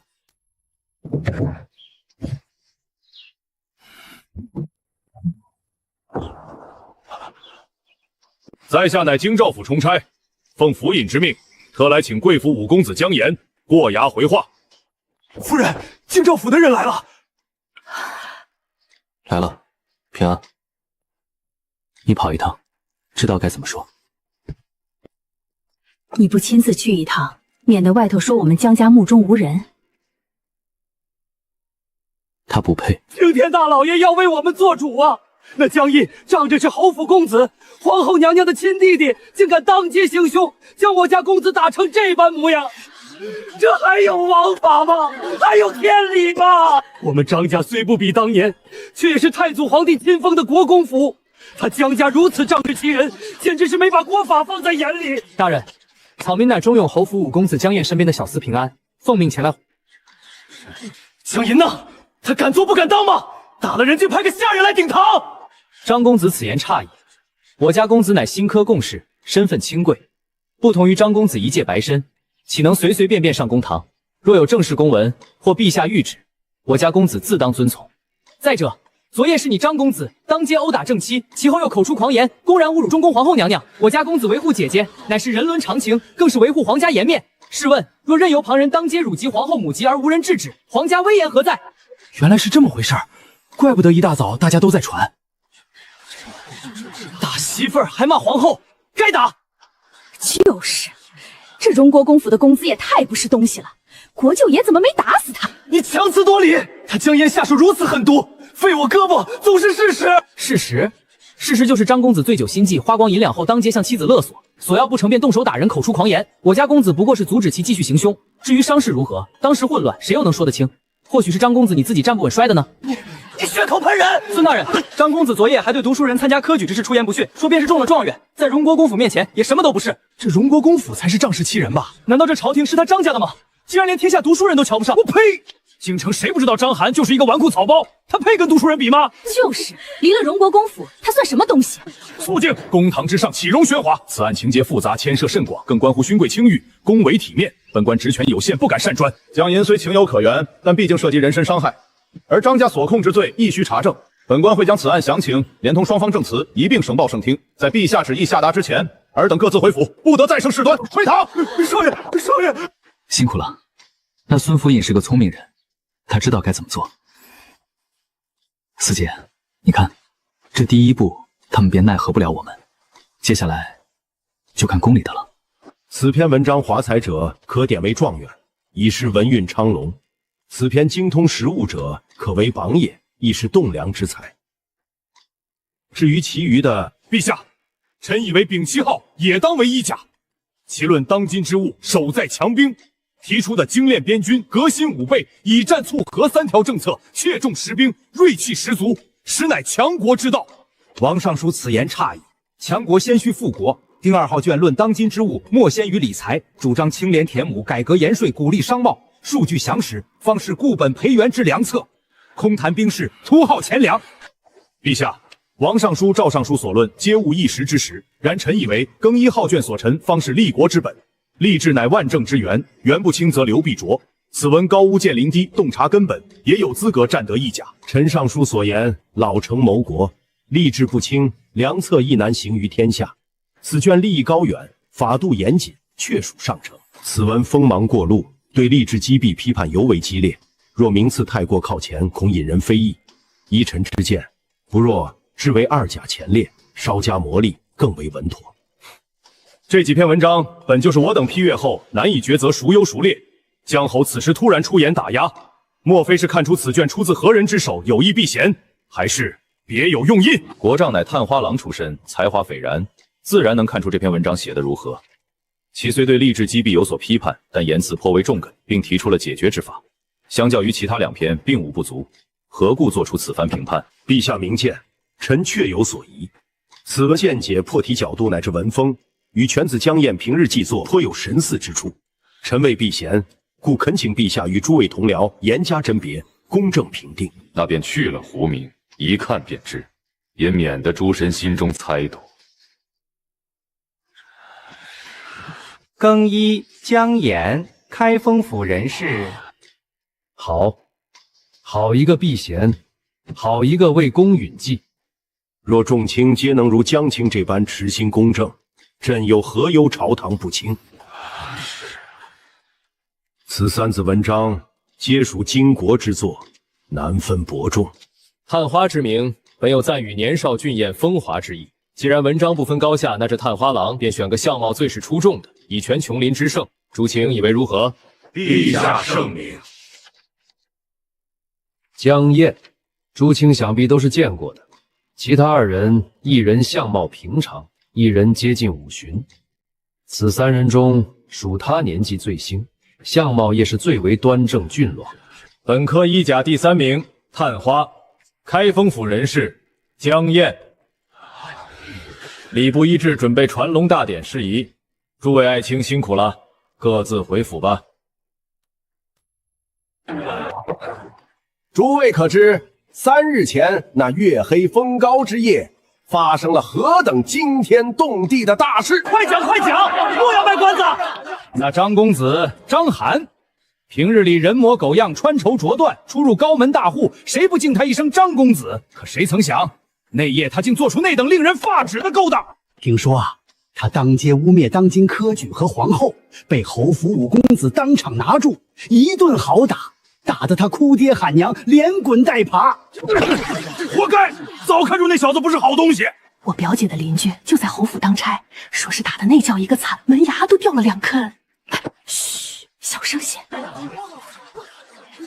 这还不算完，据说第2日，张府率人闹上了真赵府。嘿，您猜怎么着？侯府竟然派个下人过来，3句话，气得张家公子当场倒地吐血，性命堪忧啊！张寒此等败类，简直有辱斯文，有辱我辈读书人的脸面。兄台慎言，张府的耳目遍布京城，万一他做的，我说不得。仗着家里那点权势，当街头出狂言，还折辱自家正妻，简直猪狗不如。那夜我亲眼瞧见的，张公子被人折断双手，裤子都尿湿了。当真？侯府的人动的手？千真万确，黑压压一片侍卫，火把照得半条街通红。张公子开头还嘴硬，结果人家一巴掌上去。各位老爷行行好，赏2个铜子儿，小的知道更多内幕。那张寒当街向其妻江氏索银不成，便动手殴打，口出狂言。恰逢江家五郎江岩路过，愤而出手，张寒手腕被废。混账东西！这张寒竟是如此不堪的蠢货！这门婚事，哀家看在荣国公府日渐式微，原想着2家结为姻亲，江家能帮扶张家一把。谁知老太师一去，他们便觉得江家失了顶不住，竟敢瞧不上眼了。给哀家盯紧了，明日早朝，京兆府尹必会上奏此事，且看皇帝如何处置。若这桩婚事当真到了不可挽回的地步，不管为着皇帝还是允城，便也只能弃了张家了。是太后，老奴明白。不说舒阳侯如今是礼部尚书，单单江家还有个正宫皇后和2个嫡出的皇子，这等人家，他们张家也敢轻贱，也不看看自己是什么情形，一家子蠢货，烂泥扶不上墙的东西。老爷回来了，宫中之事可还顺利？言儿他……言儿，文章做得极好，陛下与诸位乐官皆是赞赏。府中可是有事发生？事情大概就是这样。这孩子竟不知他手段如此酷烈了些，但事出有因，那张明该打。这2日言儿有何动作？燕儿让平安去京兆府应对，京兆府孙之仲将案子递给了圣上，估计明早就……临危不乱，息事分明，懂得借力打力。经此一事，言儿是真长大了。可是此事看似凶险，实则未必。关键在于明日早朝陛下面前如何分说。罢了，来人，叫2公子和5公子去书房。哼，本以为你改好了，没想到安稳了这1年多，又开始惹是生非。明明没生气，还装出一副生气的样子，真是的。父亲明鉴，那张寒当街对4姐动手，辱我江家，儿子认为自己并没有做错。你有做错？你刚刚参加殿试，眼看前程一片璀璨，却在这个节骨眼当街行凶，废人双手，手段如此凶残。若是对家以此来公驳，你的名声还要不要了？科举前途还要不要了？父亲，儿子当时看到4妹受辱，一时激愤，确有2分冲动。若这样论起来，那张银的罪名更大。另外，儿子这2日也做了些动作。你小子还算有2节为父风采。行了，事情经过为父都已全然知晓，你2个先回去吧。不出意外，明日早朝此事便会当堂揭发，你要做好上殿陈情的准备。是，父亲。臣清兆府尹孙之仲有本启奏，说2日前，荣国公府公子张憨状告中永侯府5公子江爷当街行凶，致使其双手残废。按大堂前双方各执一词，下官无法公断，特此上奏，请陛下定夺。哦，竟有此事！陛下，请陛下明鉴。那江岩小儿实在欺人太甚，我儿不过当街与妻子发生口角争执，再怎么样也是小2口的私事，可没想到江岩却下此毒手，分明是仗着中永侯府权势欺我张家，求陛下为老臣做主啊！陛下，臣附议。江毅虽为其姐出头，情有可原，然下手太过狠辣，非君子所为，有失敦厚之德。陛下，夫妻口角本是家事，张寒殴妻固然有错，训诫即可。江毅竟断人双手，实乃私刑，此风断不可长。陛下，江燕刚参加殿试，就在大庭广众之下伤人，如此暴虐之行，德行有亏，岂能位列朝堂？臣恳请陛下剥夺其功名，以儆效尤。陛下，据臣所知，那张邯当街行径，恐怕并非夫妻口甲4字可以轻描淡写。那张邯是因没钱喝花酒，向妻子索要银两无果后恼羞成怒，当街殴打，而且语言中还对中宫不敬。不错，陛下，这门婚事乃太后当年所赐，张邯无故殴妻，可是对太后赐婚一事不满，视皇家颜面于何地？臣复议，张邯言行无状，还对读书科举进行诽谤，直言就算状元，在他张家面前也什么都不是。陛下，江爷乃当世之人，岂能不闻其声便定其罪？臣恳请陛下宣江爷上殿，与张国公当同对质，陈明情由，方显公允。准奏，宣江爷上殿。学生江夜参见陛下。平身。江夜，3日前你当街命人打断荣国公府张邯双手之事，有何话说？陛下，学生确与张邯冲突，其双手受伤亦是事实。然学生所为实在是那张邯欺人太甚，不仅不敬皇后，不敬科举，而且语言中还牵扯到端王爷与沈守法。细细讲来。陛下明鉴，那张嫣因请朋友喝酒花光了钱，问佳姐要钱逛花楼，被拒后他便恼羞成怒，众目睽睽之下对佳姐动手，此为其一。被学生撞见后，他不仅不思悔改，反而羞辱学生参加科举又如何？即便是状元，在他张家面前也什么都顿不上，此为其二。那张邯直言，佳姐既嫁入他张家，便是他张家的人，还提及如今张家与端王府和沈首府交情不显，非我江家可比。即便每天殴打佳姐，我江家也不敢如何，此为其三。更有甚者，张邯还提到，就算我江家有个皇后，又能如何？自学生祖父过世，江家便什么也不是。宫中昭玉娘娘怀的是皇子，如今就算中宫皇后，也要敬让3分。陛下，是可忍，孰不可忍？那张邯实在欺人太甚。你一派胡言，请陛下明鉴，我张家绝无不臣之心。一派胡言！当夜在场之人众多，贵府公子是否说了那些话，派人一查便知。学生岂敢在陛下面前扯谎？陛下，臣收到京城83名议事举人联名书信，控诉其子张邯平日言行屡屡轻便科举，侮辱天下读书人，此乃动摇国本之举，请陛下预览。陛下，臣亦要奏。如今京城之内民情沸腾，皆言张邯咎由自取，对江燕维护姐姐、捍卫皇室之举多有掺淡，于情如此，不可不查。陛下，臣有本奏。会试当日，臣子带病考试，幸得中用侯府五公子江夜慷慨自要，这才称完全场。当时江夜与臣子并不相识，而是在竞争啊。江夜侠义心肠，绝非心狠手辣之辈，臣愿为其作保。陛下，臣也有本奏。你又怎么了？哦，去岁臣的小女随师傅到江南游历，途中钱袋被偷，恰逢国舅爷定亲返京，便邀请一同坐船返京，臣也愿为其作保。国舅爷为人乐善好施，绝非那些心肠歹毒之人。臣弹劾荣国公张勋教子无方，其4子张邯当街殴打正妻，行径恶劣，言辞粗鄙，有辱斯文，玷污朝廷勋贵体统。臣弹劾荣国公张勋纵容其子不敬中宫，以下犯上。臣弹劾荣国公张勋纵容其子不尊太后，请陛下严惩。沈清，你如何说？陛下明鉴，那张邯实属污蔑，臣与荣国公府并无私交，何来交好一说？结党营私这个罪名，臣是万万不敢认。哦，那沈清觉得今日谁对谁错？回禀陛下，那张邯实属劣迹斑斑，臣以为国舅爷断他双手并无过错。陛下，小女江月承蒙太后赐婚，本契夫妇和睦，但婚后2人生息，实难相守。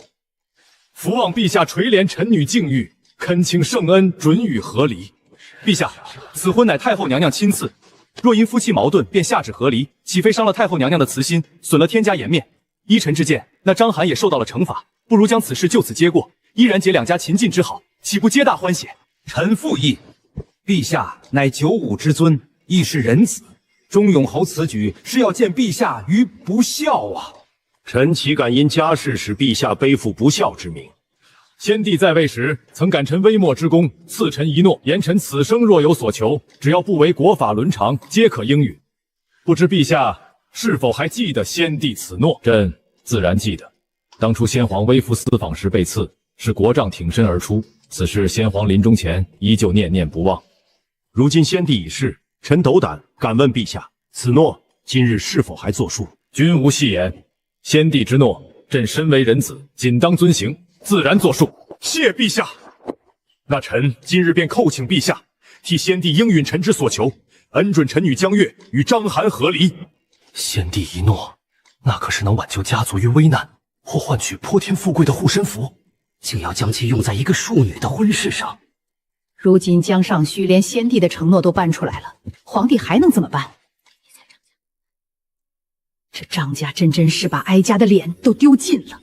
快去，派人去太极殿传哀家旨意。国丈，陛下，太后娘娘听闻朝中荣国公府与忠永侯府因太后赐婚一事争论不休，特命人传来懿旨。宣。荣国公府治家不严，章邯忤逆狂伴，不堪为配。江氏女月温良贤淑，无辜受屈，哀家心甚怜之，特收为义女，晋封县主，以慰其心。陛下，太后娘娘还有口谕：原有江家先祖随太祖皇帝征战沙场，戍守边关，今有忠永侯爷以命护先帝周全，江家世代为国尽忠，陛下须得好生安抚。至于张家，就交由陛下惩戒了。谨遵母后旨意。谢太后娘娘恩典。遵太后懿旨，江氏女月克贤内责，今无辜受辱，朕心恻然，特册封为柔家县主，赐汤美邑300户。即日与章邯和离，归宁本家。荣国公张训教子无方，纵子行凶，着弑夺国公爵位，降为3等伯，罚俸1年，闭门思过3月。其子章邯不修己德，言行无状，杖责30，禁足府中，非诏永不得出。蒋言，学生在。你维护家节，心系皇室，其情可免，致人重伤，手段过当，此风亦不可长。朕若因你占理，便对此不闻不问，日后人人效仿，岂非律法帮坏？学生知错，甘愿受罚。江毅，朕念你事出有因，特从轻发落，罚没你即将受赐的穷吝宴赏银充入国库。另殿试名次依朕与若眷官既定之序不做更改。但你须知，此乃朝廷念你年少，望你日后谨记，遇事当思周全。学生谢陛下隆恩，定当谨记陛下教诲，克己慎行，为国效力。退朝，安心养胎，静修勿出。特赐燕窝人参各10盒，绫罗20匹，以慰辛劳。昭仪娘娘，接旨吧。娘娘，娘娘快接旨啊！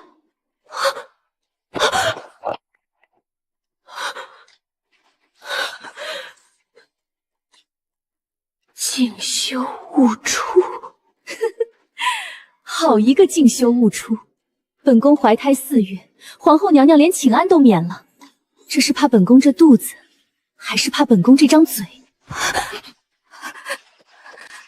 娘娘慎言，隔墙有耳啊！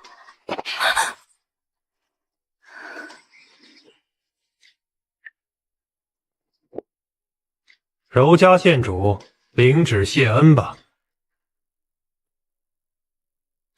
臣女谢主隆恩。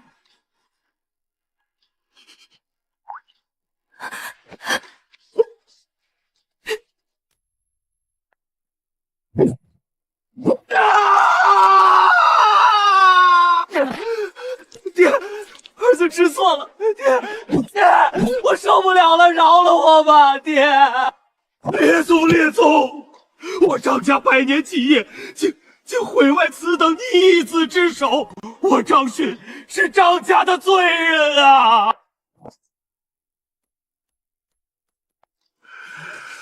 百年基业毁于一旦，毁于一旦啊！渊儿，往日之事皆为过往，今后你身为县主，言行举止更需谨慎，莫要辜负陛下与太后的恩典，亦莫要坠了我江家门风。女儿明白，父亲再造之恩，女儿永世不忘。往后，女儿定当自立自强，绝不再让父亲与家族蒙羞。傻孩子，一家人好好吃着饭呢，别总是拘着礼数，拜了又拜的。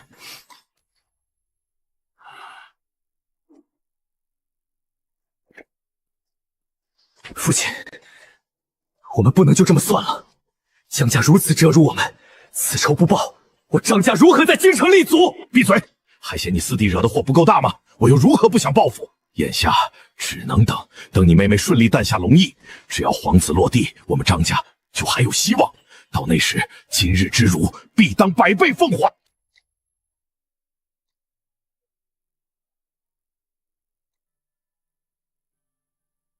吾皇万岁万岁万万岁！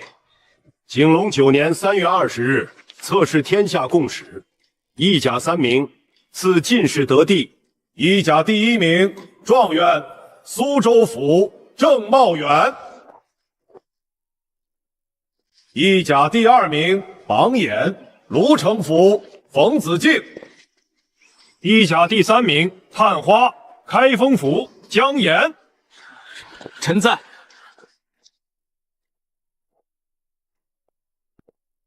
现公布2甲名单。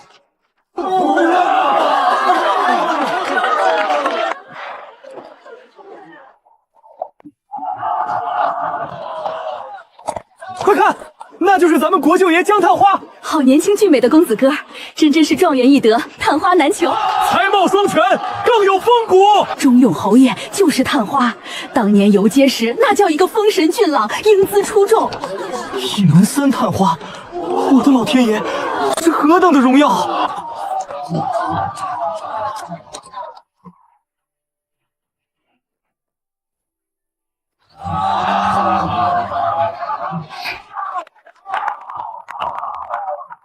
诸位皆为国之栋梁，望砥砺明节，忠君报国。臣等谨遵圣谕。多年苦读，殿试争锋，朝堂风波，这一切，最终都化为了今日这实实在在的荣耀与崭新的起点。一甲进士依制受职。状元郑茂远受翰林院修撰，榜眼冯子敬受翰林院编编，探花江岩受翰林院编修。臣江岩领旨谢恩，必当恪尽职守，不负陛下隆恩。居然和榜眼一同官列正七品，看来之前的伤人一事，陛下不打算追究。不错，而且他虽然为皇后拜帝，也没有任何殊荣，这也算一种态度。国舅爷，陛下在乾政殿召见，请随洒家来。有劳公公引路。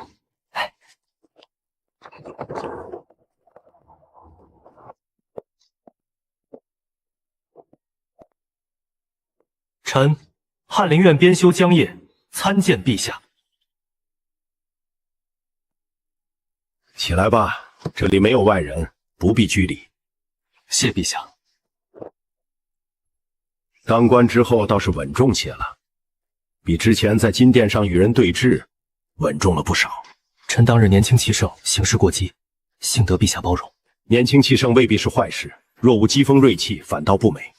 今日叫你来，一是看看朕钦点的探花郎授官之后是何光景；这二嘛，前日允城的师傅呈上他的习作，其文虽略显稚嫩，然已初具格局。还有云言也是个伶俐的，如今7岁，正是闹腾又好奇的年纪。二位殿下确有过人之资。翰林院清贵，修书撰史关乎国朝元脉，然涵养气度，明辨是非，知晓民生之间，方是真正的立身之本，亦是辅弼之基。臣谨记陛下教诲，臣定当在翰林院潜心学问，格物律之，更会时时自省，砥砺品行，不负陛下期许，亦不负皇后娘娘与2位殿下的福祉。蒋毅，你与旁人不同，你既是朕钦点的探花，亦是朕的七弟，朕对你期望自然更高一些。张家之事，你处置的虽有瑕疵，但朕欣赏你的担当与锐气，望你入了翰林，能将这份锐气，将那份担当，升华为匡扶社稷的襟怀。是，臣定当竭尽全力，肝脑涂地。好了，去吧。好生当值，你毕竟与其他官员身份不同，若有事，可随时递牌子求见。臣告退。五叔，你当什么官啦？快别缠着你们五叔，他刚回来，累着呢。五弟如今是翰林院的老爷了，可不能再像小时候那般扑闹了。回来了就好，快坐下歇歇。你父亲在书房说是要等你回来，一家人好好吃顿团圆饭。父亲，陛下隆恩，你当时时感念，兢兢业业，不可有丝毫懈怠。儿子谨记父亲教诲。好小子，真给咱们家争气！如今可是名副其实的江翰林了。现在大家都回来了，家宴已备好，都准备入座吧。今日家宴，一为言儿金榜题名，受官翰林庆贺；二为月儿受封县主，脱离苦火。望儿等日后谨守门风，光耀门楣，不负皇恩，亦不负列祖列宗期望。谨遵父亲教诲。快将士下来。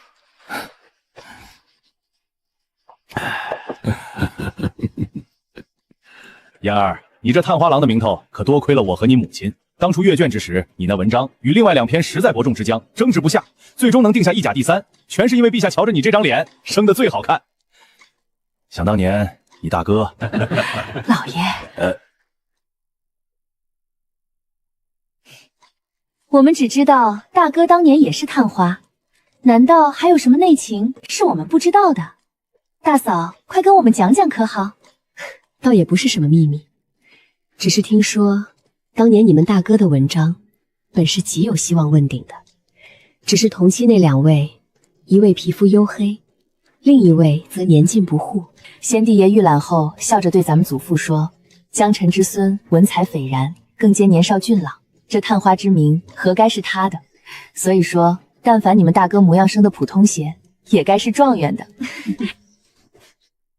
夫人，我哪里做错了吗？老爷，这是怎么了？好端端怎能说这个？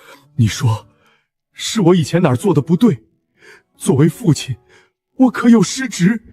好，好，好，你对孩子们都好，你看他们哪个不感念你、敬重你？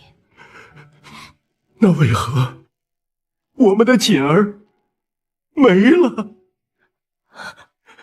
他那么懂事，我从未对他疾言厉色过，他怎么就……老爷，你胡说什么？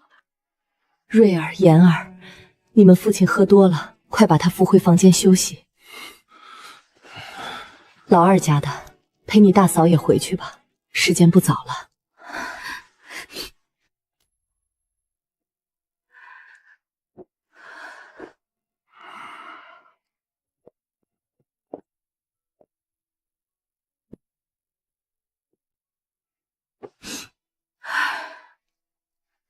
母亲，父亲他……你们父亲出身显贵，自小就过得恣意。你们曾祖父是武将，位高权重，只对这个长孙极其宠爱，经常带他到军武中戏耍。可后来他并没有继承祖父志向，而是选择和你们祖父一样考科举。虽是从文，但你们父亲并不迂腐，反而带着几分武将的洒脱，是当年有名的风流才子。后来你们大哥大姐出生，尤其你们大哥从小就懂事，聪明的不像话。还记得那年中秋夜，你们父亲席间做了首诗，没想到你们大哥在一旁吃着饭，竟又将那首诗念了出来。那个时候他才2岁，自3岁起，你们大哥便开蒙读书，但凡事只要教过一遍，他基本就都能记住。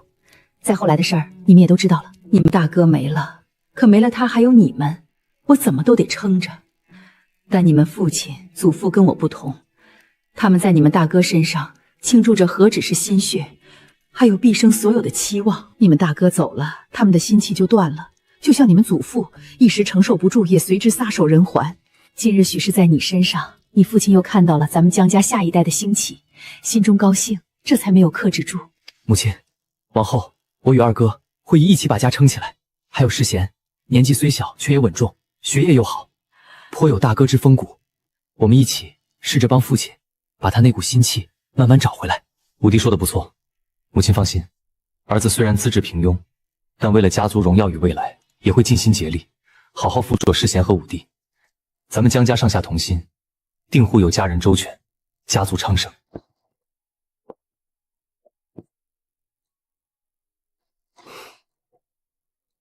二弟妹，其实我并不怕有人提起景哥，就像今天听着大家，尤其是父亲母亲偶尔提起他从前的事，我心里反而会觉得暖暖的，就好像大家都没有忘记他，他一直都在。你知道吗？我第一次见景哥，他穿着探花的袍服，簪着花，骑在马上。那时候我才13岁，也学着人家将手中那方素帕团成一团，丢了过去。我也没指望他会接，可偏偏他接住了。那么多瓜果荷包中，他就攥住了我的帕子，骑在马上对我展颜一笑。当时我的整颗心都乱了。他后来还笑话我，说别人都丢香囊荷包，偏我丢个帕子。但凡身娇体弱的，帕子根本都丢不出去。其实是我当时太紧张，手里只攥着那块帕子。我宁愿大家时常这样提起他，说说他的好，他的趣事，哪怕跟着掉眼泪，也好过让他一个人在我的回忆里慢慢变得模糊。其实这些年，我娘家父母甚至婆婆都劝过我，不如趁着年轻再找个好的嫁了，也不会说什么。可人呐，一旦经历过那样好的，其他的就再也看不眼里了。我只是觉得那几年感受过的光，足以照亮我未来几十年的路了。回去吧，大嫂，夜里风凉。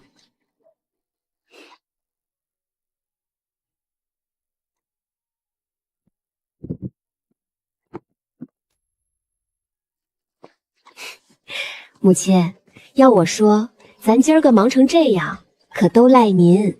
那我倒要听听，你如何怪到我身上？早在武帝殿试时，我就跟母亲说过，得提早准备着才好。偏偏母亲不信我的话，现在可好，母亲自个儿说说，这事儿不怪母亲，难不成怪武帝太有出息，偏偏又让咱们家出了个探花郎不成？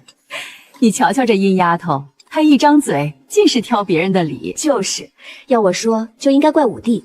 殿试前好歹跟咱们说一声他要种探花，也不至于咱们如今这么匆忙。这事儿怎么也怪不得到母亲身上。好啊，老四家的，你看看你两个嫂子一唱一和的，竟打趣我。好，都是我的错。那等忙完你武帝的婚礼，府中所有院子里的下人再奖励2个月的月例银子，你们说可好？还是母亲体恤。大家伙儿都听到了吗？等忙完咱们五公子的婚事，所有院里的人奖励2个月的月银。多谢夫人。虎父无犬子啊！江氏家风清正，探花郎前途无量。江师弟，恭喜啊！严孩如今是探花郎，又入了翰林，前途不可限量。再过月雨迎娶苏家姑娘，更是双喜临门。江侯爷，犬子能中2甲56名，实在多亏了令郎当日赠药之恩呐。老爷，大皇子与宁安公主2位殿下驾到，前来为五公子道贺。外祖父，我奉母后之命，特来恭贺五舅舅高中探花，授官翰林。母后说，舅舅科举不易，望其日勤频免当差，不负君恩。下官代替犬子谢过大皇子，请。累了吧？再过些时日成了家，就是真正的大人了。万一那孩子是个好的，温婉贤淑，与你正相配。那日游街，他抛给你的荷包，娘都看见了。让母亲见笑了。这有什么？少年夫妻情投意合，是再好不过的福分。你父亲嘴上不说，心里也是极满意的。你这几日若有空，也多去苏府走动走动，莫要冷落了人家姑娘。是，儿子晓得。好了，娘不耽误你了。婚事将近，你还有的忙呢。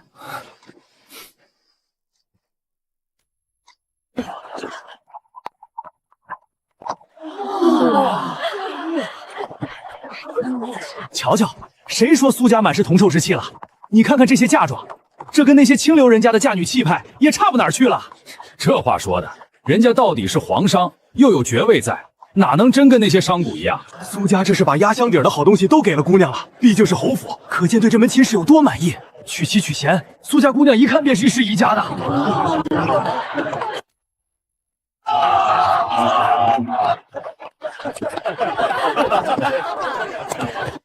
岳父岳母在上，小婿此生必将善待婉意。苏婉呀，真好。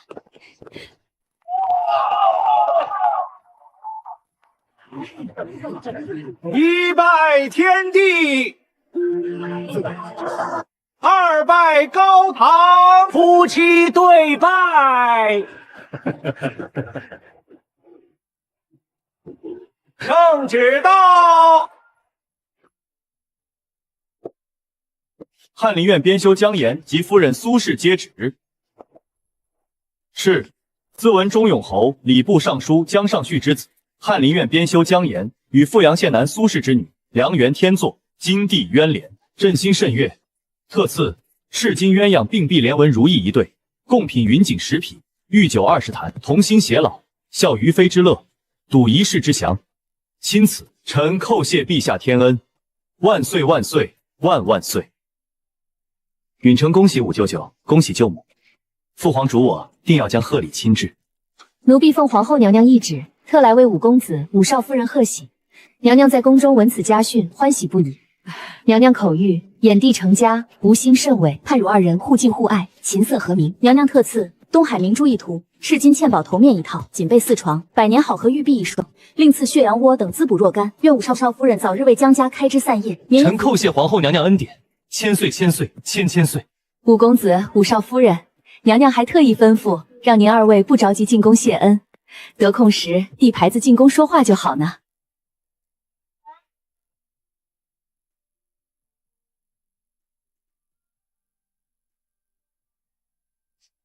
江兄，莫要磨蹭了，快些快些，让我们瞧瞧新娘子的绝世容颜。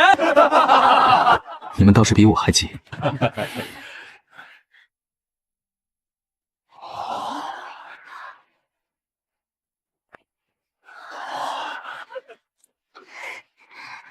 哇，好俊的新娘子！好，郎才女貌，天作之合。新人该饮合卺酒了，秤杆挑起红盖头，夫妻恩爱到白头。葫芦共饮交杯酒，生生世不分手。喝喝，手臂要交缠交缠。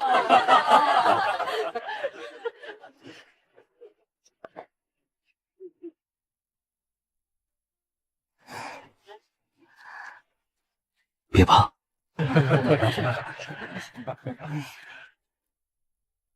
喝点酒，情意长，新人共饮，福寿绵长。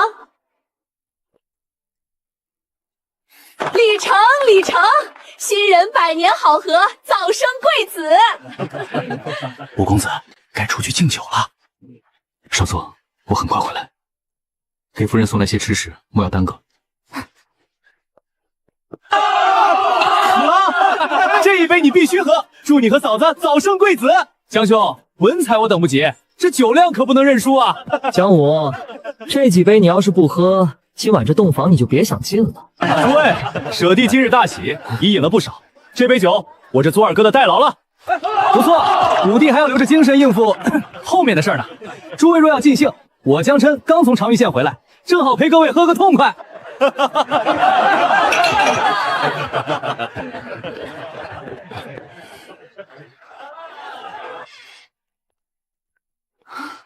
婉意，从今往后，我们便是夫妻了。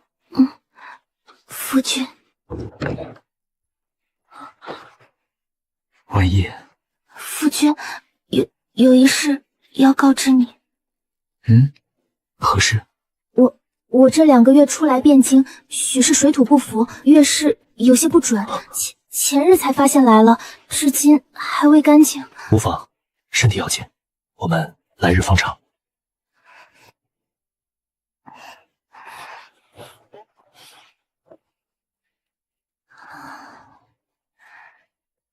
观自在菩萨，行深即是空，空即是色。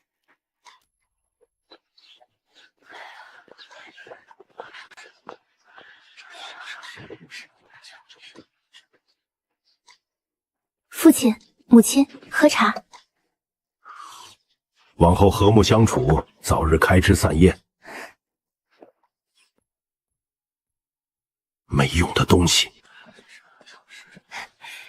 你大嫂、二哥、二嫂之前都见过。这是你二叔家的三哥、三嫂。你三哥在长垣县上任，也是前2天刚赶回来，可算把五弟妹盼来了。这是你二叔家的4哥和4嫂，前些日子刚从苏州赶来。这是你二叔家的3姐江丽，这是你3姐夫周末，也是你舅舅家的2表兄。五弟妹，一点心意，望你喜欢。此欢。这是你4姐江月。4姐。这是你二叔家的6弟冲哥，今年也17了，还在进学。五嫂。这是你二叔家的5妹璇姐儿，性子最是活泼，再过3、4个月也马上及逼了。这是你大哥家的世贤，今年13了。五婶安好。这是你二哥家的世出遗棉。你三哥家的世辉和四哥家的世怀还在睡着，还有你三姐家的因着太早也没有先跟来，等中午用饭你便见到了。这些都是至亲，性子也都随和，往后慢慢你就都熟悉了。一家人面前也不必太拘着礼。你们昨日想必也累了，先回自己院子歇息，晌午再过来一同用饭便是。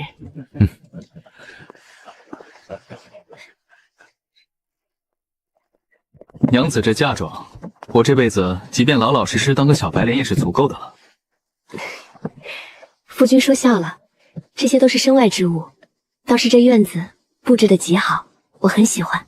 听闻夫君平日里甚爱看书，我那几箱书正好可以添进去。五公子，皇后娘娘从宫中赏了实心宫缎和专门给五少夫人的。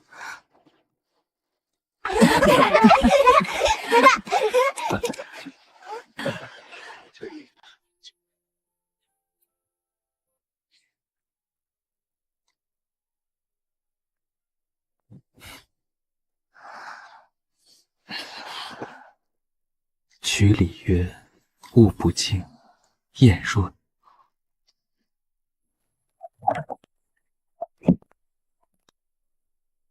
见过九兄，客气，快请。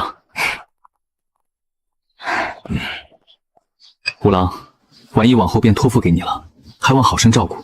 大舅兄放心，眼必不负所托。在侯府起居可还习惯？婆母姑嫂可好相处？母亲放心，一切都好。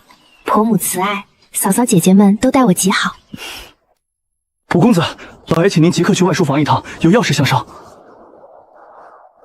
你先歇着。人都到齐了。刚收到边境加急密报，辽国境内因今岁持续干旱少雨，茂草枯萎，粮食锐减，内部动荡不安，恐有南下劫掠以转移内部危机之意。边关怕是要不太平了。燕儿，你在想什么？父亲，咱家有玄铁这种东西吗？为父方才在讲边关之事，你一直愣愣出神，就是在想玄铁？不是的，父亲，儿子只是觉得依照陛下的性子，应该会派兵出征震慑。咱江家已并非武将，在其中发挥不了太大的作用，更何况一切尚未落定，故而儿子觉得还是静待消息即可。所以这跟玄铁有何关系？儿子真的有用？你最好是站住！你不是认识一名神医吗？没事儿去找他瞧瞧，治治你的身子。儿子身体康健，并无不适啊。娘子，今日身子可大好了？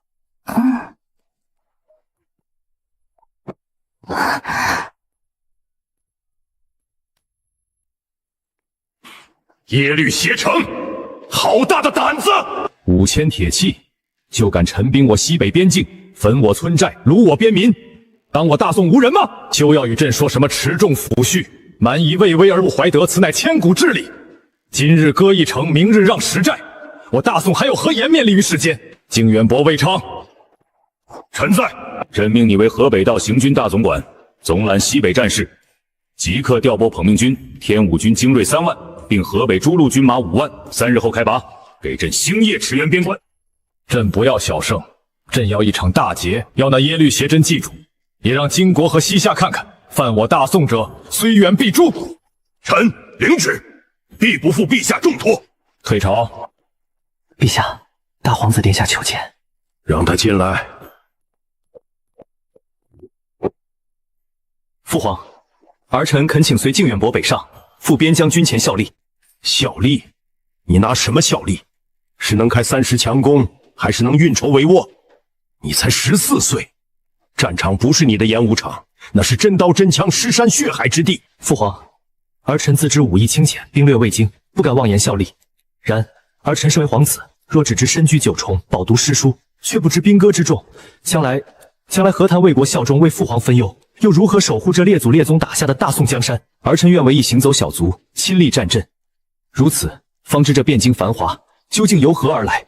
请父皇给儿臣一个机会，让儿臣亲眼去看看我大宋的边关究竟是何模样。你的心思朕知道了，但此事非同小可。容朕再想想，你先退下吧。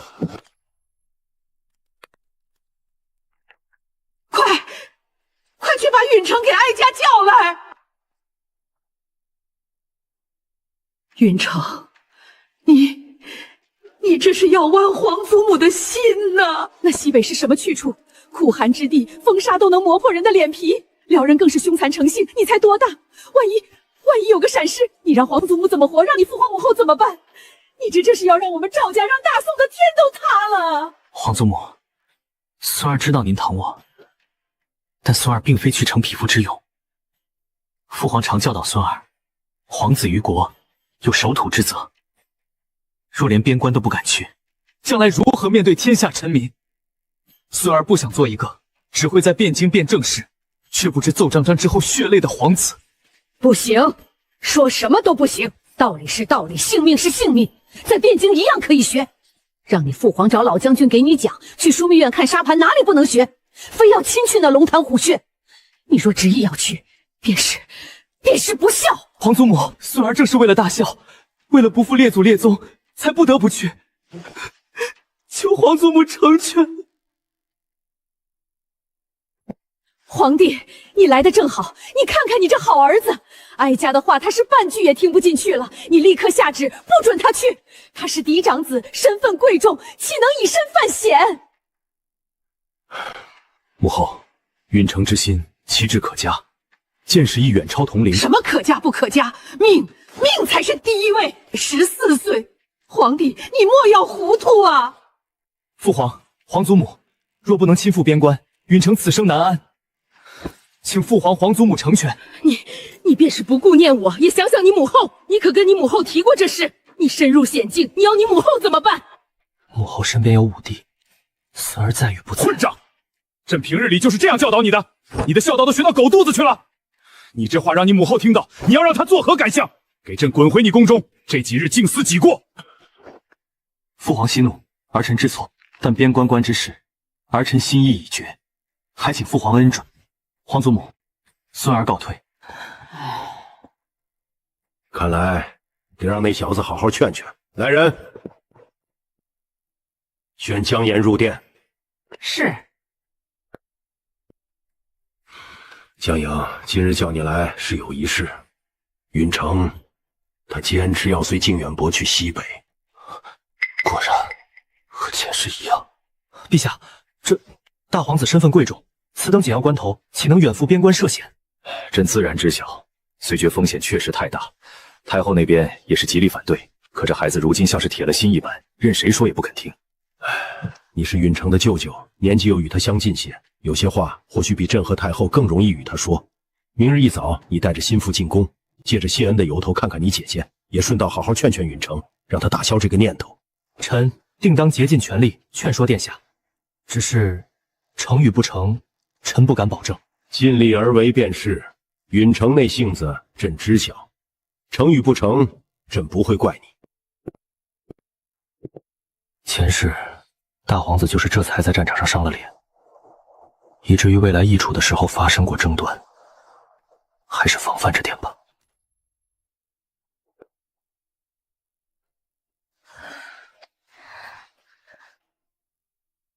在宫外一切可还习惯？劳娘娘挂心，一切安好。婉意，你来的正好，我这里新得了几样江南镜上的绣样，精巧别致，你来帮我参详参详。允成，陪你舅舅说说话。舅舅今日进宫，不只是为了谢恩吧？殿下可知，为何陛下与太后还有娘娘都如此反对殿下北上？无非是担心我的安危。是，也不全是。殿下可知，战场之上最可怕的是什么？是死亡，还是敌人的刀剑？是未知与无力。您读过兵书，但未曾见过尸山血海；您习过骑射，但未必能适应战场瞬息万变。殿下是嫡长子，您的身份意味着什么？不言而喻。殿下亲赴前线，固然能激励士气，但同样也会让整个大宋随着您的移动而暴露在风险之下。一旦有失，动摇的是国本，这份重压，殿下可曾仔细掂量过？舅舅当真觉得我有这么重要？自然，于国，殿下关系江山社稷安稳，贵重无比；于私，殿下对江家至关重要，一荣俱荣，一损俱损。就算是这样吧，舅舅，我还是想去。我不想做一个被重重保护却对外界一无所知的皇子。这大宋，我不能只从先生和别人的讲述中去认识，请舅舅理解。殿下的志向，臣深感敬佩，但或许不必急于一时，待年纪稍长，根基更稳，再行此历练，岂不更为稳妥？舅舅，你说的道理我都懂，但我知道有些机会错过便不再有。我并非逞匹夫之勇，也想证明一下自己的能力。我知道风险，但我愿意承担。请舅舅不必再劝了。既然殿下心意已决，臣无话可说，唯愿殿下谨记陛下、太后娘娘牵挂，万事以保全其身为要。允臣明白。太后如今态度坚决，若是想让陛下松口，殿下不妨去你母后面前坦诚内心所想。此事突破口，关键在皇后娘娘这里。儿臣参见母后。快起来，回来可是还有事。母后，儿臣折返，是想与母后说说北上之事。此事，你父皇与皇祖母已有决断。母后一决边关凶险，非你以往之地。正因父皇与皇祖母不允，儿臣才更需母后明鉴。书中所授无非仁政德化，儿臣想知道，我大宋的边防，其真正倚仗为何？其潜在隐忧又在何处？这些绝非坐在汴京便能洞悉。儿臣保证，此行一切听从靖远伯调遣，绝不擅专，绝不置身于无畏险地。儿臣所求，不过是一个亲眼去看、亲耳去听的机会。母后，儿臣并非不知好歹，亦非不惧艰险，只是有些路若不走上一遭，心中终究难安。恳请母后能体察儿臣心意，在父皇面前为儿臣进言。你的想法母后知道了，此事关系重大，我需要好好想想。是，儿臣告退，劳母后费心。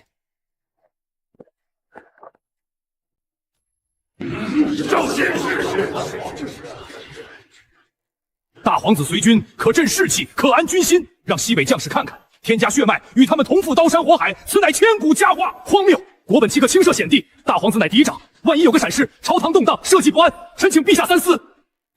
皇后娘娘，臣妾也是为臣儿着想。那西北苦寒之地，刀兵无眼。德妃妹妹何时对西北战事这么上心了？本宫的儿子，本宫自有主张。妹妹若真闲得慌，不如去佛堂抄几卷经书，为前线将士祈福。起驾，勤政殿。皇后来了。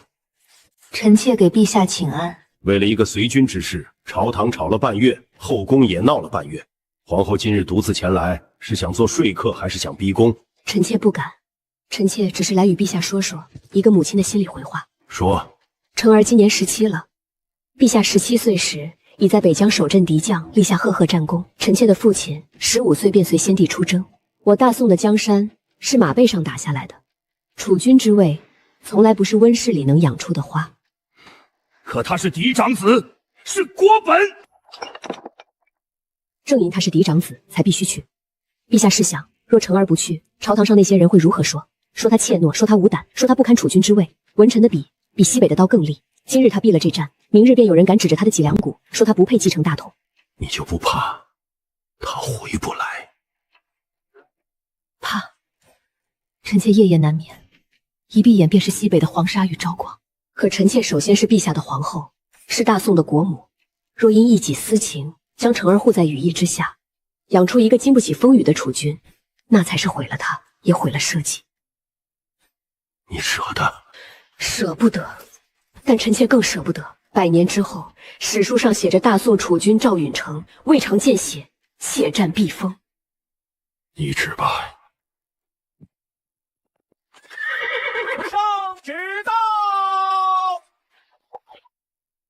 奉天承运皇帝诏曰：封皇长子赵允成为征西副帅，随军出征，刻日启程。因此，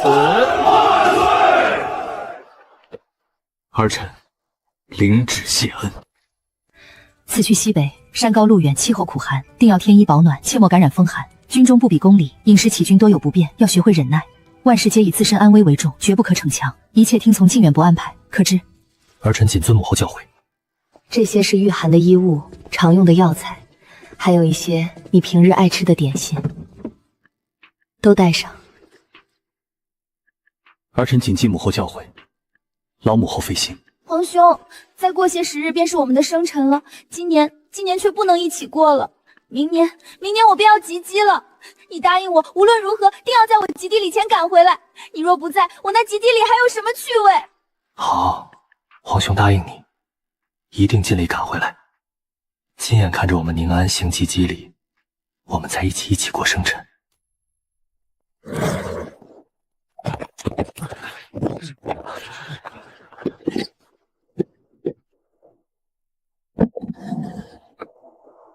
吴舅舅，这是？殿下，这面具乃玄铁所制，坚固异常，战场之上刀剑无眼，流逝难防。臣别无他物可赠，唯此面具，希望殿下每次上战场时，务必记得戴上。殿下记住，伤到哪里都绝不能伤到脸面，更不能残。允城明白，多谢武舅舅。也请武舅舅回府后帮允城给外祖父和外祖母带句话，请他们二老不要太过担忧，允城定会好好照顾自己，早日归来。殿下保重。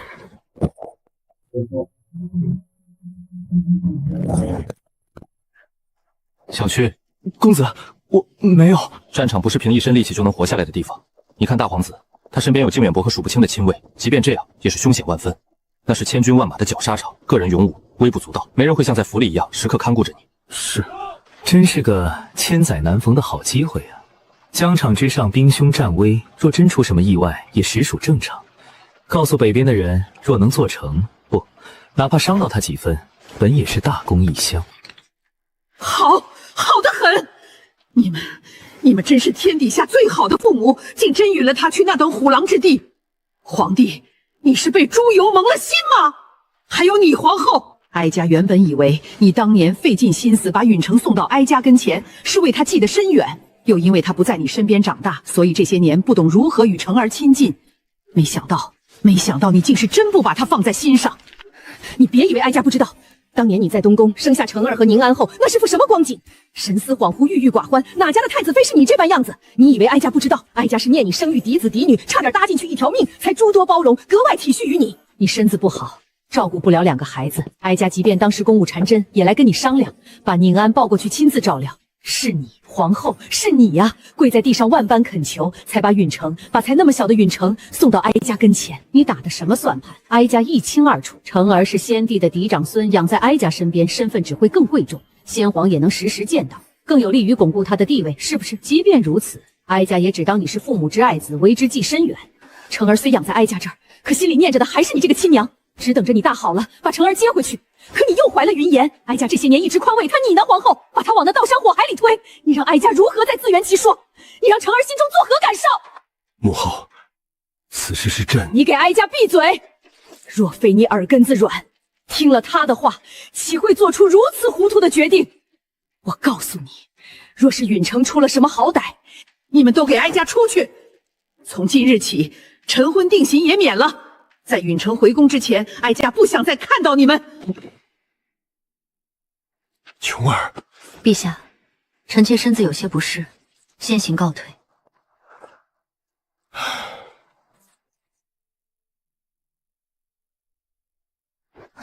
娘娘，您别把太后娘娘的话太过放在心上。太后她也是心疼大殿下，一时气急。我没事，只是有些累了，想歇一歇。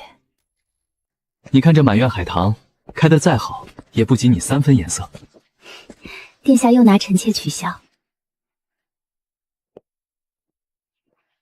江琼，孤此生必不负你。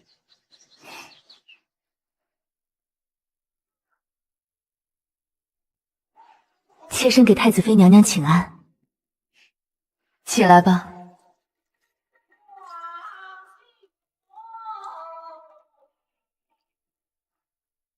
娘娘，殿下说今夜批阅奏折，不过来了。知道了，熄灯吧。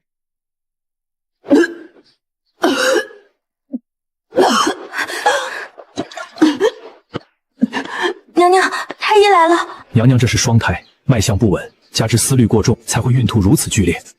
臣开一副安胎药，娘娘务必静养，万不可再劳心伤神。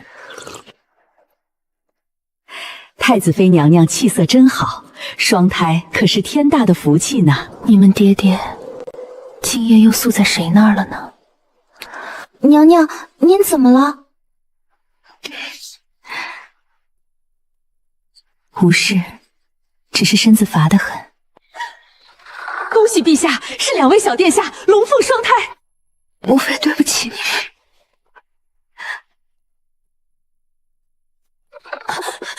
娘，您这是做什么？冬梅，如今我这个样子，我护不住他们，2个都护不住。宁安是女儿，盯着她的人不多，可允臣是嫡长孙，对，送到母后那里，没人敢害她，更没人敢轻视她。陛下也能常常见到她，对她将来好。放心，放在我这儿，我会让人好好照顾。母妃，放下去。成儿，娘娘，陛下事务繁忙，今日没空召见。陛下，您一上午没有用茶了。千玺，你说皇后她是不是直到现在依然在怪朕？陛下何出此言？皇后娘娘母仪天下，与陛下恩爱和睦。恩爱和睦。当年在东宫是朕没能护好她，让她受那么多苦。朕原以为只要让她先诞下嫡长子，许多事情便会好得多，可没想到。陛下乃一国之君，身系天下，更何况当年先帝还在，陛下又是太子，许多事确实身不由己。今日之事，许是太后娘娘言辞激烈，皇后娘娘心中委屈，一时转不过弯来，过些时日便好了。朕真的错了吗？吴帝，你前次让我盯着的安远伯府那条线有进展了。工部去罗州修缮河堤的那批劣质木材，源头确实指向李明暗中操控的那家木料行。不仅如此，我还查到那批木材之所以顺利通过验收，是因为买通了工部的一名主事，这是他们往来西信的暂钞件，以及部分银钱流向的佐证。看来李家是仗着宫里有李婕妤，胃口越来越大了。还有那家城西的赌坊，明面上的东家是个不相干的地痞，但真正的幕后掌控者就是李民。将这些贪墨所得的赃款通过赌坊流水进行清洗，再转入李家和其他涉事官员名下其他产业。正是。父亲，儿子记得还有一股势力也在查，是皇城司的人盯上那家赌坊有些时日了。陛下既然已经起了疑心，派了皇城司暗中调查，那我们何不帮陛下一把，让他们查得更顺利些？你的意思是，赌坊每日流水巨大，账目必然复杂，但也必定有一本真实的记录最终资金流向的核心账册。这本账册就是扳倒李家的关键。我们要做的不是去偷这本账册，而是创造一个机会，让皇城司的人能够找到它。可是，该如何创造这种机会呢？赌坊这种地方龙蛇混杂，最容易出事。随便闹出些不小的乱子，惊动了皇城司。皇城司查案时，恰好这份证据被发现，这一切岂不是顺理成章？你的意思是？没错。若是死上3、5个人，闹出人命官司，又好巧不巧地伤到了哪个在场的权贵，这种节骨眼上，父亲您说皇城司会不会趁机包抄查封了这座赌坊，掘地3尺也要把账本找出来？你要牵扯无辜？嗜赌如命的人何谈什么无辜？他们有的不惜变卖家产，有的甚至点妻卖女，这种人死伤几个，反而是他们家人的福祉。可这个权贵应该找谁？这把不要命又锋利的刀，谁能做呢？此事需周密安排，每一个环节都不能出错。人选要有孤注一掷的勇气，行动要迅速，而且绝不能与我们有任何牵连，要让所有人都觉得这只是当下产生的意外。罢了，这件事让为父再想想。你们先回去吧。瑞儿，把你查到的这些证据，想办法透露给皇城司的人。是。回来了，可用过宵夜了？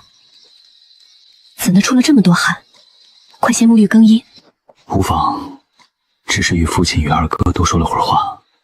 一身汗味，还不快去洗洗？娘子既嫌为父汗重，不如一同净身，也好让为父弥补一二，好好陪着娘子。夫君，你快放我下来，让下人看见像什么样子？看到又如何？我疼自己娘子，天经地义。六弟院事在即，一刻不敢放松。为父这喜事怕是推脱不得。夫君正事要紧，六弟和世贤他们能得你亲自点拨，是旁人求不来的福气。快去吧，晌午我让厨房备好冰镇酸梅汤与点心送去。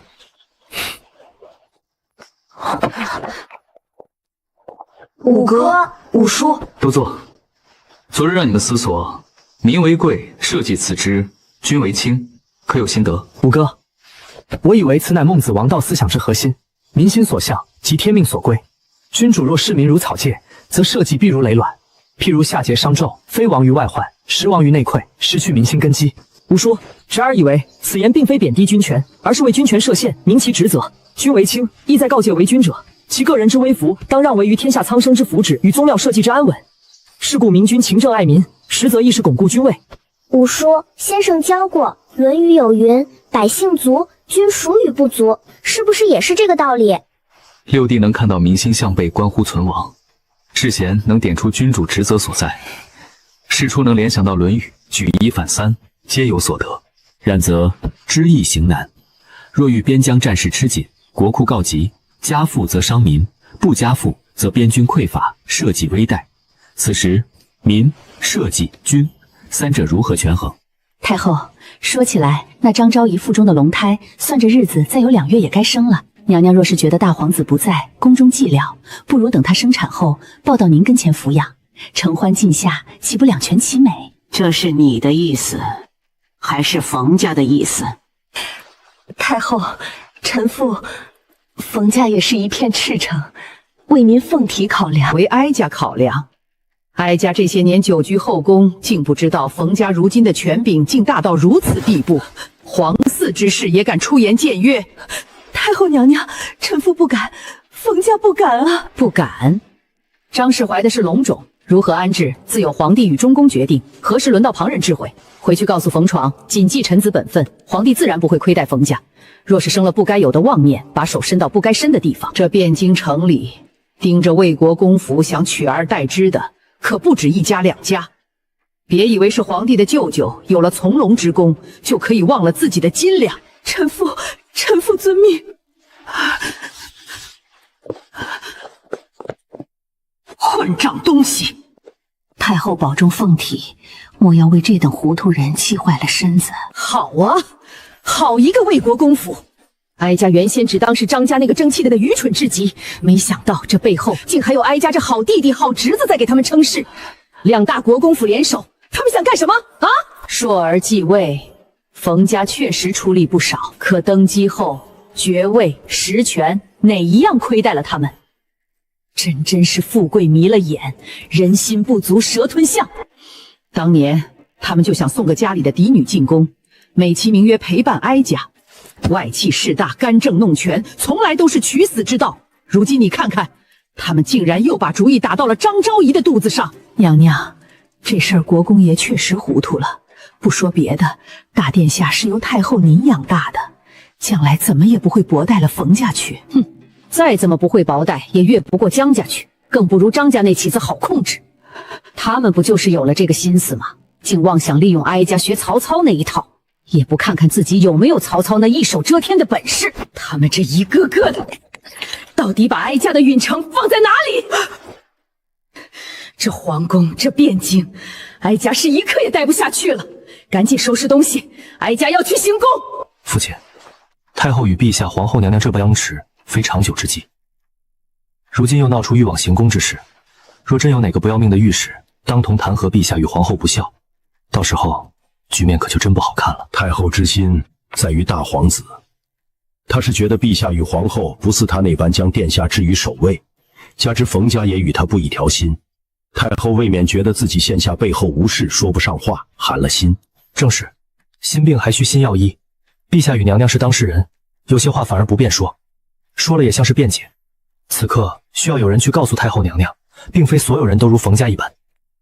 你的意思是，明日让母亲带着四姐递牌子进宫，给太后娘娘请安吧。不必言朝局，只需家常，关切娘娘凤体。顺便也让太后娘娘知道，江家时刻记挂着远在边疆的大殿下。你可知这意味着什么？既然目标一致，表态也不过时间早晚的事。现下让太后安了心，姐姐在宫里也好过好多。再者，说不定今后有什么事会求到他老人家面前去。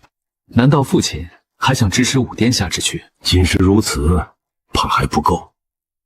太后既然这么在意大殿下的地位和将来，明日我会上一道奏折。父亲是想奏请陛下立世贤为忠勇侯府世子。父亲深谋远虑，儿子佩服。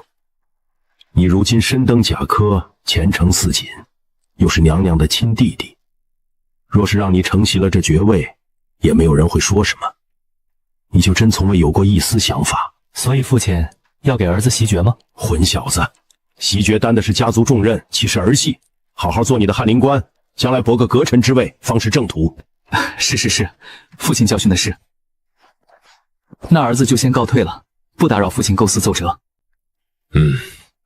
顺道回去把这件事知会你二哥一声，再给你二叔去封信。五妹，你这是要跟母亲一同进宫？五哥，你吓我一跳！我可不是跟大伯母进宫去，是我外祖家的表姐约了我今日一起去金明池游船赏荷呢。混说什么？这个节骨眼上，我怎敢带你五妹往太后身前凑？莫说是去慈明殿，便是去皇后娘娘那里，我都不让她去了，生怕一个不慎又被哪位贵人瞧上，平白惹出风波来。臣妇参见后娘娘，娘娘千岁金安。都起来吧，赐座。谢太后娘娘。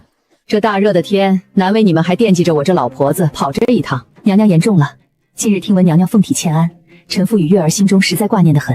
况且月儿蒙娘娘恩典，收为义女，册封县主，于情于理都要来问安的。这是府中备下的一些补宝药材，还望娘娘笑纳，务必保重凤体。你们有心了，月儿如今瞧着气色倒是好了许多。多谢娘娘关怀，臣女得蒙娘娘与陛下恩典，脱离苦海，重获新生。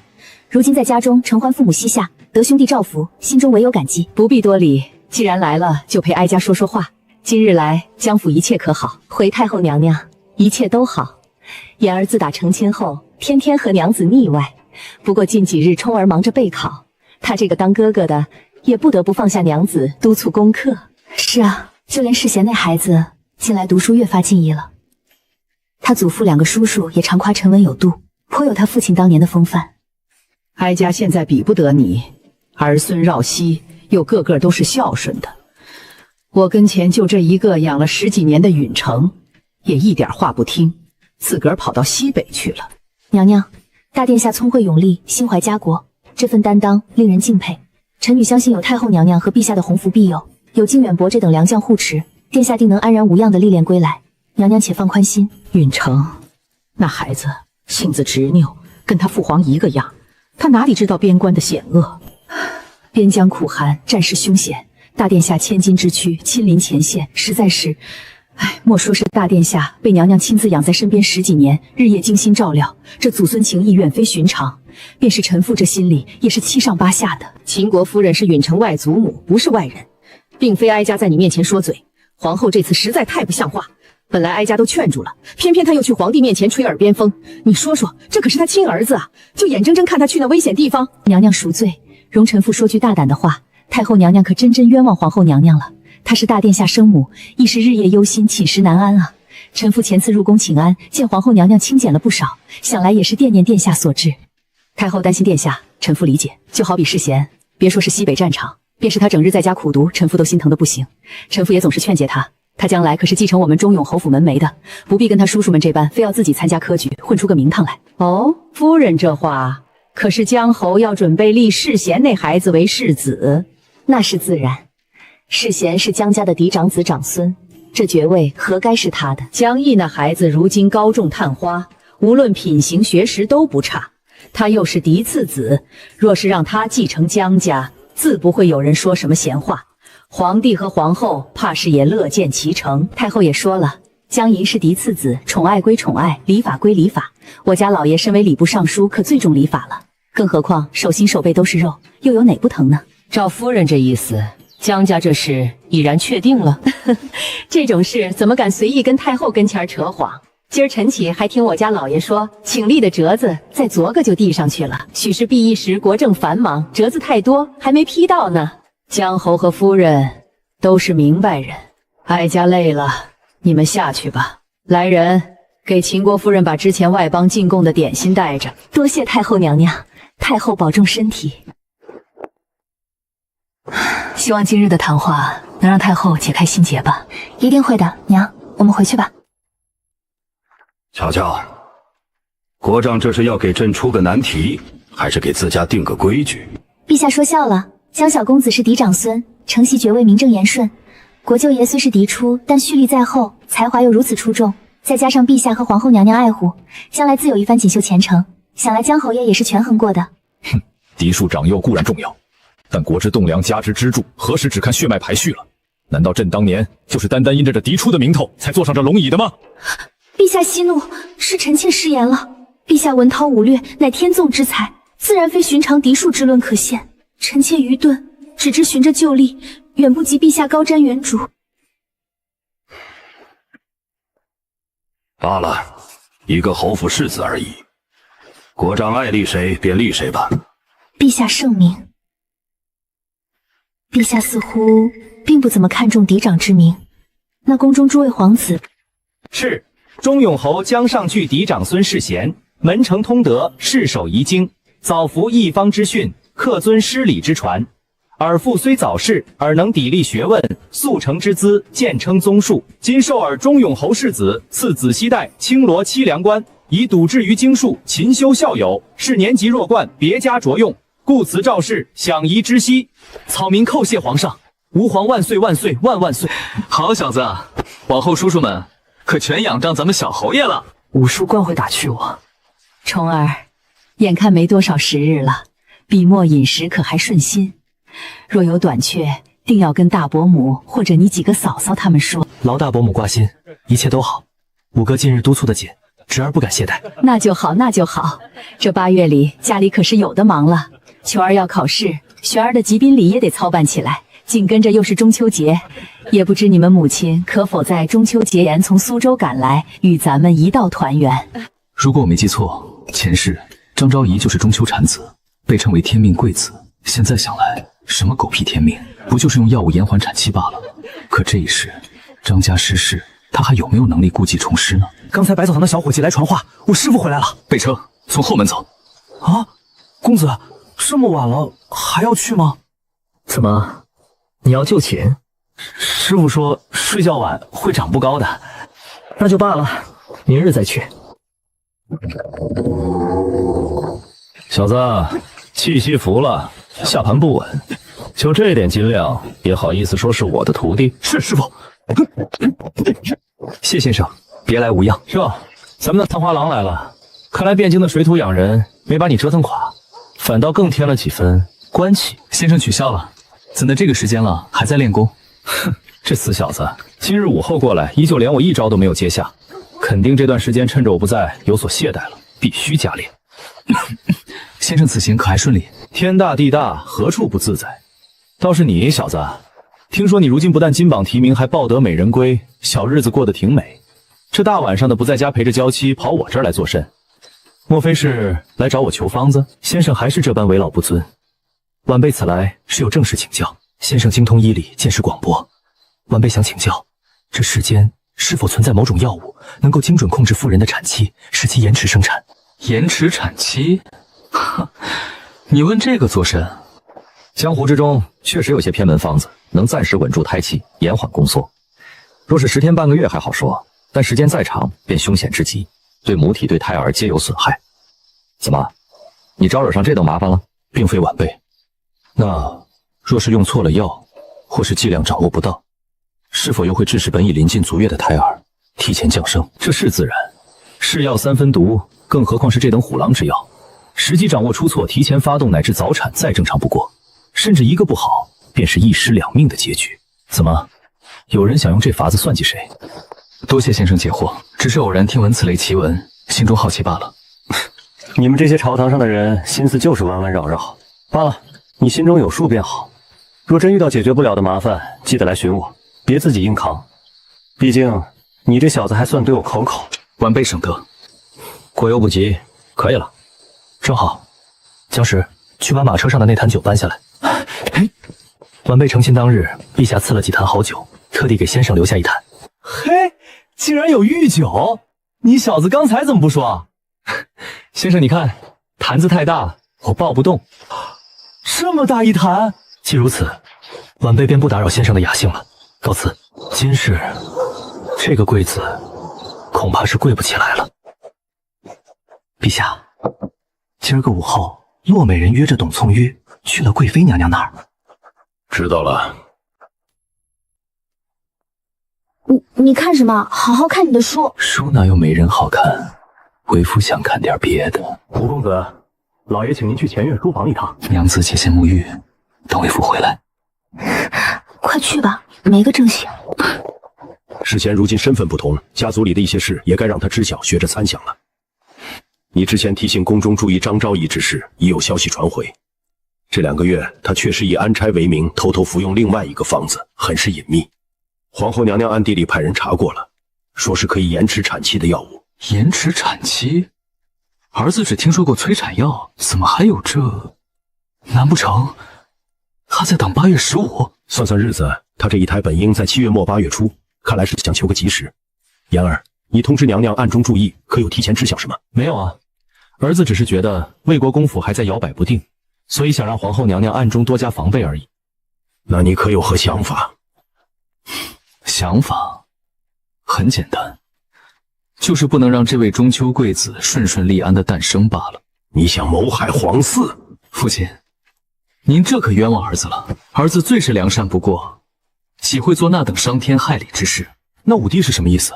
我只是担心咱们这位九皇子在娘胎里待得太久，万一闷坏了可不好，所以想发发善心，给他换个黄道吉日出生。毕竟这好日子嘛，也不止8月15一个。父亲、二哥，你们说是不是？你可真歹毒啊！若本应是中秋相瑞的皇子，7月15，那这罪岂不瞬间变成鬼子？大夫可是说了，推迟产期是有危险的，可提前个1月半月的却无碍。我是为了皇死好。再说了，张昭仪向来嚣张跋扈，只要放出风去，宫里自然有人愿意去做。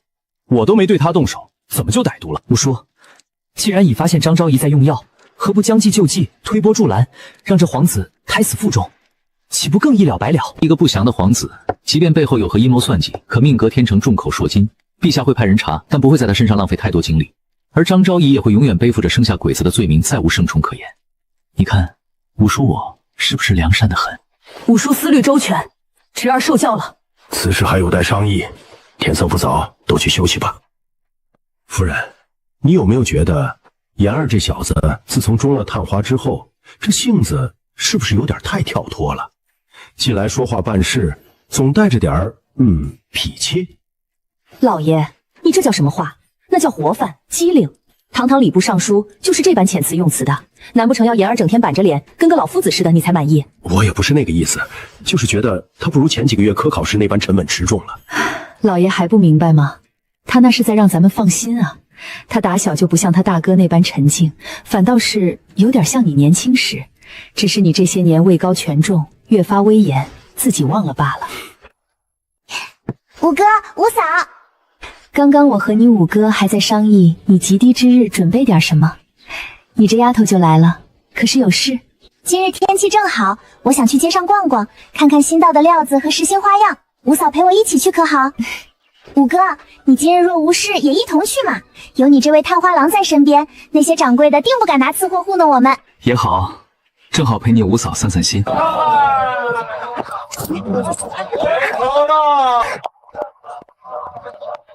江武，可算逮着你了！如今成了探花郎，怎么反倒整天躲在家里？见你一面可真不容易。哟，弟妹和江家妹妹也出来玩呢。五郎，许久不见，别来无恙。弟妹，江姑娘，有礼了。两位真是巧了。让开！速速让开！呸！仗着为陛下办事，整天满京城抓人，闹得鸡飞狗跳的。不知道的还以为汴京城是他家开的呢。要不是我爹千叮万嘱，小爷我早找个机会套他麻袋揍一顿。听说这家伙最近不知道搞什么名堂，羞羞的时候老喜欢一个人偷偷摸摸往城外跑，神神秘秘的。看样子不知道哪个倒霉蛋又被他盯上了。皇城司职责所在，威风些也难免。江武，既然碰上了，一起去玩玩。听说南街新开了家斗鸡场，挺有意思的。今日陪小妹与内人出来闲逛，就不去凑热闹了。国舅爷如今是翰林亲贵，自然看不上我们这些斗鸡走马的玩乐了。想来也是，与我们厮混一处，若是传出去，于国舅爷官升无障。李兄说笑了，人各有志，小公也是真性情，江某向来佩服。至于官升嘛，行得正，坐得直即可，倒不必过于在意他人眼光。更何况有些地方去了才是真于生命有损。李兄以为呢？国舅爷高见。成吧，那你们逛着，我们俩自己找乐子去。这家伙还是只会这些上不得台面的手段。走吧，别被不相干的人扰了雅兴。公子查到了，那个皇城司指挥之楚恒确实如萧小公爷所说，每逢休沐，午后常会独自一人骑马出城，去往城南外的一个名为且居的小酒馆。每次去都只要2楼最里侧那个临窗的包厢，一坐就是1下午，直到天色将晚才回城。继续派人盯住，不要打草惊蛇。明日再去那个酒馆，看看有何不同寻常之处。还有，下次他再去那里，立刻来回禀我。是，公子。楚恒出身寒门，在朝中无甚背景，乃陛下亲手提拔上来，独来独往，满朝文武皆对之嗤之以鼻。他这般看似反常的举动，是单纯的个人癖好，还是……八皇子如今是最小的皇子，天真可爱，最是惹人怜仙。陛下前日还同本宫提起，说小儿憨态最能解乏，对八皇子甚是喜爱呢。劳皇后娘娘挂心，八皇子顽皮，不敢当陛下与娘娘如此盛赞。可不是，想想臣妾的允贞刚出生那年，陛下也是3不5时来臣妾宫中逗弄。可八皇子一出生，允贞在他父皇面前就一下子失宠了。德妃，你也是宫里的老人了，怎么还跟李婕妤拈酸吃醋了？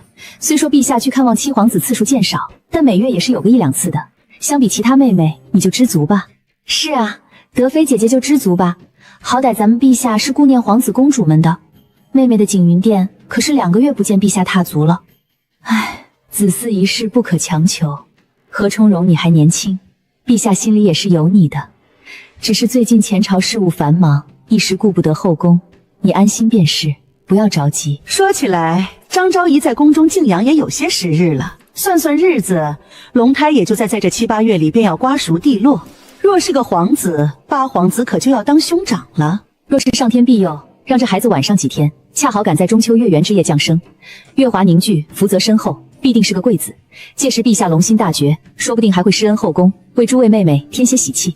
娘娘说的是呢，中秋乃团圆佳节，若真有皇子降生，实乃双喜临门、祥瑞之兆。想必陛下定会厚赏后宫，臣妾也能沾沾这孩子的福气。钟婕妤，你今日可是身体不适？怎么瞧着脸色这么差？皇后娘娘恕罪，臣妾只是方才听到中秋，臣妾有些思念母亲，过段时间便是臣妾母亲忌日了，这才一时失态。为人子女实属常情，只是宫中不许私下祭拜，你可要记住，千万不能坏了规矩。中元节也快到了，听闻内侍省已开始准备蜜兰盆供等事宜，以便各宫为先人祈福。届时钟婕妤正好祭祀1、2，也全了你一片孝心。多谢娘娘，本宫有些倦了，你们各自散了吧。接下来就看这潭水会被搅得多浑了。祥瑞，这后宫之中哪来那么多巧合天意？